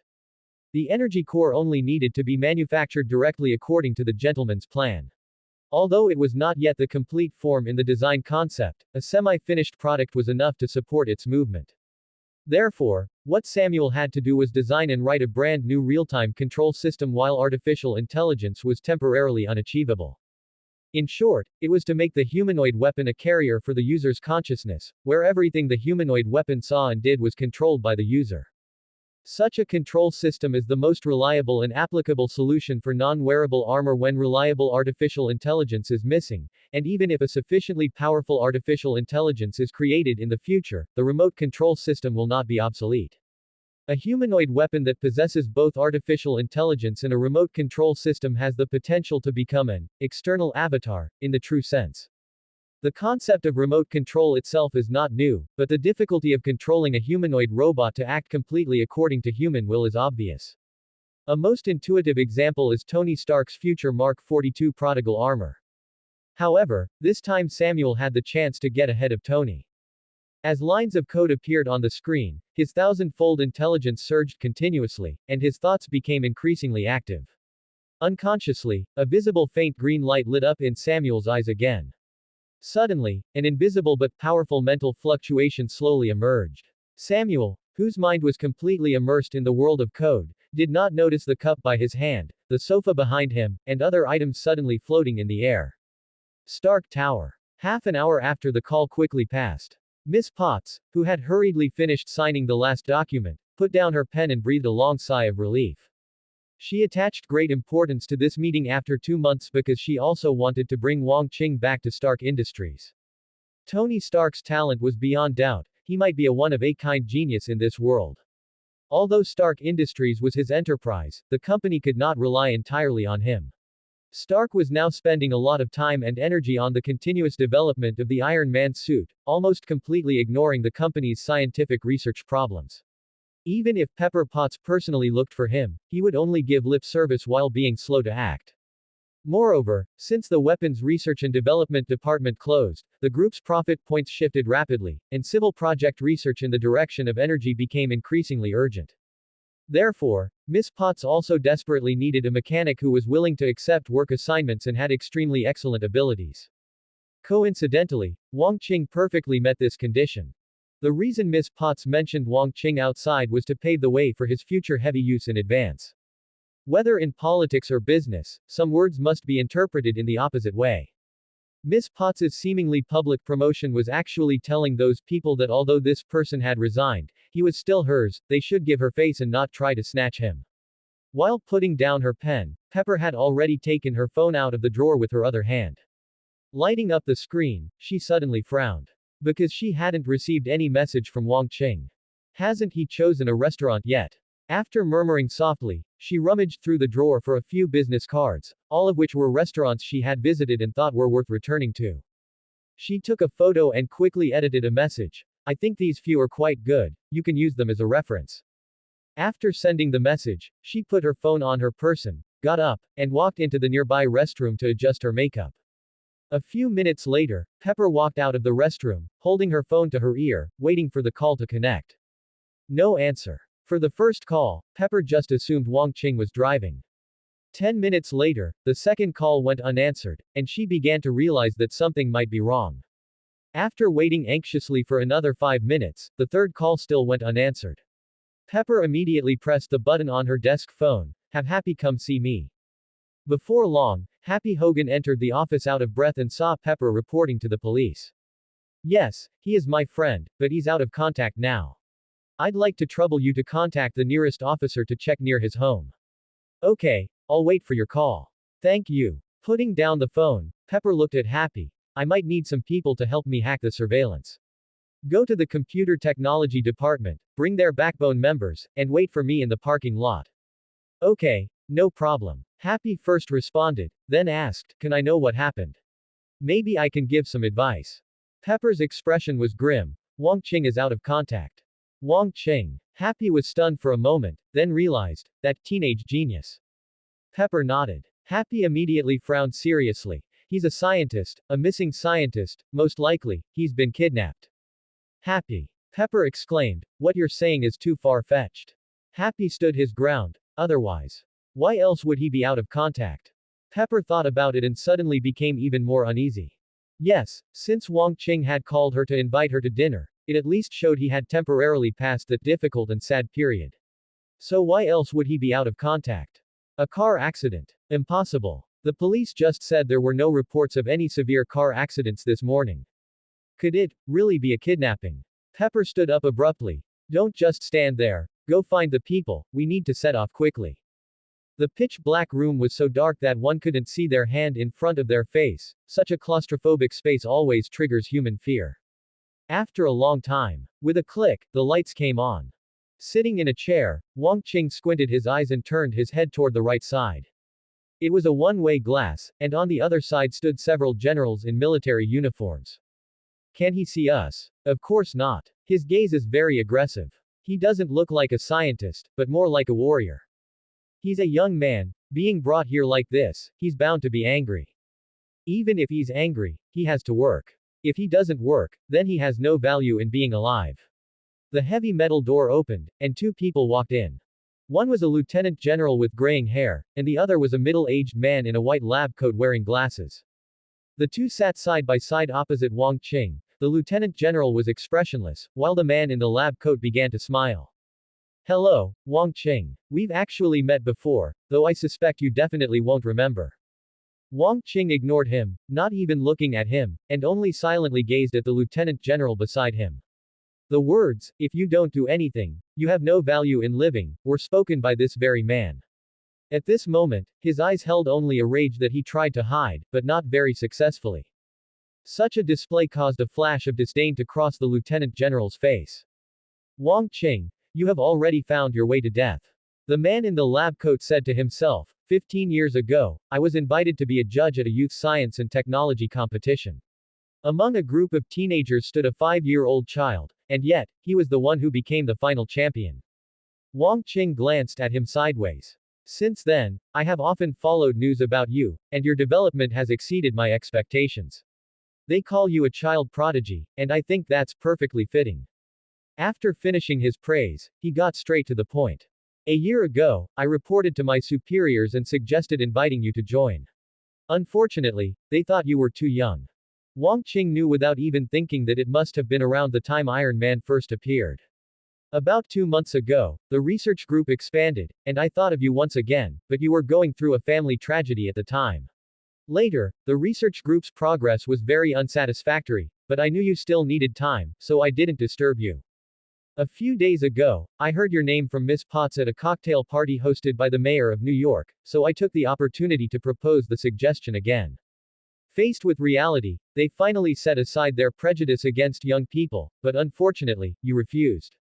Originally, I wanted to try to convince you in person, but they chose once again to act according to their own ideas. So, I am very sorry for everything you've encountered today. Having finished, the man in the lab coat stood up and bowed. Wang Qing, you're quite polite. As I should be, it was our fault to begin with. The man in the lab coat shook his head and smiled. However, Wang Qing's tone shifted.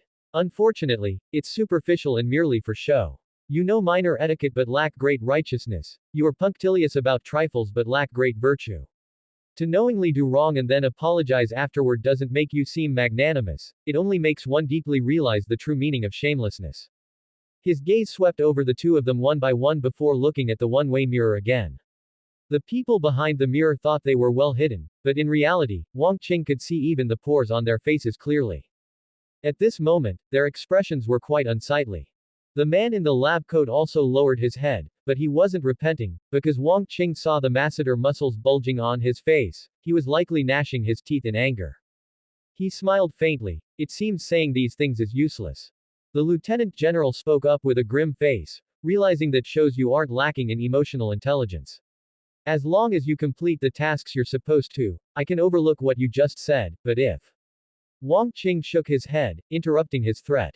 No, what I mean is that shamelessness is etched into your very bones, and you know exactly how shameless you are. In fact, shamelessness is your sharpest weapon, so you don't care at all whether others call you shameless or not. Bang! Amidst the loud noise, the lieutenant general slammed the table and stood up. Because of your ignorance and offense, you now have only one identity, a criminal guilty of treason. Don't think Pepper Potts can come and save you, she won't find this place. Even if Tony Stark comes, I have the power to make you disappear from this planet before he can. With that, he turned and left. At the door, he turned back and roared at the man in the lab coat, "Are you foolish planning to stay here with him?" The man in the lab coat adjusted his expression, stood up, and sighed, "Think about it carefully. If you change your mind, I can still help you secure the original terms." Wang Qing looked into his eyes and said with a smile, "Get lost." The man in the lab coat's expression stiffened, and he quickly turned and left. After the two left, the room fell back into a bottomless darkness. Although his freedom was restricted, the current environment was perfect for Wang Qing to rest peacefully while also listing and screening his next hunting target.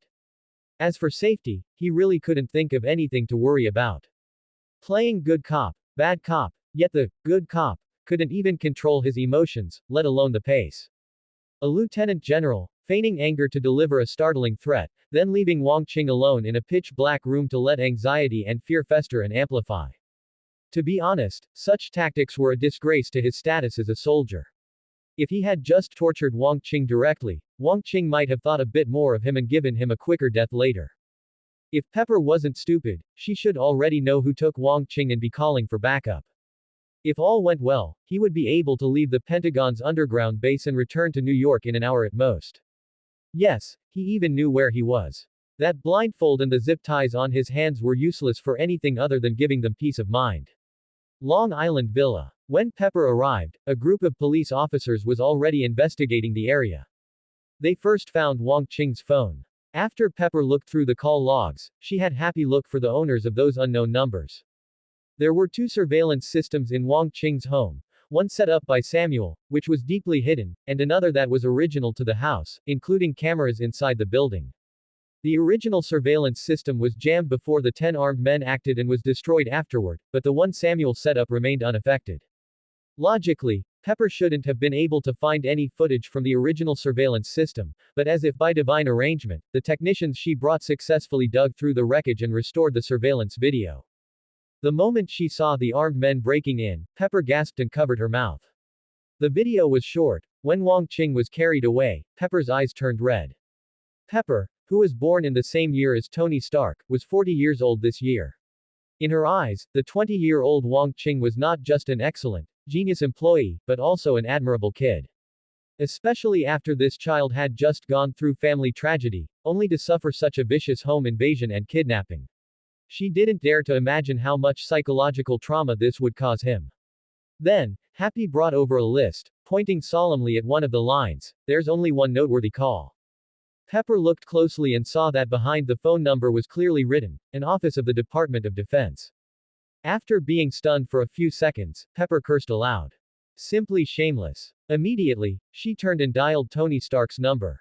In Los Angeles, Tony, who was busy developing his armor, hadn't even spoken after picking up the phone when he heard Pepper's distressed voice. He immediately put down his tools, stood up with a frown, and spoke softly. "Don't worry yet. Take it slow. What happened?"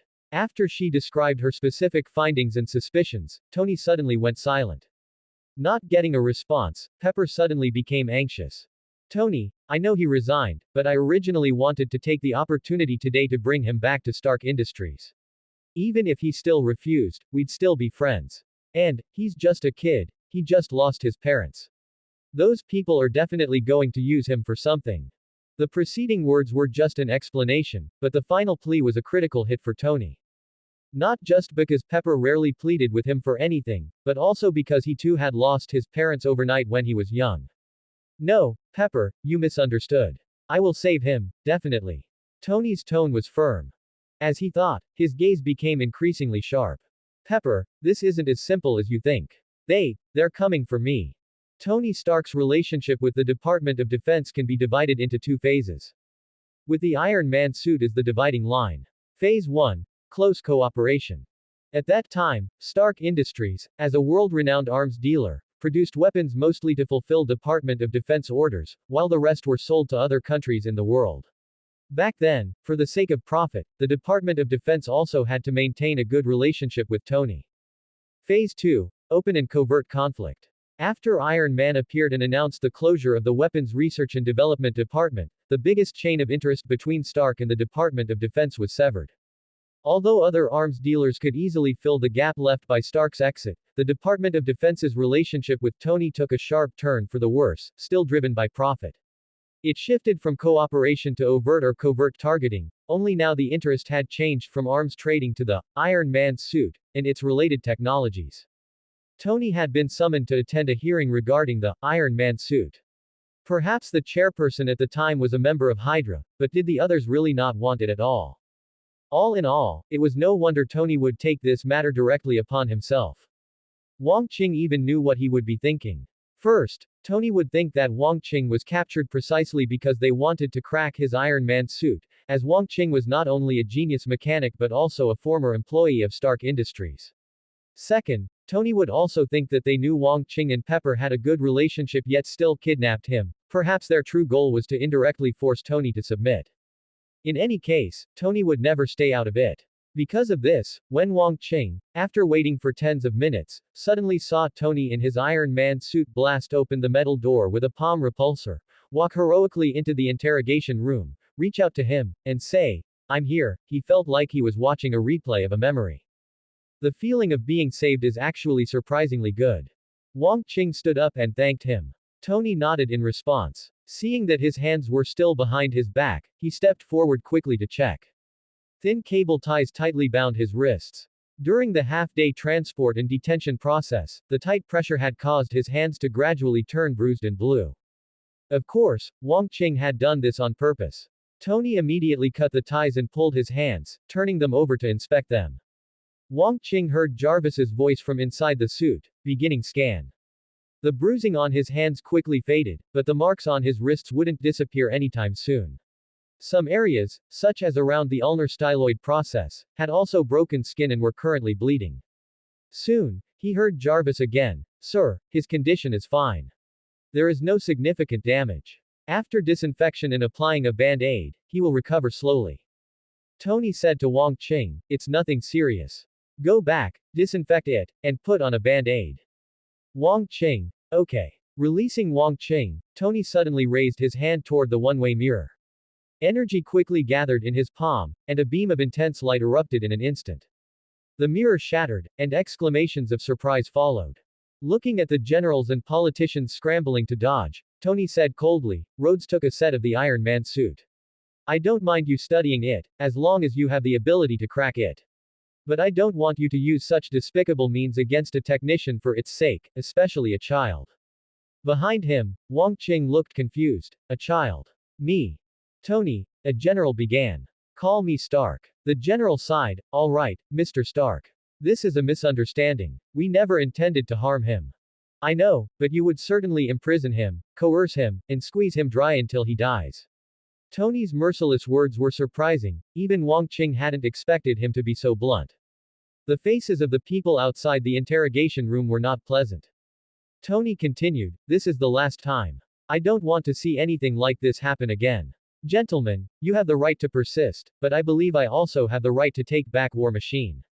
With that, he turned and led Wong Qing slowly but firmly out of the interrogation room. Wong Qing looked playfully at the lieutenant general from before. The other man was also looking at him, his eyes filled with resentment.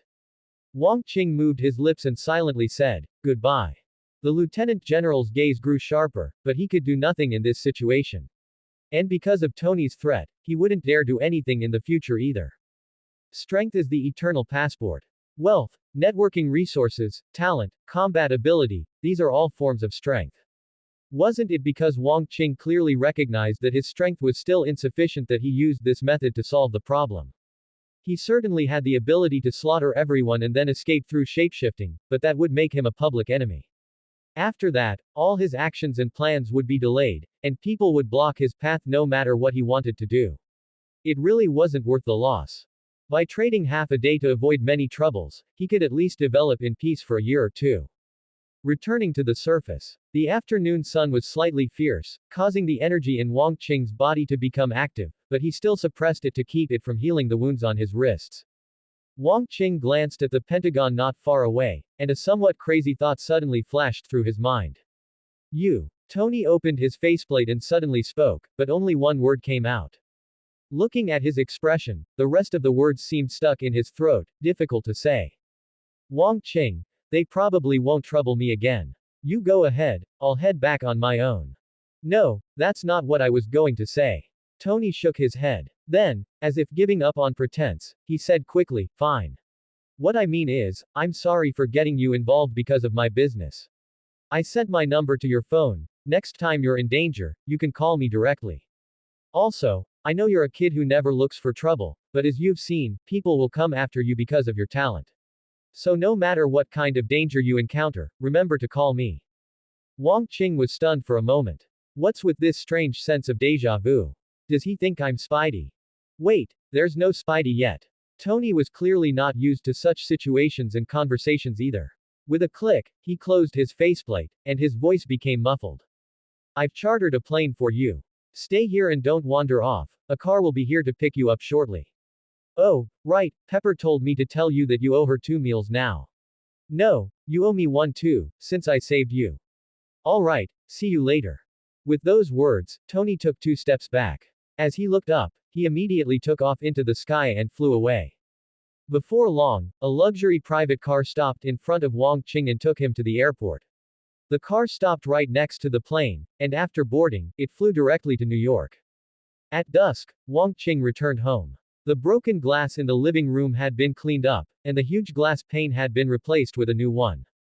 Miss Potts arranged it. She left just an hour ago. Samuel explained while waving his hand to control the phone, making it float gracefully over to Wang Qing. Wang Qing's brow twitched. Awakened. Samuel nodded with a smile. After you left this morning, I fell into a wonderful state in the workshop. Not bad. It seems awakening indeed requires some stimulation, whether psychological or physical. Taking the phone, Wang Qing saw a text message Pepper had sent earlier. It was mostly words of comfort and told him to rest well, she would contact him in a few days about the meal. After reading it, he replied with his thanks. There was also a new number saved in his contacts under the name Tony Stark. Turning around, Wang Qing put 2 band-aids on his wrists. Samuel frowned deeply at the sight. Wang Qing, I could make this minor injury disappear instantly, but not right now. In fact, I might even need it to heal a bit slower. Pepper and Tony's actions were as he expected, but some of their emotional reactions seemed to exceed his estimates. In terms of overall strength, what Wang Qing lacked most was networking resources. Perhaps this time he could make up for that deficiency. The awakening of a new ability is a great thing and should be celebrated. However, I still have things to do right now, I'll make it up to you later. It's all right, sir. Then, see you tomorrow. He stepped out, leapt into the air, and transformed into an eagle spreading its wings. A cyan light emerged, and his speed surged. In an instant, he tore through the air and the sonic barrier, appearing on the horizon in the blink of an eye. Night fell. High in the sky, the bald eagle locked onto its prey's figure, following it from the Pentagon to a certain residence. The eagle's body dove rapidly. 3 meters from the ground, it transformed into a silver tabby cat. The cat's paws landed silently, and with a leap, it slipped through a window into the room. The lieutenant general stood in the living room with his coat off, making a phone call in a rage. I don't care what Tony Stark said. That fool yellow monkey actually dared to mock me. I will definitely make him pay the price. Stage a fatal accident. Could Tony Stark really trouble the Pentagon over a car crash? I didn't say do it now, but you start preparing from now on. I'm waiting to hear of his death at any moment. Hanging up the phone, the lieutenant general's anger had not subsided.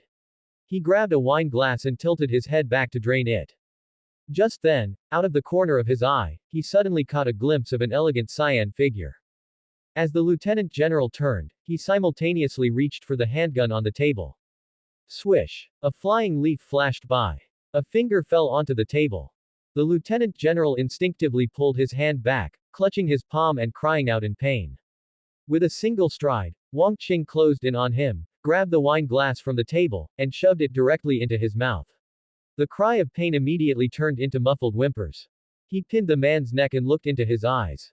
I clearly said goodbye. Why are you still so surprised? Logically speaking, even if he wanted revenge, it shouldn't be this fast. For instance, even if the lieutenant general wanted him dead, he wouldn't immediately arrange an accident, as that would only make everyone instinctively suspect him. But there's a saying, revenge is best served without delay. And another, as long as you're alive, I can't sleep. The words he just heard proved that Wang Qing hadn't misjudged. The other man was indeed narrow-minded and incredibly vindictive. Even if there was no real hatred between them, he would still mark you as a mortal enemy over a single incident, a word, or even a look, even if you didn't even know his name. Dealing with this kind of person meant casting everything aside and eliminating him as soon as possible. Otherwise, you would never know when or how he might stab you in the back. Aren't there many cases in history or stories where things went south because of this? So, Wang Qing came. And his alibi was strong enough. The driver, the flight crew, and the surveillance cameras on the way home could all prove he had returned, and it was impossible for him to get from New York back to Virginia in just 10 minutes. He didn't have an Iron Man suit, after all. Home surveillance. Wasn't that destroyed by the militants this morning? MPH. MPH. The lieutenant general's eyes widened as he struggled violently. Although he couldn't see the face hidden in the shadows and didn't find the voice familiar, the situation and the dialogue had already told him who the intruder was. But, how was it possible? His disbelief was written all over his face. If the socially awkward genius from the files, who had become famous as a youth, had such skills, then why was he so easily kidnapped? Could it be that he was intentionally hiding his strength? Using this opportunity to make Tony Stark and the Department of Defense officially break ties? No, given his identity and position, there was no need for him to do that. In other words, did he have an even deeper motive? He just happened to be targeted by the Department of Defense and had to hide his strength, turning to use Pepper Potts and Tony Stark to make his escape. So, he knew all along that we would kidnap him. A terrifying opponent, he was much more formidable than the descriptions and evaluations in the files. But since he had already left, why did he come back for me? Oh tilde. It turned out he knew all along that I never intended to let him go. The rapidly flickering eyes and changing expressions were crystal clear in Wang Qing's eyes. It seems you've figured it out.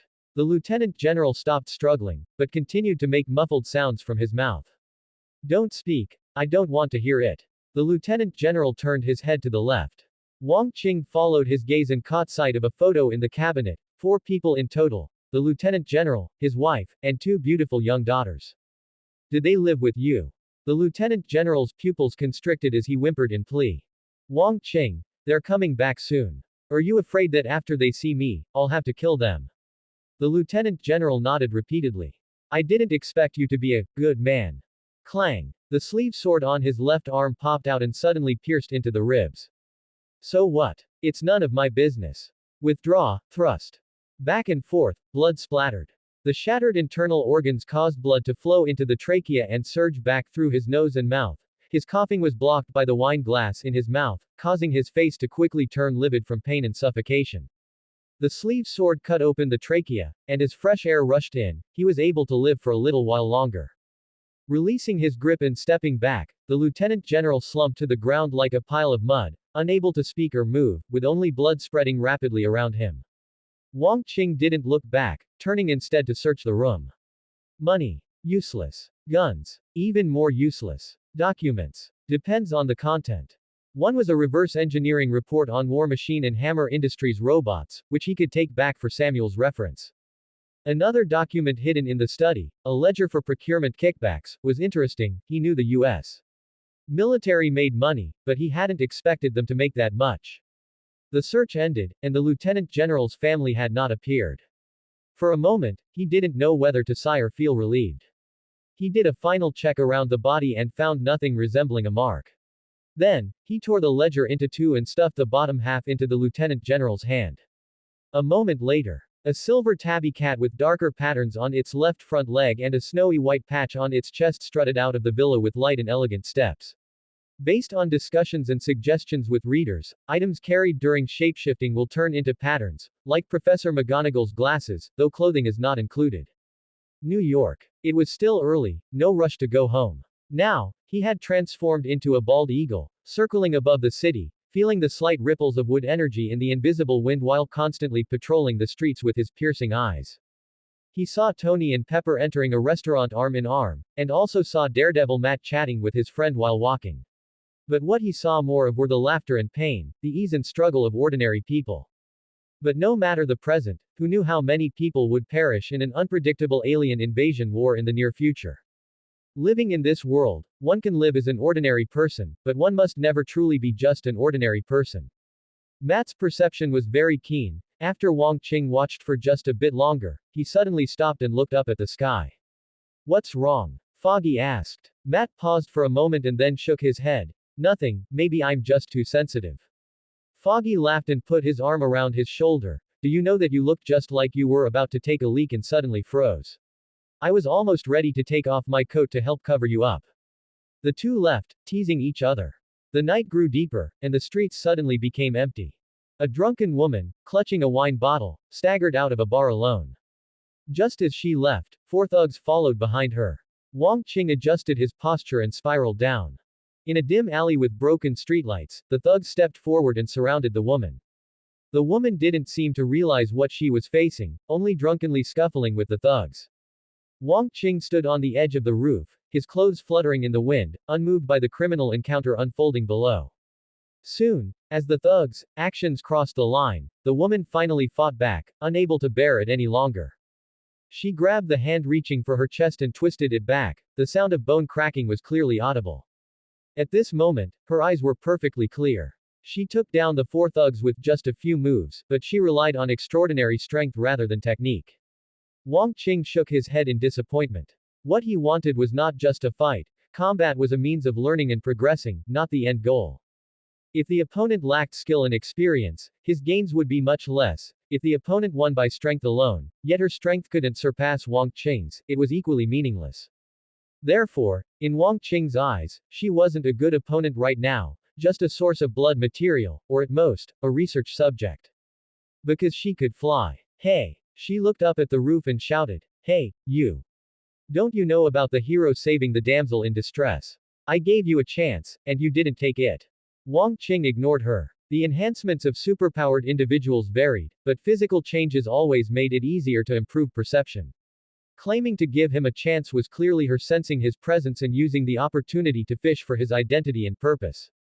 Even if she really offered him a chance, he wouldn't dare. What if she changed her mind and revoked it afterward? Then, without warning, the woman suddenly flew up and floated steadily in front of Wang Qing. Who are you? I haven't seen you before. Although there was wariness in her eyes, she was generally relaxed.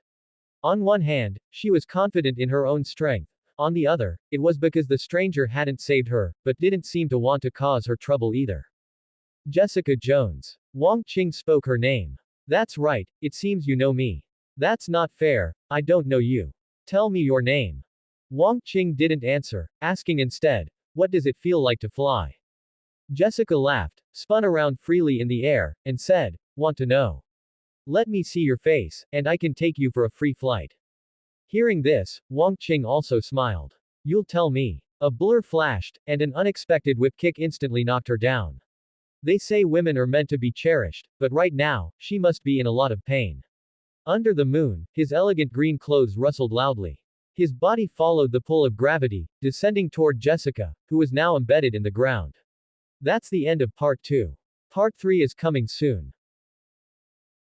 Thanks for watching. Please subscribe and support our channel for more stories.